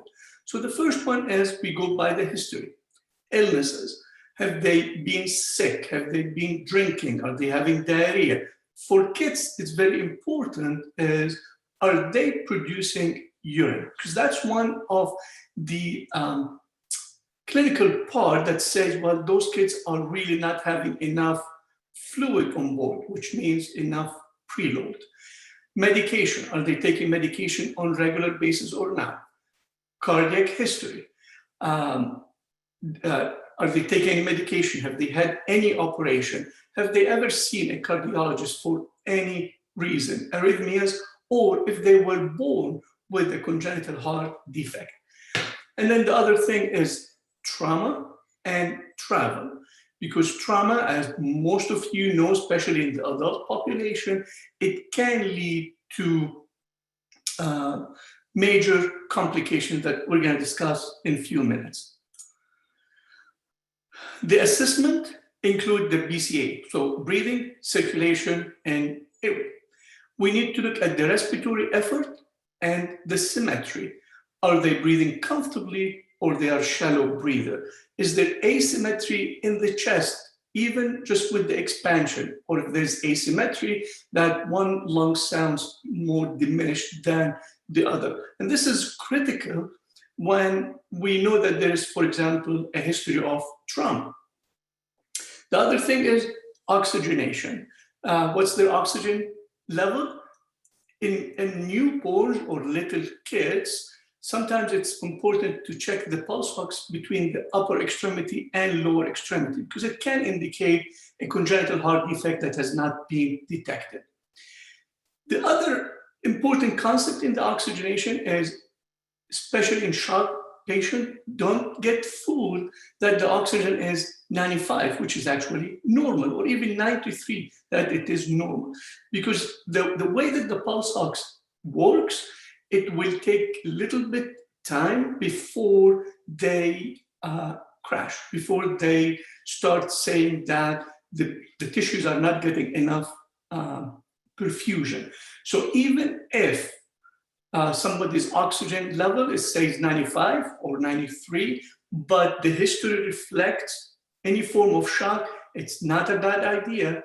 Actually, it will help to put them on nasal cannula and support them with some oxygen. The other thing is establish access as soon as possible, whether this is an IV or an IO, and there should not be any delays in trying to establish this. Check pulses. It's important for kids to check pulses, not just only radially, but radial, brachial, axillary, and even femoral. Sometimes those peripherally cannot be detected so easily, so the axillary can help and the femoral can help. How strong they are, how palpable they are. The other thing is sometimes the differences between feeling pulses between the upper extremity and the lower extremity, especially in little kids, raises the suspicion of possibly a congenital heart defect. And the management of it can be detrimental early in the process. Same thing, blood pressure. Check the blood pressure in upper and lower extremity. Check for your CAB prefill. not just the hands, but the hands and the feet as well. Chest X-rays is important, mainly when the kids are coming into the hospital to look for any pneumothorax or pneumomediastinum. The labs that are indicated when people come in with shock or kids come in with shock is CBC to look at the hemoglobin. Going back to the equation we talked about, hemoglobin is important because it's the carrying capacity for the oxygen. Electrolytes, sodium, potassium, calcium, even magnesium is important. And a quick assessment is by using the blood sugar. VBG and ABGs sometimes can be tough to do, but VBG will do the job by assessing the pH and if there's a presence of lactate as we see before, and then do a blood culture. Now we're gonna go through some of the common forms of shock in pediatrics. So the first one is hypovolemic shock, and it is the most common type of shock in the pediatric population. The most common reason for it is gastroenteritis, which in the ED, we see it all the time. It's basically vomiting and diarrhea. So it's critical to know how long they have been throwing up, how long they have been having diarrhea, are they peeing or not, what's their cap refill. Hypovolemic shock is going to be presented as or with signs of dehydration, such as dry mouth, decreased urine output, lethargy, tachycardia, and hypotension, and increased cap refill. Going back to the point above, the tachycardia and the hypotensive,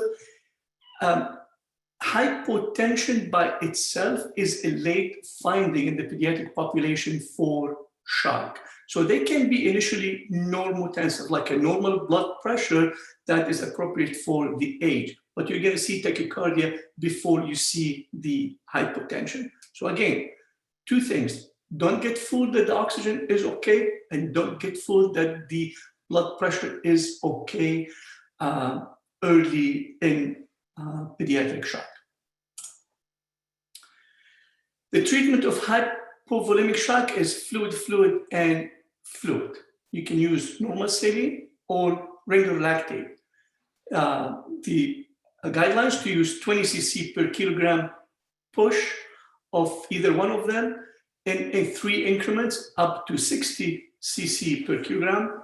And some people say go up to 80 milliliter per kilogram. The whole idea from it is really just take it in syringe and push it in, take it in syringe and push it in. We need to restore that circulation as fast as possible so we can restore perfusion and ultimately improve the oxygenation. This fluid should not contain any sugar in it. Sugar is actually going to worsen the diarrhea and is going to worsen the signs of dehydration. Avoid half normal saline or normal saline. Again, I'm saying those as boluses, not just as a maintenance of the fluid. But if you're going to bolus fluid, try to avoid the half and quarter normal saline because they are hypotonic. So that's going to precipitate cerebral edema and is not going to be the purpose. A blood culture when it's indicated.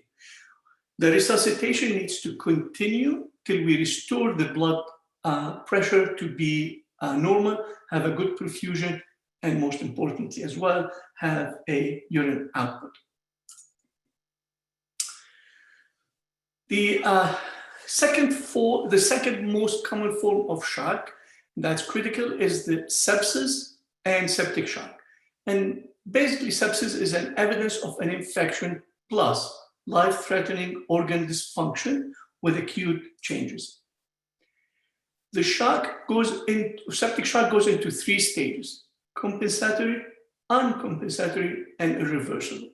And as I said earlier, in the compensatory phase, the kids can actually look okay in the sense that they are awake, maybe tired, and the blood pressure can be initially normal, as well as the oxygen saturation can be normal. So that is the compensated phase, and that is the most critical stage in shock that we need to pay attention to. So again, blood pressure can be normal and oxygen saturation can be normal. When we don't recognize this stage, then we go from the compensatory phase to the uncompensated phase. And that's where the deterioration we start seeing by organ dysfunction and cellular dysfunction. It can lead to respiratory failure and cardiac failure. And then we go to the irreversible stage, which is basically, it's the last stage that anything we do at that part is not going to have a good outcome. The septic shock is classified into cold or warm septic shock, fluid refractory and dopamine, or those that are catecholamine, which is epinephrine and norepinephrine resistant shock, and then we have the refractory shock. The difference between cold and warm septic shock is really the warm septic shock, they're gonna look flushed. They're gonna look warm and feel warm in all extremity. And the fluid refractory is that when we give fluid and we start dopamine and you still cannot reach to the hemodynamic state that is needed, we call it fluid refractory and dopamine. And then the catecholamine resistant shock is that when the shock state had affected the adrenal gland, which is responsible for the production of the steroids. And as everybody knows, steroids is the hormone that we produce so we can deal with stress. Septic shock or sepsis with fluid unresponsiveness, hypotension, serum lactate more than 2, and the need for pressors to maintain higher mean arterial pressure. This is the latest definition of the septic shock. The triad is hypothermia and hypothermia. So it's not, as people thought in the past, well, if somebody's having fever, can be in shock. You have to remember, sometimes newborn with a low temperature can be in shock as well. Altered mental status and peripheral vasodilation.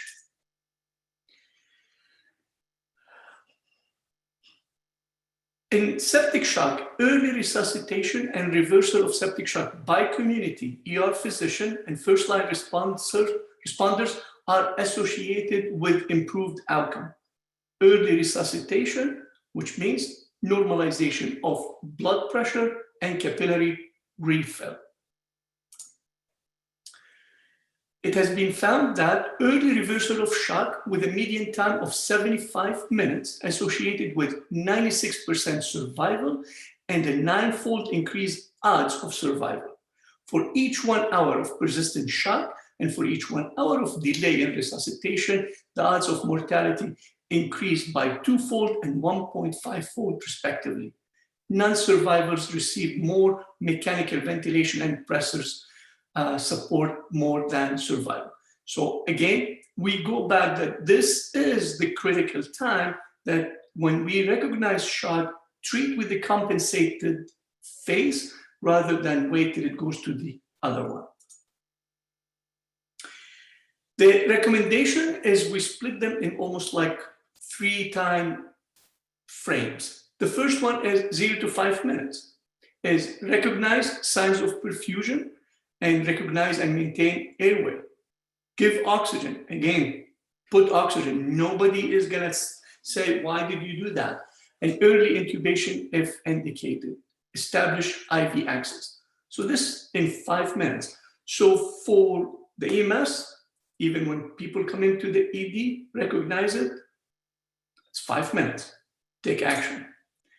In 5 to 15 minutes, push fluid. As I said earlier, 20 cc per kilogram up to 60 or 80 cc per kilogram of the normal saline or LR, maintain hemoglobin. It's a time, sometimes even if you decide to do a VBG as we do in the ER, or a cap blood gas, we can get the hemoglobin, it's the time to order blood for transfusion. The blood as well cannot be pushed, but it can be given quicker.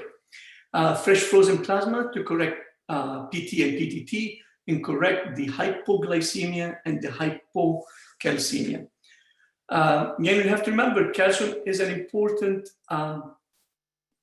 element and increase the contractility of the heart. So we look at it when we do the blood gases.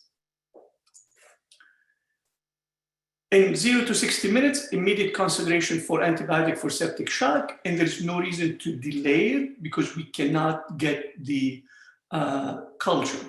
And I have to emphasize that sometimes starting the antibiotic can actually put the kids in a critical state, because that's when the bacteria starts dying and all the poison gets spread in the blood, and we tend to see a little bit more even of the deterioration in hemodynamics.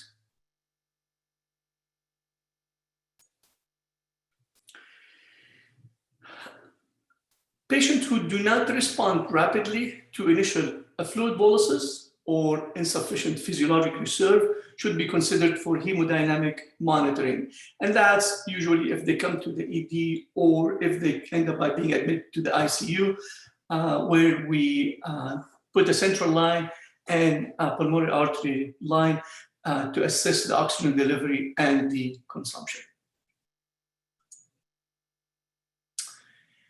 Recommendation for pediatric septic shock, after the initial bolus of fluid, up to 80, we start either dopamine as a first line of therapy or epinephrine.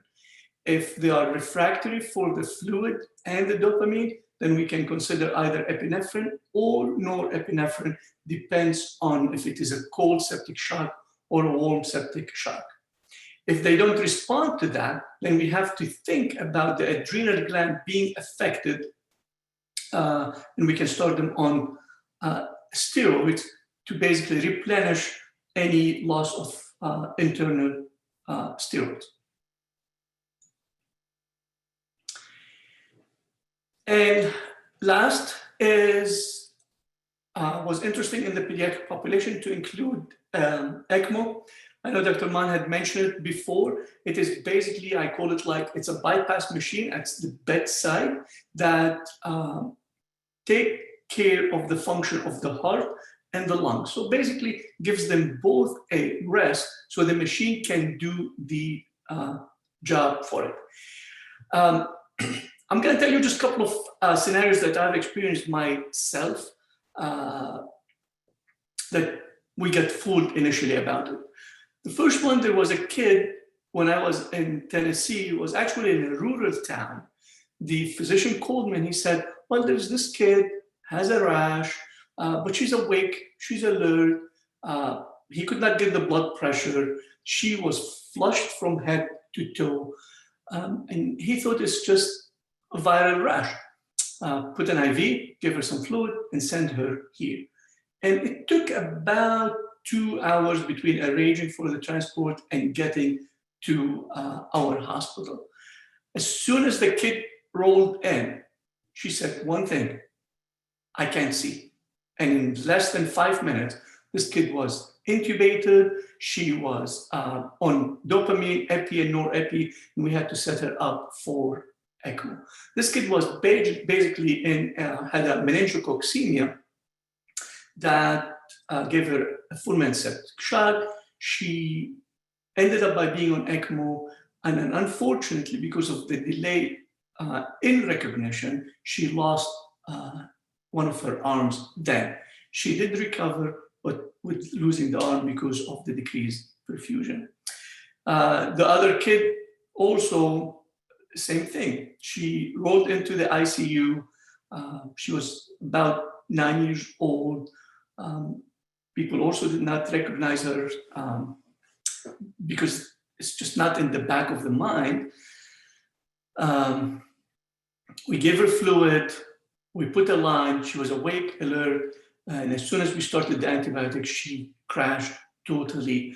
and we ended up by intubating her and put her on some pressors, and for her sake, she recovered. And she also had a form of meningococcemia. So my point is, don't get fooled with the blood pressure, don't get fooled with the oxygenation, keep it in the back of the mind that there's always a chance that these people are in shock, and recognize the signs of it. The other kind of shock, I put a picture here. The first one is pneumothorax. And as you can tell from this x-ray, the left lung looks darker than the right. If you see that the heart is shifted to the other side, history of trauma, chest pain, some differences in the chest, whether upon exam or whether the appearance raises the suspicion of the pneumothorax. The extra air in the lung will impede the venous return, so it will prevent enough blood flow to go to the heart to be pumped. And that can lead to same mechanism, decreased perfusion and shock. So putting a needle to decompress will be the treatment. The other one is pericardiac tamponade, and as you see the x-ray, it looks like it's a bottle shape. That's from a fluid filled around the heart. We see it with diseases like Kawasaki or complication from rheumatic fever. The other two kind of shocks is the cardiogenic shock, which is 99% is related to a cardiac defect. When we see it in a newborn, you have to think about two things. The first one, any congenital heart defect like coarctation of aorta or tetralogy of Fallot or transposition. Those, they depend on what we call the PDA. So the treatment is really, you need to keep that patent ductus arteriosus open. I'm sure you don't have prostaglandin to start with, but on route or even in a small hospital, pushing the fluid as hard and as fast will maintain the PDA as open as possible till we start the prostaglandin, which is the treatment for survival, at least initially, for those who have this kind of congenital heart defect. And the other one is congenital adrenal hyperplasia, which we see it with normal babies that cannot deal with stress appropriately. So in other words, their manifestation is out of proportion to the illness. So we see it, or the suspicion get raised if a newborn comes in because coughing and sneezing, but he looks mottled and has not been any perfusion or decreased urine output, we think about congenital adrenal hyperplasia. In females, we tend to see it with an enlarged clitoris. In males, what raises the suspicion always, if there is hypospadia with unilateral undescended testis or bilateral undescended testis, again, they present with shock. And then the last one is the endocrine shock, and that's when people have history of endocrine issues, especially with hypothyroidism, and you try to supplement them quickly with thyroid medication, can trip them over the edge. In conclusion, early recognition and aggressive resuscitation of pediatric shock by community physicians and first responder can save life. So again, recognize the signs, the symptoms, early treatment will be key. And again, I just want to thank everybody for attending this conference, everybody for their work the last year and always. And hopefully this 2021 will be easier on everybody.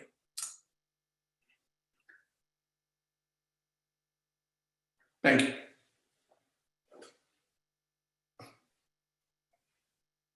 Thank you very much. Does anybody have any questions? Please go ahead and utilize the chat. We can get those questions hopefully answered.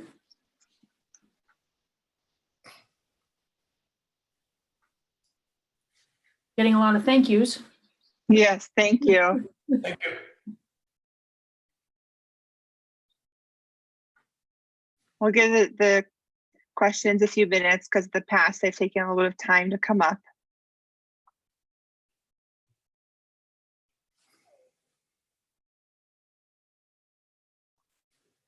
And while you manage that, Dr. Glenn, I'm going to work on making sure our next presenter is getting all connected.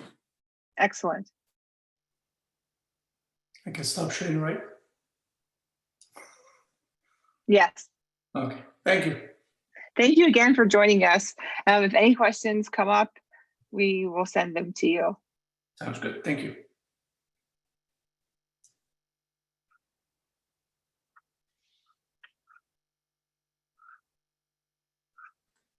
And it looks like we got our next presenter here. Thank you very much and welcome.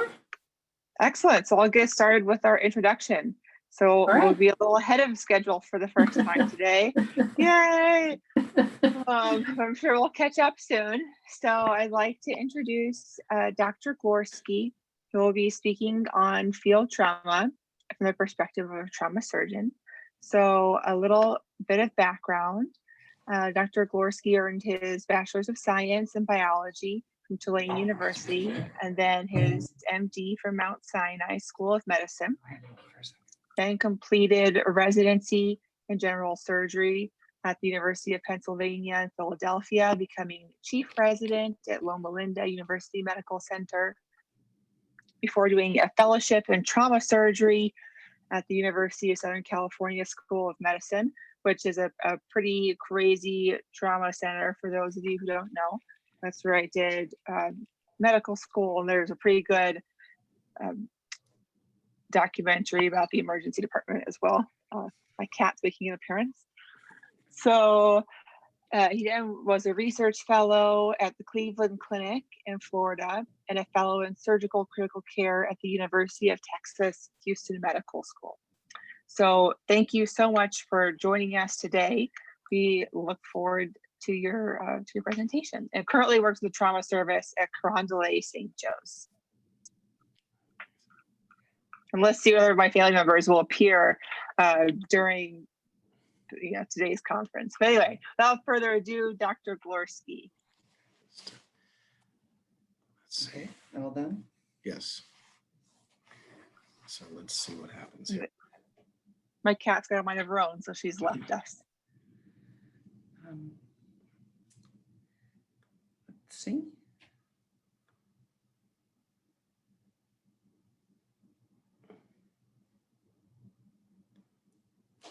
Just trying to get started here, okay. Should I click on me maybe? No worries, we're ahead of schedule, so take all the time you need. Will you be loading the presentation on? We just can't see the presentation. You should be able to do your share screen to the where your Here we go. Let's try presentation that. file is. Yeah. Okay. The green share screen, drop down. And I'll you'll just pick your hit file. that, okay, and then But share. your thing is not in here. Okay, Okay. Go ahead and try that, go out of There you there. go. okay. Yeah, but okay. We're having a little technical difficulty. Give me just Okay. a second. We may actually need just a second. That's fine. Not a problem. I forgot to, there's a lot more of Dr. Gorski's history that I didn't dive into. It's and I okay, don't certainly worry. could. Yeah. So You want me to get the? that's what I'm asking. So the with what we've sent you are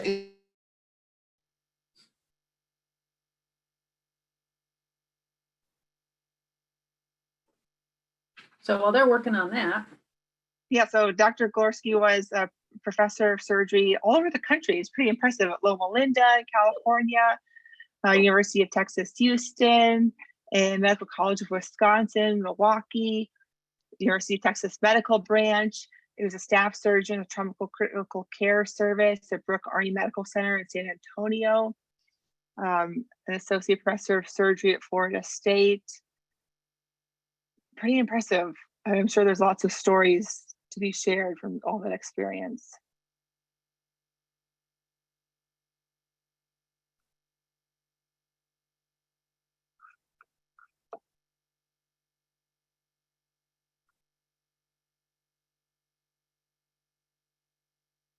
worked as a surgeon in El Paso at the Army Medical Center there, and a professor at the University of Missouri, Kansas City School of Medicine as well.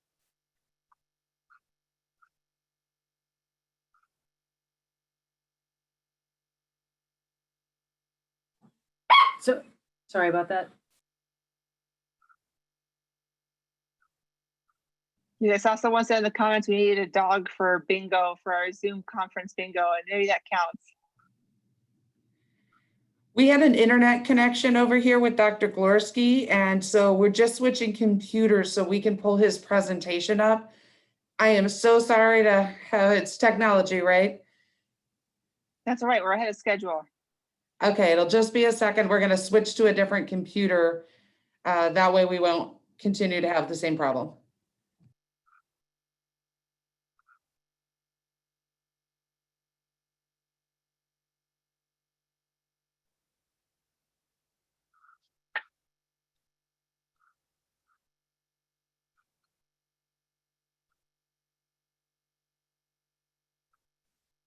Yeah, my home office mates are 2 Chihuahuas and a Rhodesian Ridgeback that I've been keeping out of the room, but I just had someone come to the door, so they were. They've breached the gates. They were, yeah, they did.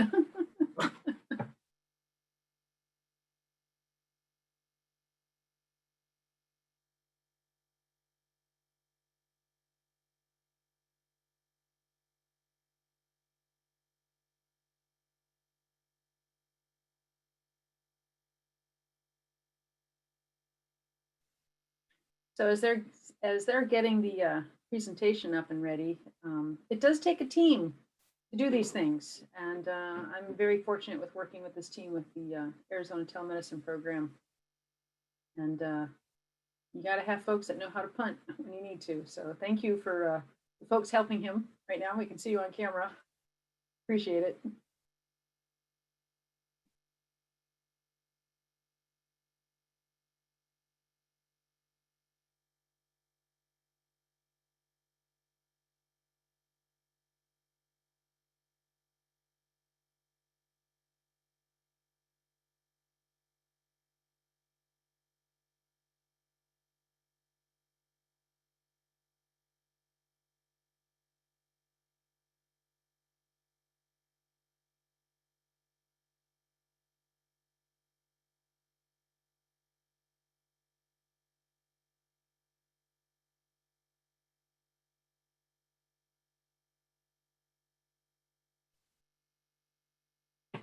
All right, and you should be able to get it into presenter mode.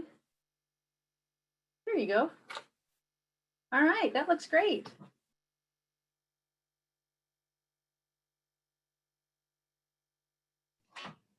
And then I'll stick around to help you move back. Okay, good to go. All right, I'll get started. Pleasure to join you today.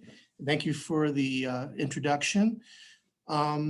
So we're going to talk a little bit about sort of the translation between the experience of military medical providers and what happens in the civilian world. And there'll be some lessons that we can possibly apply to our area of operations. Let me see if I can get this to advance. Enter button. Enter, okay, yeah. Not advancing, okay. Okay. We win one battle, we fight another. Let's see. Okay. All right, one more second. We had this problem yesterday. All right. Stop sharing, stop sharing.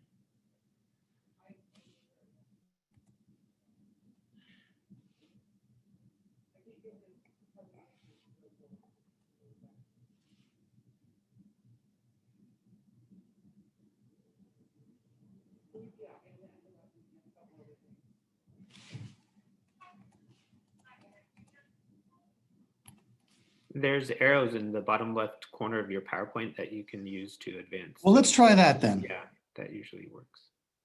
Unfortunately, oh, here we go. Okay, so everybody can see that, correct? So the learning objectives are to provide familiarization with the tactical and clinical environments that any medical provider in the U.S. Army would experience while in a combat environment. I know you all are familiar with the the concept of triage in civilian medicine. We're going to talk about how triage is performed in a medical scenario during combat. And then we're going to talk about lessons learned through combat surgical experience that I've benefited from. I'm also going to provide some familiarization with injuries of war, which are kind of specific and things that I never saw as a civilian trauma surgeon until I was deployed. And I'm going to also suggest some analogies between the medical scenario, the management of a large, often rural and remote area of EMS resource distribution like we have in the Arizona border region, as well as I was in the Texas border region a few years ago, and there were very similar experiences. And there may be some lessons that can be applied from the military experience most recently. So let me, okay. So to give credit, some of these slides are from military medical training modules. And I will also admit that my opinions are not always shared by the Army Medical Department, but these are my own experiences and recollections. So I have no conflicts of interest to report. I entered the military in 2007, just around the time my son entered West Point. So we kind of did this together. Both of us have completed our careers. He was a captain in an Arbord brigade and finished up at Fort Bliss, Texas. My experience, Iraq in 2008, I deployed relatively early. I was in a remote area of Iraq called Al-Qut, then went to Baghdad. Subsequently, following that deployment, I was at Brooke Army Medical Center for a year and a half, participated in pre-deployment education, trauma surgical research, and I was one of their trauma surgeons. 2012, I was at William Beaumont Army Medical Center in Fort Bliss. And then the most recent experience was in southern Afghanistan with Special Operations Task Force South Kandahar Airfield. So I'm going to talk about levels of care. This is really the structure and function of military medicine. And they used to call them levels, now they call them roles. I'm going to discuss these very specifically in the upcoming lecture. So what you see here is movement of any casualty from a point of injury through the medical chain of management all the way to definitive care, which usually occurs in the continental United States. And with each of these movements, there's very intricate coordination and increased in surgical capacity so that we can manage the most complex patients where we have the greatest resources. So I'm going to discuss some of the nomenclature. A CASEVAC is movement of a casualty from the battlefield to an initial medical treatment structure, generally a battalion aid station. Medevac is movement and en route care by actual medical providers. And an aerovac is movement usually cross-continental to the United States by the United States Air Force fixed wing movement, or the CCAT team, critical care air transport. Triage, as you understand, is the dynamic process of sorting casualties across and within levels of care and evacuation. And this defines our priorities of treatment just as it does in civilian medicine. The idea is to provide the greatest good for the greatest number of individuals.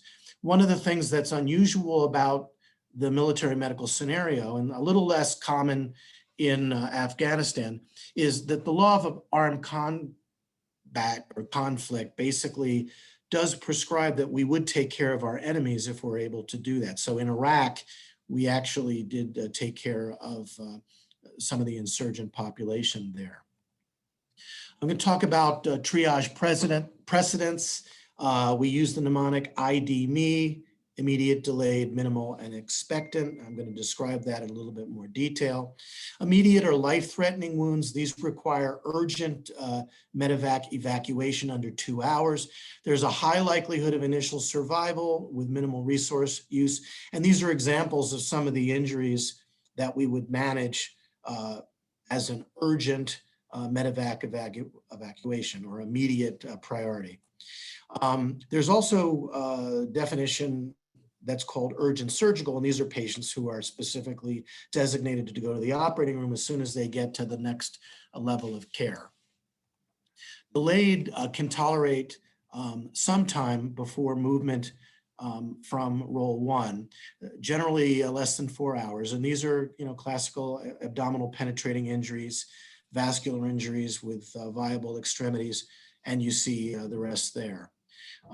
Minimal or ambulatory are the so-called walking wounded, and they can move from the triage area to a separate area, and they could be transported in 24 hours. And these are examples of some of the injuries that we might see as minimal or ambulatory.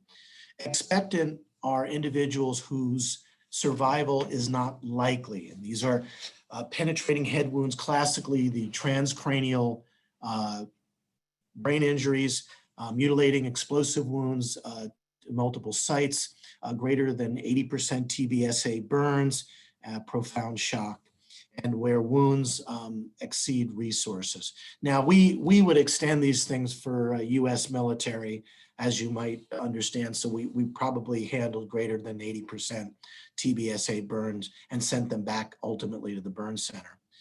So expectant designation requires experienced judgment. Obviously, these are very important decisions to be made, and usually the senior-most physician will designate whether someone should be expectant. Died of wounds is sort of a descriptor that the US military uses, and physiologically confirmed by a physician, just like expectant.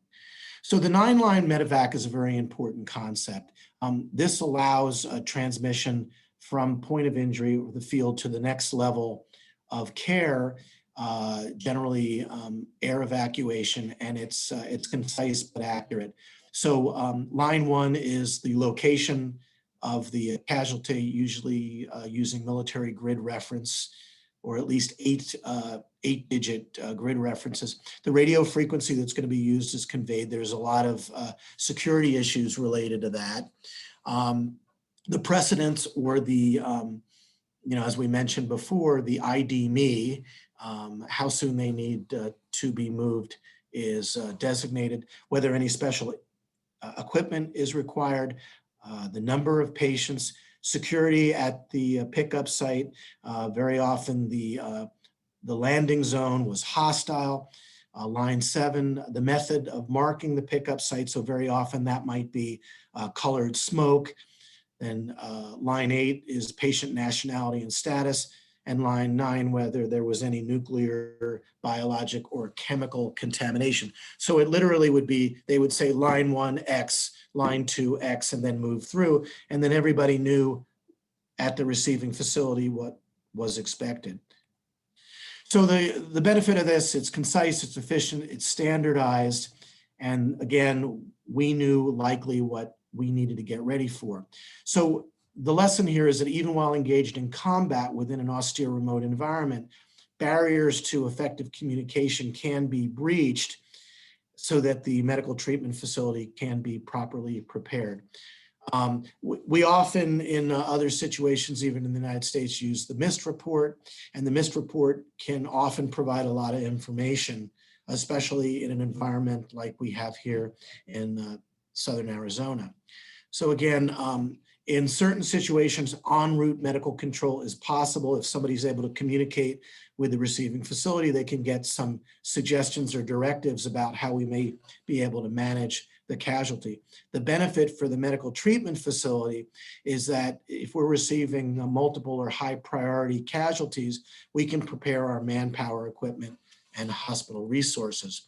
So we need to get numbers of individuals to the hospital to be able to provide care. MASCAL just basically means multiple casualties. In the military, that's usually 3 or more. We can ready our emergency department, OR, ICU, laboratory, and blood bank, and we need to mobilize certain equipment forward so that we can receive the casualty and rapidly provide care. So I'm going to describe what the triage area looks like, how we physically do triage. So it's a rapid assessment, generally done at the front of the facility by the most experienced medical officer. There's a proximity to the receiving area, one-way flow. It's well lit so that we can fully evaluate the casualties. There's dedicated casualty recorders of all data and sufficient litter bearers. So here you see what one might look like, and I'll show you some actual physical depictions, but you can see there's decontamination followed by the actual triage control point. Minimal casualties go one way, expectants go, unfortunately to the other way, which is the morgue. And then the emergents move into the resuscitation area. They either go to the OR first, or they go to the ICU, and the ward is a subacute ward, and then out at the back is evacuation. And you see how the flow is provided. So echelons of care, role one, so-called self-aid or buddy aid. Most soldiers now have some form of combat lifesaver training so that they can provide for themselves or their buddies. It's designed to be to the level of the emergency medical technician, but that's not always able to be achieved. So the first role of care is going to be either the battalion aid station or the forward aid station. And here's an example of that. They literally have vehicles in line, medical ambulances, other vehicles, and they might sort of circle themselves to sort of provide casualty care as well as security in any given area. And this is an actual battalion aid station, a tent, and you see the flow through. There are litter support on either side so that the litters can be brought in and care can be provided on these stanchions. This just shows everybody getting ready to receive a casualty. Now, one of the things that's important in the battlefield is while we do advanced trauma life support, that is not a construct for the battlefield. You're in the middle of a firefight, the medic can become a casualty, and there were preventable deaths noted during the Iraq conflict when medical care was provided by non-medical personnel. So it departs from civilian trauma management. I will also say that airway management is especially difficult, and most of the airways provided in theater are cricothyroidostomies. So the concept of tactical combat casualty care developed from the pre-hospital phase, and there are three major objectives: treat the patient, prevent additional casualties, and complete the mission. So sort of a multi-focal objective.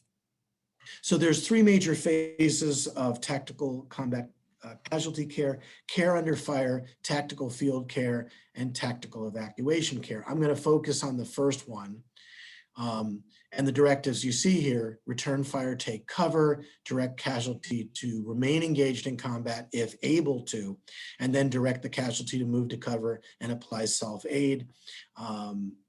Any kind of airway management is hopefully deferred into the tactical field care phase, and again, may be a cricothyroidostomy. And then the directive to stop life-threatening hemorrhage is especially important, either pressure or tourniquet use.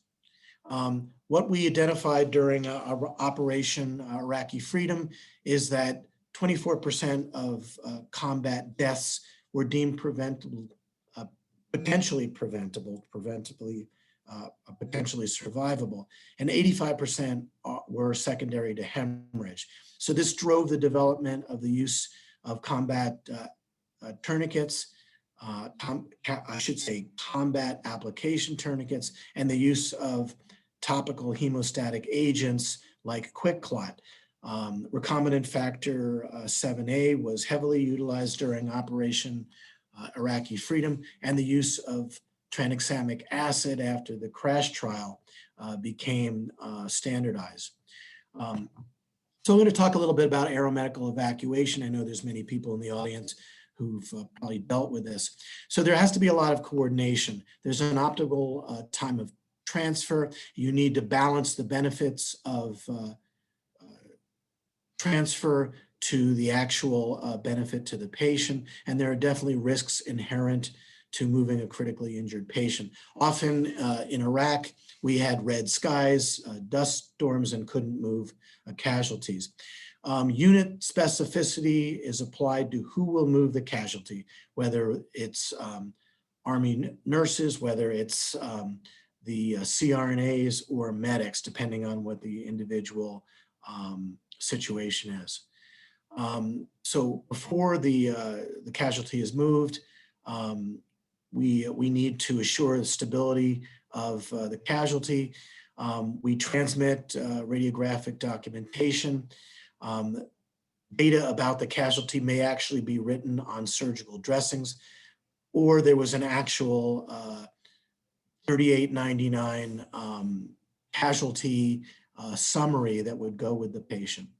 What we needed, as you see here, padded litter with collapsible handles, cervical and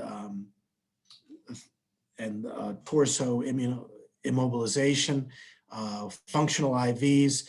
Any casualty with a Glasgow Coma Scale score less than 9 would be intubated, or if there was any threat to airway because of burns or tracheal injury. NG and OG tube, unless contraindicated, and all lines were secured. And this is probably similar to what we do here in the States to be able to safely move a casualty. Hypothermia was a big priority, and we would wrap all the casualties in a blizzard blanket. We would assure that they have eye and ear protection. And the rest, I think, is standard of care. So we had transport ventilators, as we do here, small, compact, but very effective. And this shows a couple of iterations of that. And then recommended meds, I think, are very similar to what we use here in civilian medicine. Now, very important, we had to coordinate the helicopter request with the Tactical Operations Center.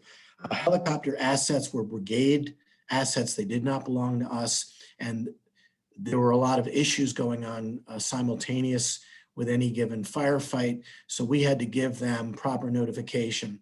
So we would only summon them when we were ready to move the casualty. We also had to make sure that we did not leave the flight team on the landing zone because several things. One, there were people fighting concurrently. Sometimes the LZ was not secure. And also the UH-60 Blackhawks would burn a lot of fuel, and we couldn't waste that fuel. So we had to just coordinate movement, call them 5 to 10 minutes before we were ready to move, and they would sweep down onto the landing zone in twos, and we would deliver the casualties.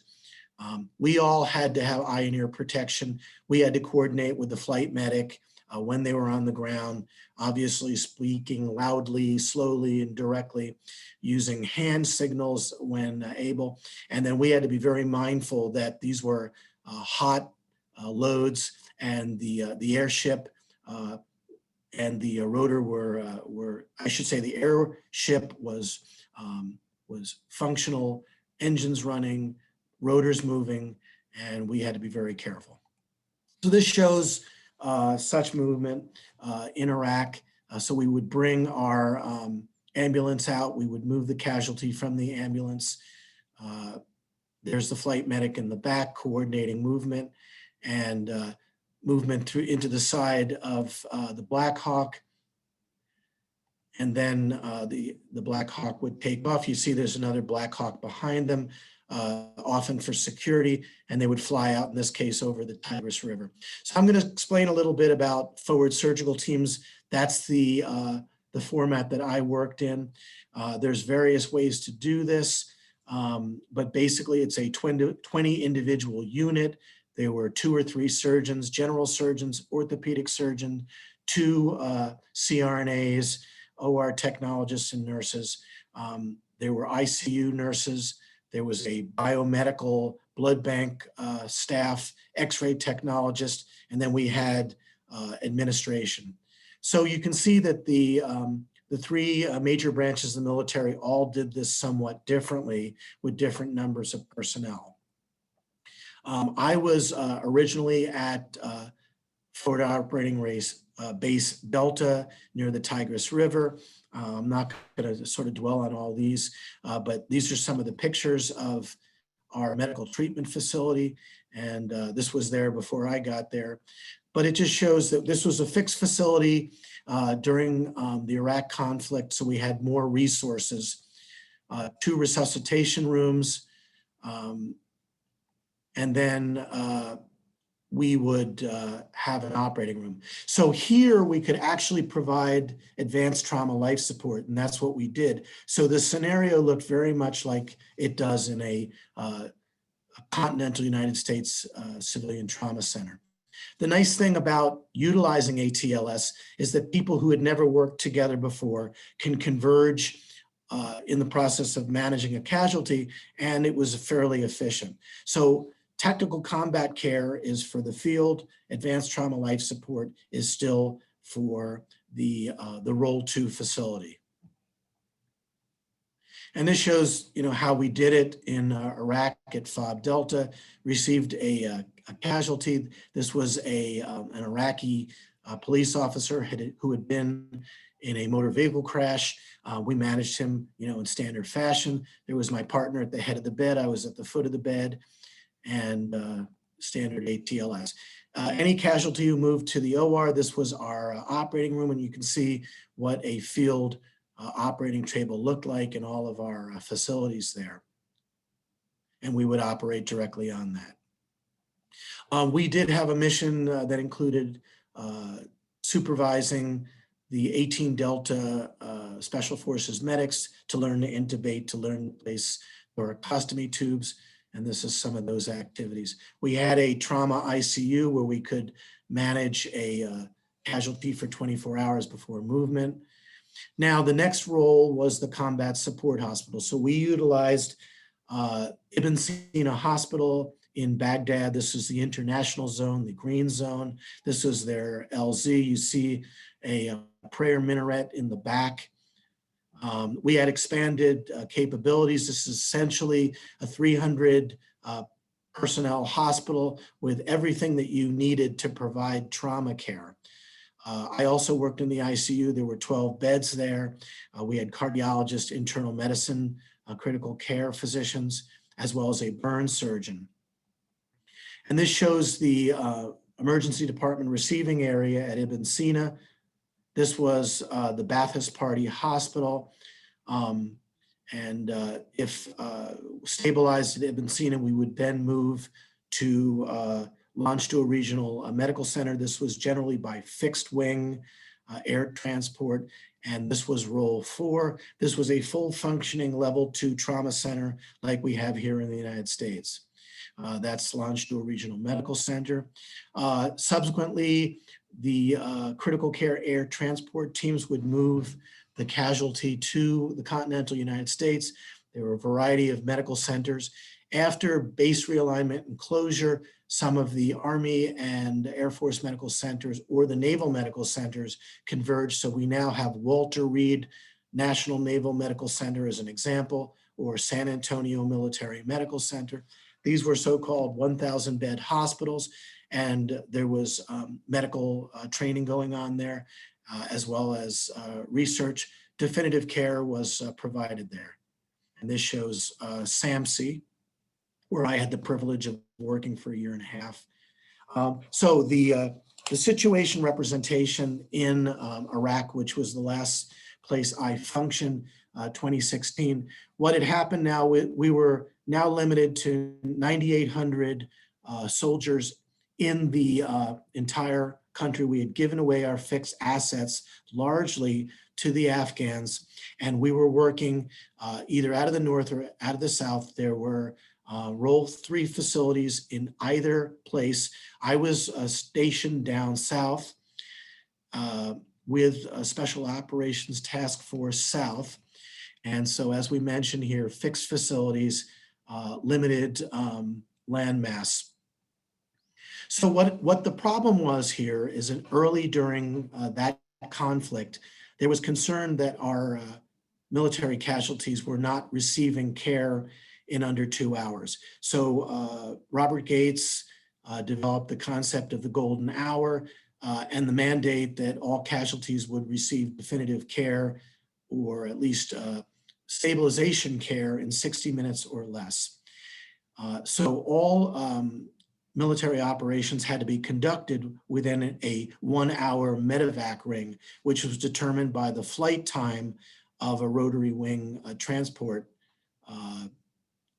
And that either had to be by Black Hawk or CH-47 Chinook. Now, the problem here is that Special Forces teams did not function within the medevac ring because they were fighting all over the country. So this developed, or I should say, mandated the development of a new military medical concept. So what was developed, and I had the opportunity to participate in, was the GHOST team. GHOST stands for Golden Hour Offset Surgical Techniques Team, with the idea of moving the medical team out with the warfighters, with the special operations team, so that we could provide life-saving interventions near the point of injury, and certainly within 1 hour of wounding. And I'm going to show you how we did that. So this was our area of operations in black, and we were at Kandahar Airfield. We would get deployed to a variety of different settings, depending on military requirements as determined out of the more northern control area. So we were headquartered at Bagram Airfield. We would get directives from them. We would move out from Kandahar. There were 2 very small posts that we utilized, Camp Brown and Camp Vasquez, but we were otherwise surrounded by either host nation or multinational forces. We were with the Afghan commandos. They were their special forces, and we had other assets with us. We also had a NATO Role 3 hospital. This was a very well constructed hospital that had hermetically controlled operating rooms, and it was a wonderful facility. So the GHOST team mission was a 7-member expeditionary surgical team designed to perform resuscitative surgery, essential to stabilize the severely injured, and can provide continuous stabilization to the next point of evacuation.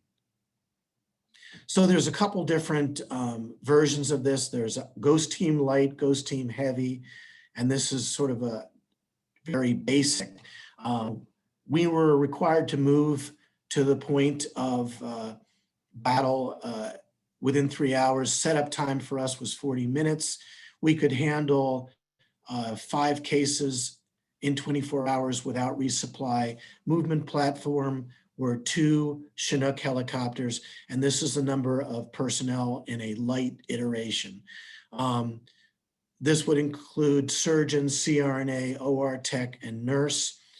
We would bring all our equipment with us. I'm going to show you how that got done. And then we had oxygen supply, blood products, and litter. So the heavy version of this was 2 61 Juliet general surgeons, trauma surgeons, a CRNA nurse, OR tech, and 68 Whiskey medics. We loaded everything on 2 modified Kawasaki Razor ATVs. We had a 3,000 volt generator and cables. We had a HemaCool freezer for a fresh frozen plasma, and a so-called Collins box or refrigerator for packed red blood cells. The Collins box would have dry ice, and we could maintain blood product for 48 hours. We were given 10 units of packed red blood cells and 20 units of FFP, nothing more. These were our basic instrument trays that we would bring with us. And then if we were resupplied, they literally would kick the resupply boxes, the kicker boxes, out of the back of a Black Hawk, and they'd move on. So the benefit we had is an actual oxygen generator, and this worked very well, and it supplemented any oxygen canisters that we might have to bring with us. So we could cap out at 6 to 8 casualties without resupply. That's the Saros tactical oxygen generator on the back of a soldier. Other equipment we brought with us on this flight: a Sonosite, ProPack monitor, a Belmont rapid infuser, soft T tourniquets, intraosseous infusion devices, and then central venous catheters. This shows a fixed facility. This was Camp Antonik. This was actually part of a very large Afghan base. This used to be a portion of Camp Leatherneck that the Marines used. So we had fixed facilities and mobile facilities. So this is how we would move our supplies in roll bags that we'd simply, condense, roll up, and bring with us on the bird. And this shows the operating area. This is fairly standard for how we would operate in theater on a stretcher. I'll show you another version of this. This is our CRNA. So I'll show you a little bit more of this. This was actually one mission that we were deployed to serve, and our CRNA would set up at the head of the bed. In this particular occasion, we were in a villa on the one river, on the Helmand River, and this was somebody's house, and we were functioning in a living room. So anesthesia would use total IV anesthesia only, and so all agents would be pushed after intubation with etomidate, ketamine, or succinylcholine. We would maintain with ketamine, fentanyl, and vecuronium. This shows our impact ventilator that we brought on the mission with us. This shows how we actually loaded the ATV. So this can give you an example of what our Pelican boxes looked like, where we would put all our equipment. And this shows another version of that. We would put the Honda generator directly on one of these supports, and that would go in one of the, on one of the ATVs. This shows loading the ATVs into the back of a Chinook prior to a mission. And this is securing all of our equipment on the Chinook. The fire team would actually be on another Chinook, so we'd send out 2 birds during a mission. We would actually be attached to our equipment because the back of the Chinooks would stay open in flight.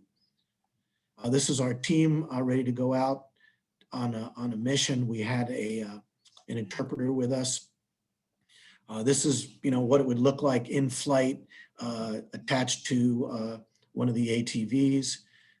This shows you, what the in-flight scenario was like with the back of the Chinook open, flying over Afghanistan at dusk. We would generally move at dusk or at night because a lot of these areas were not secured. This shows where we were actually functioning. Again, a villa on the Helmand River. And this is where the special operations team was set up. This was actually the area where we would provide medical care. And you can see it was fairly austere. You can see that there were insects all over the place. On the left side of the screen, you can see there was actually a bird's nest, and we would operate in this environment. This is our team ready to receive casualties after setup.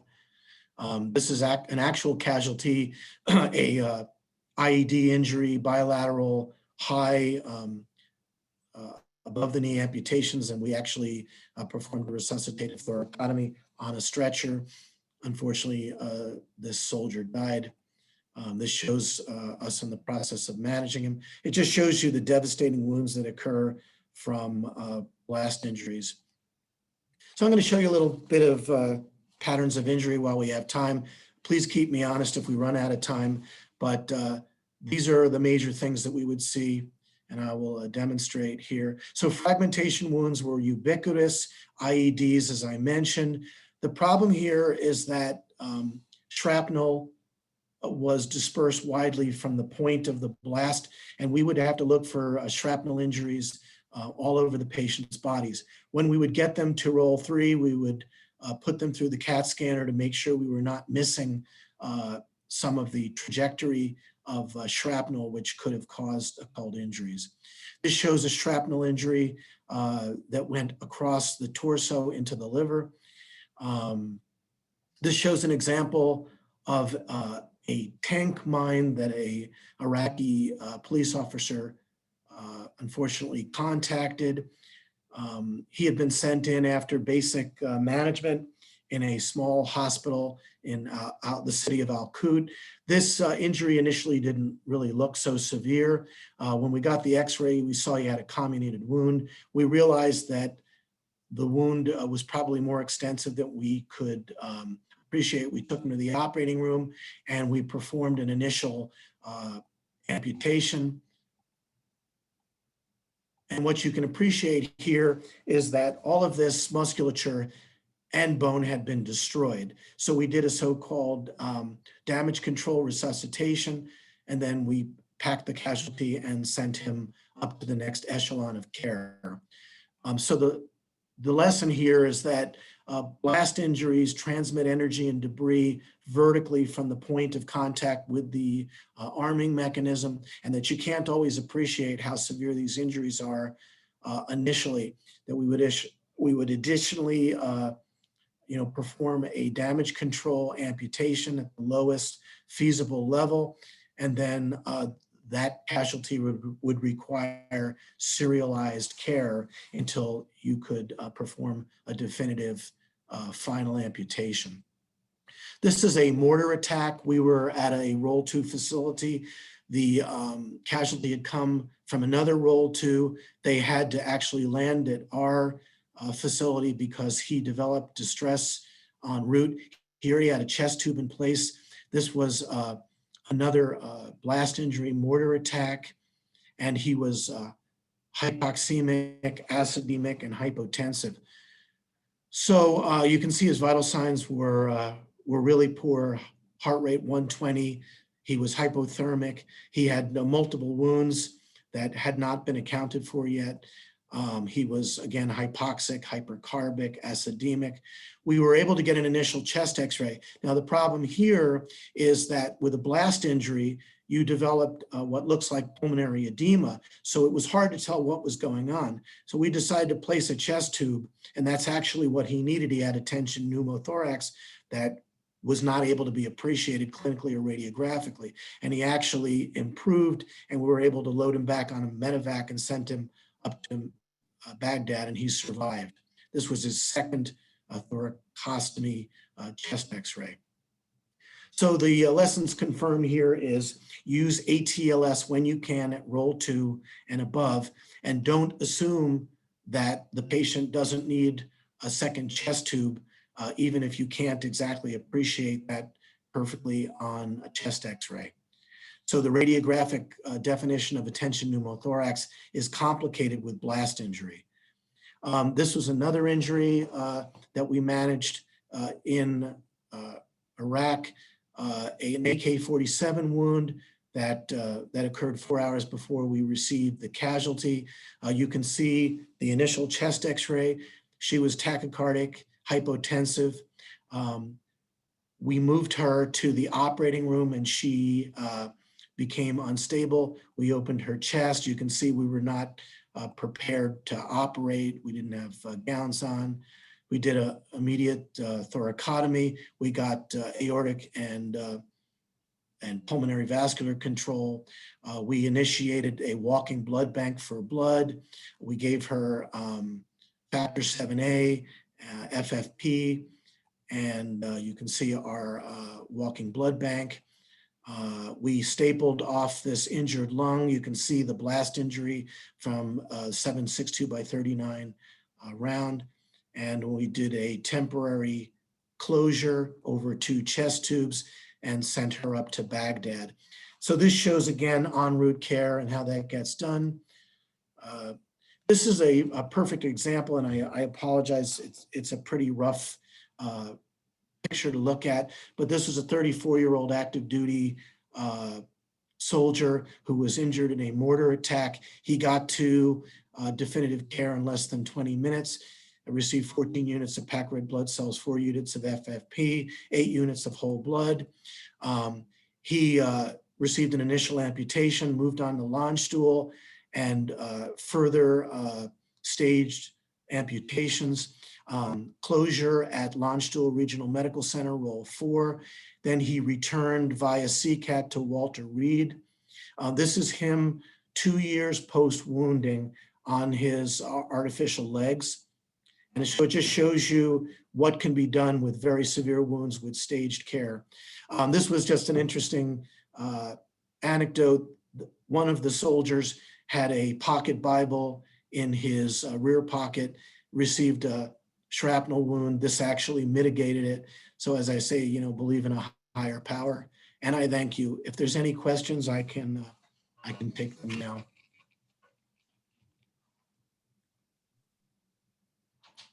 Thank you very much. I've been watching the chat, and it doesn't look like we have any immediate questions right now. Thank you, Dr. Information. Gorski. Thank you. That was awesome. Thank you so much for your expertise and sharing your stories, and thank you for your service. Thank you. More questions will probably roll in, but unfortunately, we're sort of short on time. Sure. So we can collect the questions in the chat as we have been. Very and good. Melanie Thank can you. send them, or send you a collated version to respond. Appreciate it. All right. Thank you for the opportunity. Thank you again. Yes, lots of positive feedback in the chat. Yes, there is. I'd And it like looks to like we've, introduce, yep, we've got our next speaker who's on already. And here so we Dr. Joshua Glasser. He's one of our chief residents at the University of Arizona, Banner University Medical Center, Tucson, who's in our combined emergency medicine and pediatric residency. So instead of doing just one residency, he's decided to do 2. He'll be sharing his expertise today around pediatric trauma. And before joining us, he completed his medical school at the Medical College of Georgia at Georgia Regents University in Augusta, Georgia. He's lived many places all over the country, but when asked to choose which represents him the most, he answers Atlanta. So without further ado, Dr. Glasser. Hello, everybody. Thank you for having me. Let me share my screen.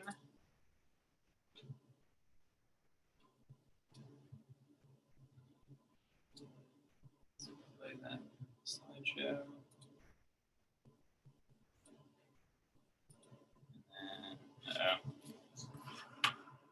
Can we see my screen? Not yet. Not yet. Yeah, so when you click on that, there you go. Here it There comes. we go. Okay. Then you can go into presentation mode or play. Yeah. All right. It's been a little while. Perfect. All right. Thanks, guys. So today I'm going to speak a little bit about pediatric trauma. We're kind of going to do a shallow dive through pediatric trauma with a few pearls of pediatric specific things to keep in mind when evaluating a trauma patient. And thanks, guys, for the introduction. Much appreciated. So I have no conflicts of interest to disclose. Our learning objectives are to review a little bit of the epidemiology of pediatric trauma, discuss the stabilization and initial evaluation of pediatric trauma patients, focus on pearls of the anatomy and physiology of children that might affect the management of traumatic injuries, and a couple of procedural pearls, to go over a little bit of 2 special areas of consideration, the cervical spine in pediatric patients and inflicted trauma or non-accidental trauma. And to discuss a little bit about transport. So trauma is the leading cause of death in pediatric patients who are over a year of age and nationally exceeds all other causes of pediatric death combined. In 2010, it led to 150,000 admissions and 9,000 deaths, more than 2/3 of which are related to firearms. Per year worldwide, drowning causes around 500,000 deaths, and it's the leading cause of death among children 1 to 14 years. In infants in the United States, 78% of drownings occur at home, and in children 1 to 4 years old, 55% occur in pools. In older children, there's more of a spread. There are some unique things concerning the types of injury in pediatrics, and a couple that are worth noting.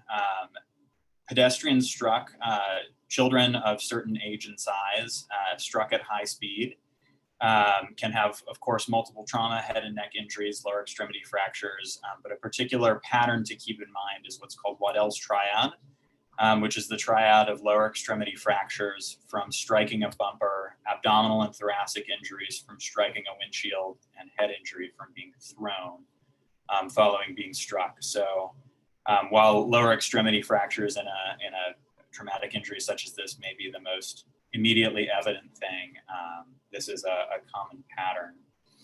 Another one that's important to recognize when we're talking about auto accidents is what's called the lap belt complex. And this exists in improperly restrained children who only have a lap belt, and abdominal wall injury, hollow viscous injury, and spinal flexion injury can all come from the force, the fulcrum of that lap belt. And the first two of these things, the abdominal wall injury and hollow viscous injury, can be fairly quiet on an initial examination or evaluation. And the last that's somewhat unique to, this is less unique to children, except they probably fall off bicycles more. Handlebars can cause very easy to miss and initially quiet internal abdominal injuries. So it's an important part of the history of a child who had an accident from a bicycle, motorized vehicle. General considerations that sort of guide how children are affected by trauma in general. Smaller body size means there's greater effect from forces in the outside world. The incompletely calcified skeleton means that deeper injuries can be hidden without any evidence of bony injury. Higher overall surface area means greater energy expenditure and more difficulty regulating temperature. And in general, traumatic injury has massive implications on long-term growth, development, psychosocial health. And from the moment we see traumatic patients, keeping that in mind in their care can make a huge difference. And we'll talk about some of this in more detail with different body systems. So a few statistics. Yeah, could I have a few? I apologize, I'm in the hospital, so I'm using a call room. So this is a little bit of the statistics of the state of Arizona. And as we can see, for Arizona at least, the traumatic deaths and injuries in the 15 to 19 range, where children are most susceptible to both firearm injuries and MVCs, things like that, is what trends trauma both being the most common cause of death and injury compared to other medical things past the first year of life. And we see that in kind of both these tables. In Arizona, at least with this data, there's sort of a 50-50 split between the ages 1 and 14, but it's the adolescents that really trend trauma up in that direction. A couple of other statistics with regards to Arizona, we're kind of upper middle of the road when it comes to, pun not intended, my apologies, when it comes to motor vehicle collisions, as you can see on the left. And then on the right, we can see kind of that dramatic upswing in motor vehicle related injuries past the driving age 15 or so. So whenever we talk about trauma, we're kind of going through the primary survey. I know I'm not the first person to kind of talk a little bit about the ATLS algorithm. So ATLS, of course, emphasizes starting with the primary survey of airway, breathing, circulation, disability, and exposure, and the care of traumatically injured patients focuses on a return to the primary survey in cases of decompensation. We'll discuss a little bit how there can be tricky aspects to this in pediatric care. So another thing to keep in mind when we're considering kind of wrapping our minds around how to care for an ill child in general, whether medically or traumatically ill, is the idea of the pediatric assessment triangle, of looking at the appearance, breathing, and circulation of a child, whether or not we have any history, whether or not they can talk to us, whether or not we have comfort with the nuances of an examination. Considering these things can give us clues to overall systemic decompensation.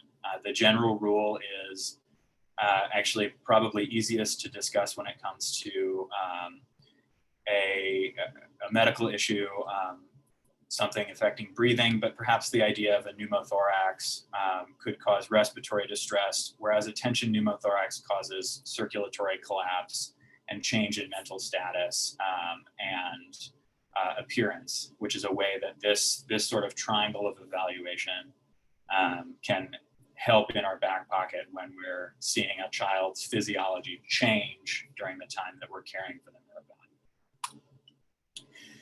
So starting with the airway of ATLS, so the goal of airway management is assessment of patency and adequacy, and then protection of the airway.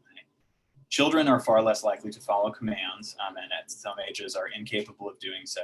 So tone and hoarseness of vocalizations and cry may be your only tool to assess a change in airway patency. In addition, organization of breathing patterns is crucial. Intermittent apnea is a sign of hypoxia often, and by extension is then often a pre-arrest sign. In traumatic injuries in particular, injuries to the cartilaginous tissues are rare, the larynx is well protected, but children are more vulnerable than adults to expanding hematomas or soft tissue swelling because the neck is relatively smaller and the airway is narrower. Airway management in a traumatically injured patient, a patient who needs airway management, this can't be undertaken without considering the cervical spine. Anatomically, the pediatric airway is small, anterior, and floppy, or omega-shaped, particularly in infancy compared to the adult airway. And the tongue and tonsils are both relatively larger. There's a natural narrowing in the subglottic space, which is why uncuffed tubes were previously the way to go in pediatrics. That's no longer particularly held to be the case. Cuff tubes are acceptable with low cuff pressures, or if you're unsure, a deflated cuff and a well-secured tube is okay. Cricothyrotomy is not an option in children less than 8 years of age. And to direct attention to the pictures on the right, there are two things to note here. The first we'll get to later when we're thinking about the cervical spine and the placement on a spine board. But of course, also the child in the top of this photograph being placed in this way also has implications in airway compromise because this takes them very much out of the neutral, sniffing, or even neutral position and can cause airway compromise. Some pearls of airway tools to have in your back pocket. The endotracheal tube size is that's a standard formula that nobody would forgive you if you had to look up. But I like keeping in my back pocket that for blade size, you use 0 in a newborn, you turn to a 2-blade at age 2 and a 3-blade in 3rd grade. And you use a 1-blade just kind of in the middle, which is why there's nothing written next to that. And so you can kind of hang on to that and never really forget it again. Likewise, there's a formula for LMA and eye gel size, and depending on what you have, certainly double check that with your manufacturer instructions. And that's an important thing to have with you to offload that mental energy. The components of breathing in the ATLS algorithm are ventilation, oxygenation, support going along with airway, and then integrity, so the chest wall and underlying organs. Tidal volumes are fixed in pediatrics, so minute ventilation is maintained almost exclusively by respiratory rate. Small children are extremely sensitive to increased intra-abdominal pressures, and those can cause decreased tidal volumes very quickly. So a child who's requiring bag ventilation, keeping the ventilation adequate to only cause chest rise and those things to avoid abdominal insufflation can have a pretty big and quick impact on how easy it is to ventilate a child even a few minutes down the road. Children have a much lower residual volume, which means that desaturation occurs very rapidly during apnea. So attention to pre-oxygenation and oxygenation during airway management is critical. Breathing goes hand in hand with thoracic trauma, sort of the parenchyma. This causes 15% of fatalities in pediatric trauma, although isolated only 1% of injuries. As we mentioned before, thin bones and a greater proportion of cartilaginous structures leads to fewer fractures, but you can have significant injuries with limited external evidence. A pneumothorax turning into a tension pneumothorax is relatively more common in children because of the relative mobility of the mediastinal structures. There's less overall structure keeping things in place. It's conversely more difficult to recognize because both with this and pericardial tamponade, young children rarely show distended neck veins, often have sort of necks that are structured more differently with rolls that are cute when you're not worried about whether they have a tension pneumothorax, but make bedside evaluation of that very difficult.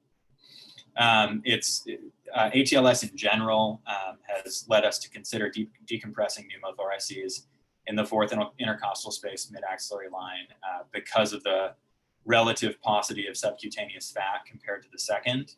In children as well, in young children, the thymus and occasionally the heart can actually cross over that second space.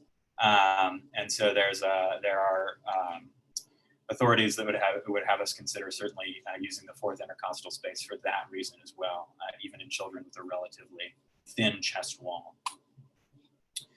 The most clinically significant pre-hospital action in a child, specifically a child with traumatic brain injury, is the prevention of hypoxia. There's no mortality benefit to endotracheal intubation versus a supraglottic device or bag valve mask ventilation, assuming that oxygenation and ventilation are appropriate. Normocapnia is also important in both TBI and non-TBI patients. Hyperventilation is really indicated only for a moment of impending herniation because routine hyperventilation can cause rebound increased ICP.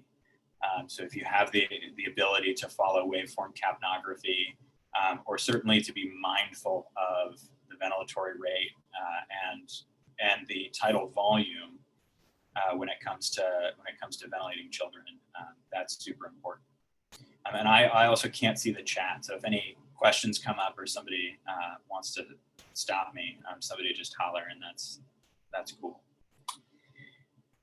So circulation in ATLS, of course, we know stop bleeding, evaluate for shock, vascular access. Things to keep in mind in children. Children have a relatively large scalp surface area. And so they're susceptible to hypovolemia, both from scalp bleeding, but also at a very young age when they have open cranial sutures. Hemodynamically significant intracranial bleeding can occur in children who have mobile sutures. There's enough ability for volume expansion to cause a change in hemodynamics. It's somewhat less common in long bone fractures because of the relatively slender extremities. Children can maintain perfusion up to 40% of blood volume loss. Stroke volume is fixed in children, so they compensate exclusively via heart rate. Hypotension is a late and pre-arrest sign in children for that reason. I know there was a talk on pediatric shock earlier, so this may have been discussed, just the thoughts of what normal blood pressure are. The 70 plus H times 2 is really easy for children, but one other to keep in mind, just infants are kind of a gray area. Pull out whatever pocket card or reference you use, and I guarantee it won't have something particularly detailed when it comes to infant blood pressure. So it's nice to know that infants relatively quickly get to a 50th percentile of a systolic of 90 or so and maps of 65, even when their systolics are lower. And so under 70 and anybody under a year of age is something that should at least make one consider hypotension if you're getting blood pressure readings like that in children. A quick tool for pediatric weight that I use every day is just hand heavy, which I borrowed from the pre-hospital world. So again, something that probably is better known outside the hospital than inside the hospital. But this has absolutely served me well. And in my 5 years of being a pediatric emergency physician, I find this is right more often than not. And another one to sort of keep in the back of your mind is that you won't be too far off if a premature infant is assumed to be 1 kilogram and a full term is assumed to be 3 kilograms. Vascular access, and in terms of circulatory support, PALS, ATLS, all these suggest if IV access can't be obtained in a critically ill child in 90 seconds, absolutely jump ahead to an IO.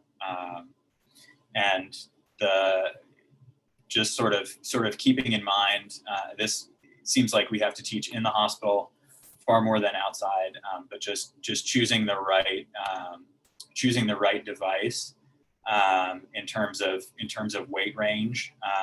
There are children who have thick enough subcutaneous fat who are still inside that under 40 kilogram range, in whom a well set blue or mid-range needle is definitely the appropriate choice.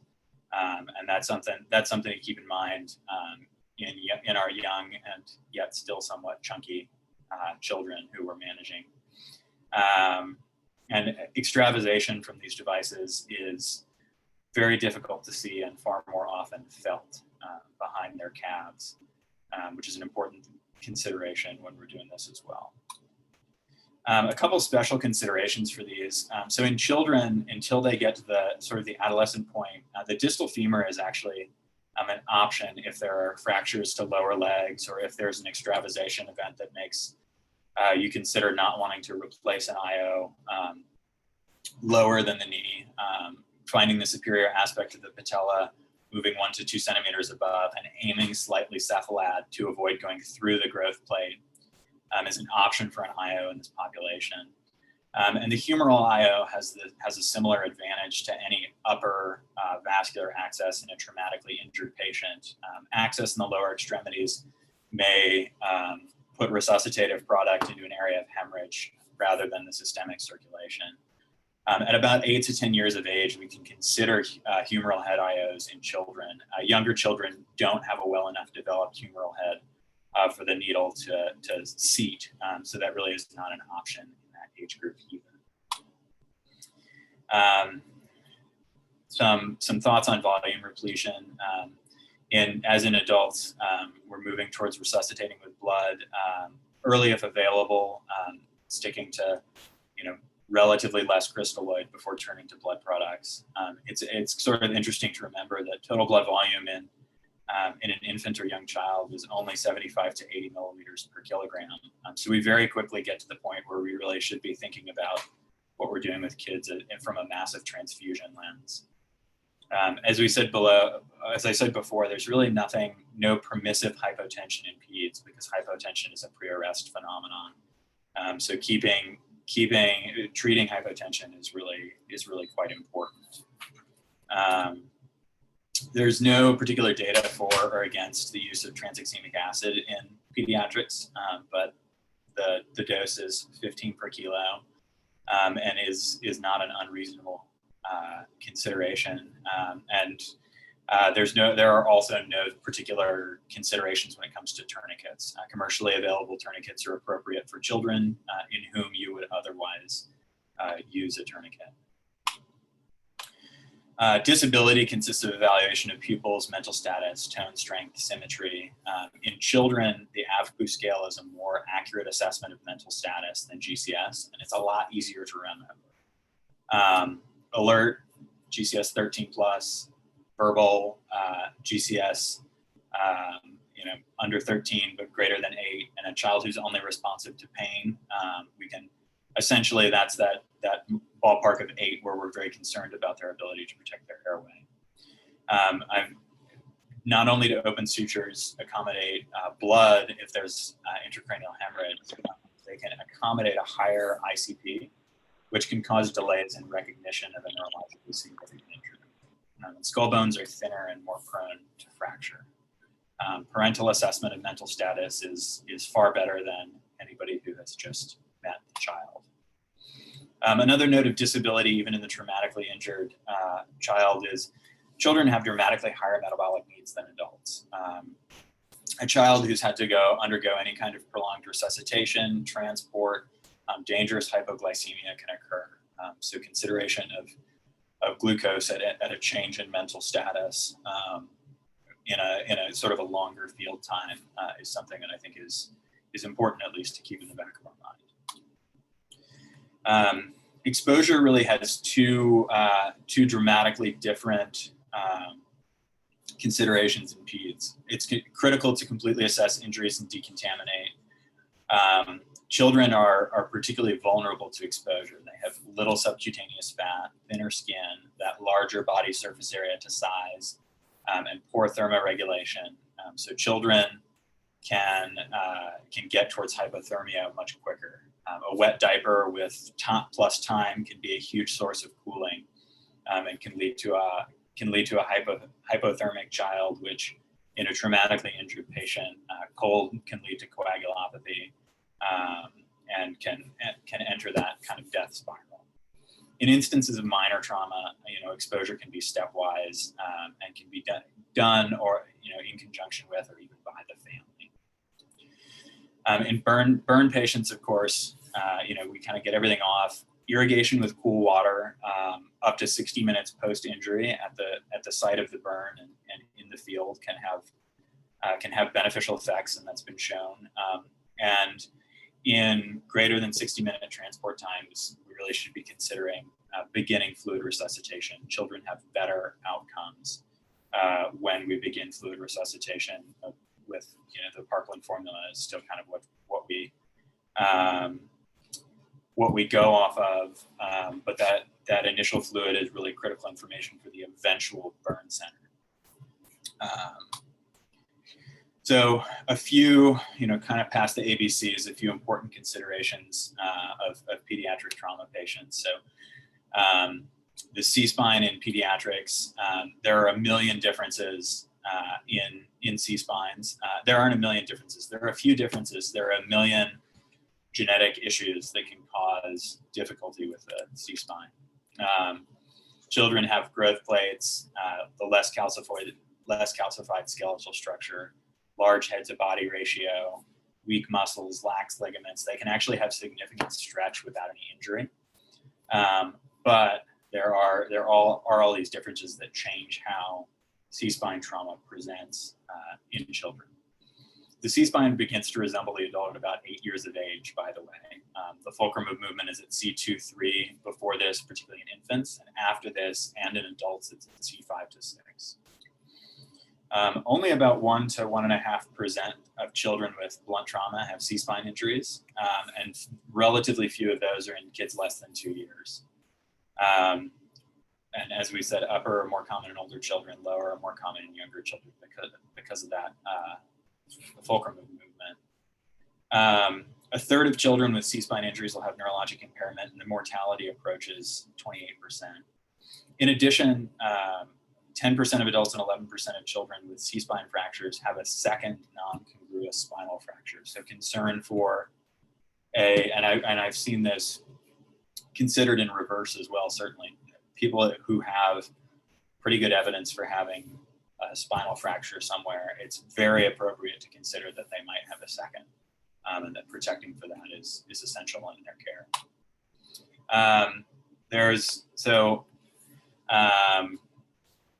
There have been folks who have looked at the idea that cervical collars can cause harm.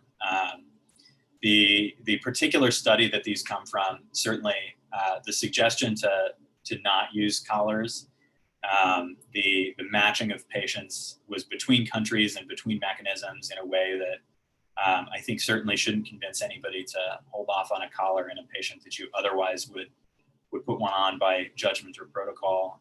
But under 7 years old, collars can cause unwanted flexion and worsen that atlanto-occipital distraction. The trunks of these children need to be an average of 2.5 centimeters or an inch off of a spine board to avoid that flexion. And so considering that and using towels, foam blocks, things like that to either in the place or in addition to collars can be a safer option. Torso tape, if it's ever considered in kids, needs to be used with great caution because it can have a substantial decrease in forced vital capacity or lung volume. And so that can actually step up and worsen the breathing piece of the care of your patient. There are 3 rules to clinically clear a C-spine, and I think the most important thing to sort of take from this is that there's nothing that we know that we can look at clinically that can truly clear a C-spine in a patient that we're concerned about under 7 or 8 years of age. On the far right, the PCARN idea is not yet validated, so that aims to reach to lower age group. There's nothing validated to rule out a C-spine injury in patients under 7 or 8 years old in somebody who's had a mechanism.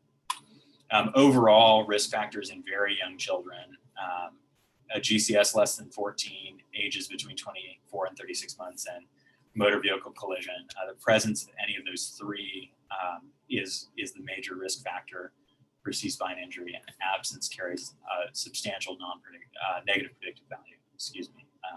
This specifically goes out the window in non-accidental trauma. There's no decision rule that we use for any pediatric trauma really that holds up if there's concern at any point that this was inflicted or non-accidental trauma. And so that's kind of a segue into, I think we can't talk about trauma without talking about inflicted trauma, because the history or concerns that can lead to this diagnosis can come at any point during a child's evaluation and management. Inflicted trauma is also known, of course, as non-accidental or suspected non-accidental trauma. It causes up to 1,500 deaths per year.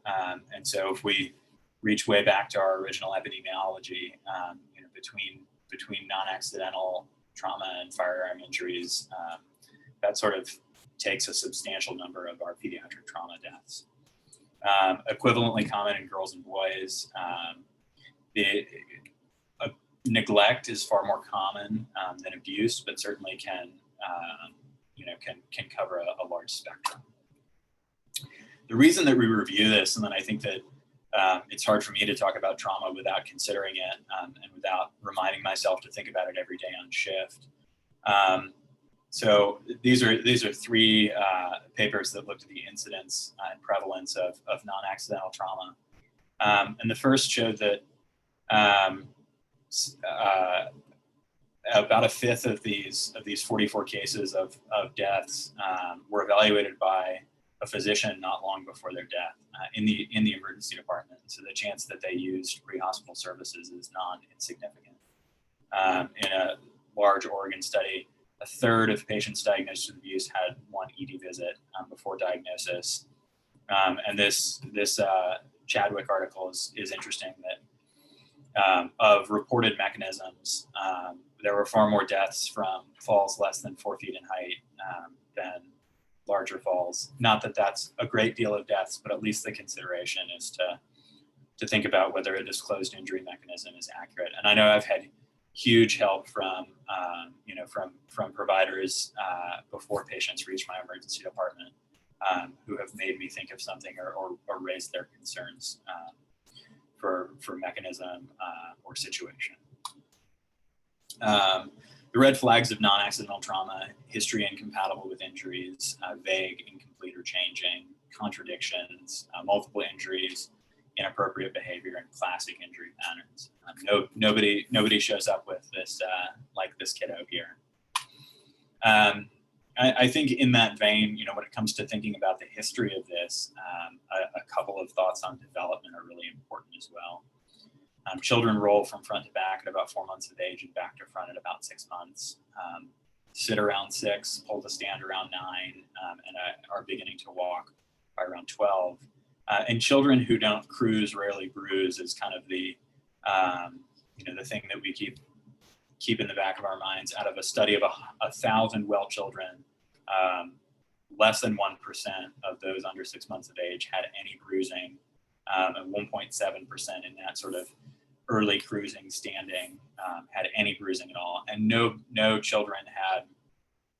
well children without concern for inflicted trauma had bruises to hands, buttocks, and very few had trunk bruises. So there are a couple of rules that can help to clue us into this. So injuries to the frenulum and the frenulum of the lip, bruising in non-ambulatory children under 4 months, any marks from objects, signs of physical neglect, and then sort of the areas that are discussed by this 10-4 and faces P rule: torso, chest, abdomen, back, GU, hips, and then anything in the eyes, behind the ears, subconjunctival injuries have substantial high sensitivity and specificity for predicting non-accidental trauma.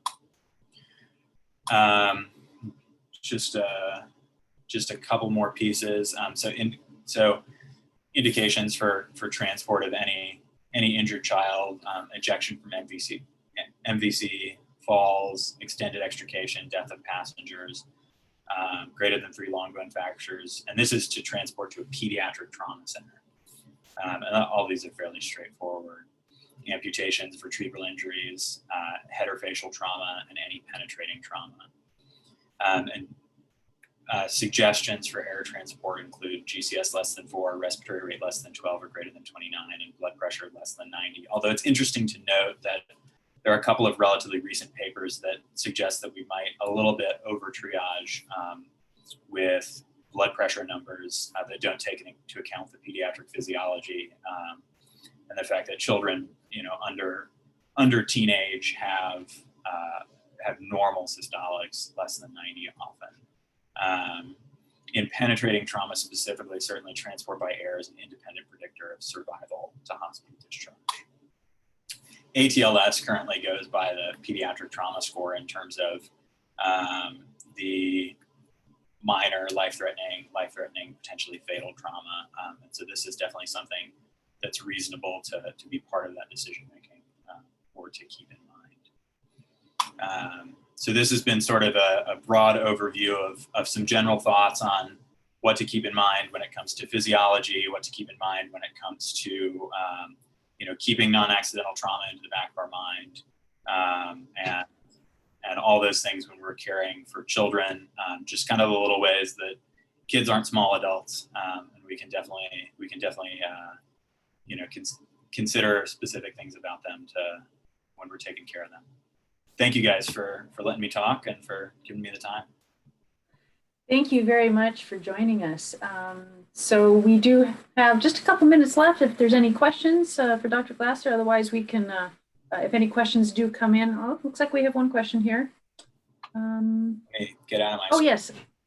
I'll put my email in that if you've got multiple folks that are watching from one location, from one login, yes, by all means, please, I'll put my email address in here. But do we have any questions before he disappears here? Let me get my email address in here.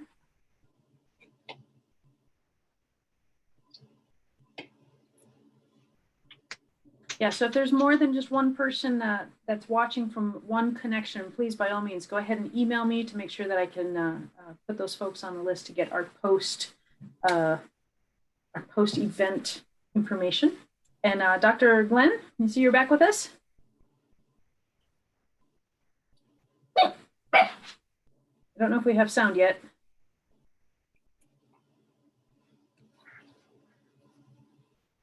Dr. Glenn, we can't quite hear you.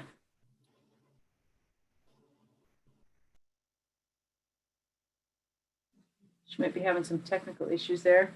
And yes, I had my little dog barked in the background again. So great, thank you very much, Dr. Glasser. All right, folks,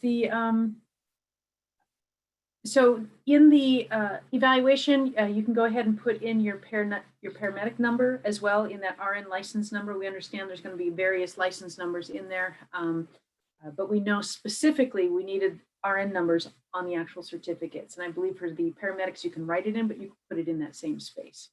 And let's see what else here. I'm not sure if we're able to get Dr. Glenn. I think she's trying to reconnect. So again, as we'll reach out to our presenters, and if we get some more files for their presentations, we will get them loaded up onto the material handout link that I've been posting. I will also have that in my post-event email to everybody. And just as a reminder, the first person that had registered, that Dr. Glenn had mentioned in the beginning, thank you again. You're the first one to register.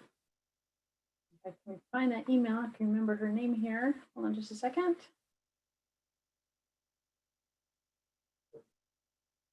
I've been getting a lot of questions in my emails here. Yeah, Jennifer Colbert, who's a paramedic, was the first to register. So, and let's see. So NREMT number, if you want to put them both down, as long as that information is in there, so when those certificates are done, that information will get put on there. I'm not sure how your accrediting body accepts those with either just your state number or the NREMT number. So you can put them both on there. If you didn't put your certification number on there for the medics certification numbers, no, it won't be an issue. And we can always make some adjustments if you need something else on there. So again, my email address I put into the chat if anyone else has other questions. As I'm watching down here, and please do the evaluation. You'll be able to do your certificate request. I'll be sending out an email a little bit later this afternoon just to reiterate everything that we did and the links. If you have any questions. And again, that material handout link will be active over the weekend. We did record the session and we will be having it on the Arizona Telemedicine Program archive link. It'll be housed on our website and you'll be able to view later. Don't believe there's going to be CME credits to view the recording, but at least the information will be there for you if you would like to review it. And with that, it doesn't look like Dr. Glenn has been able to get back on. So sorry about that. If anyone's got any other questions, please send them to me. And thank you again for joining. Have a great day, everyone.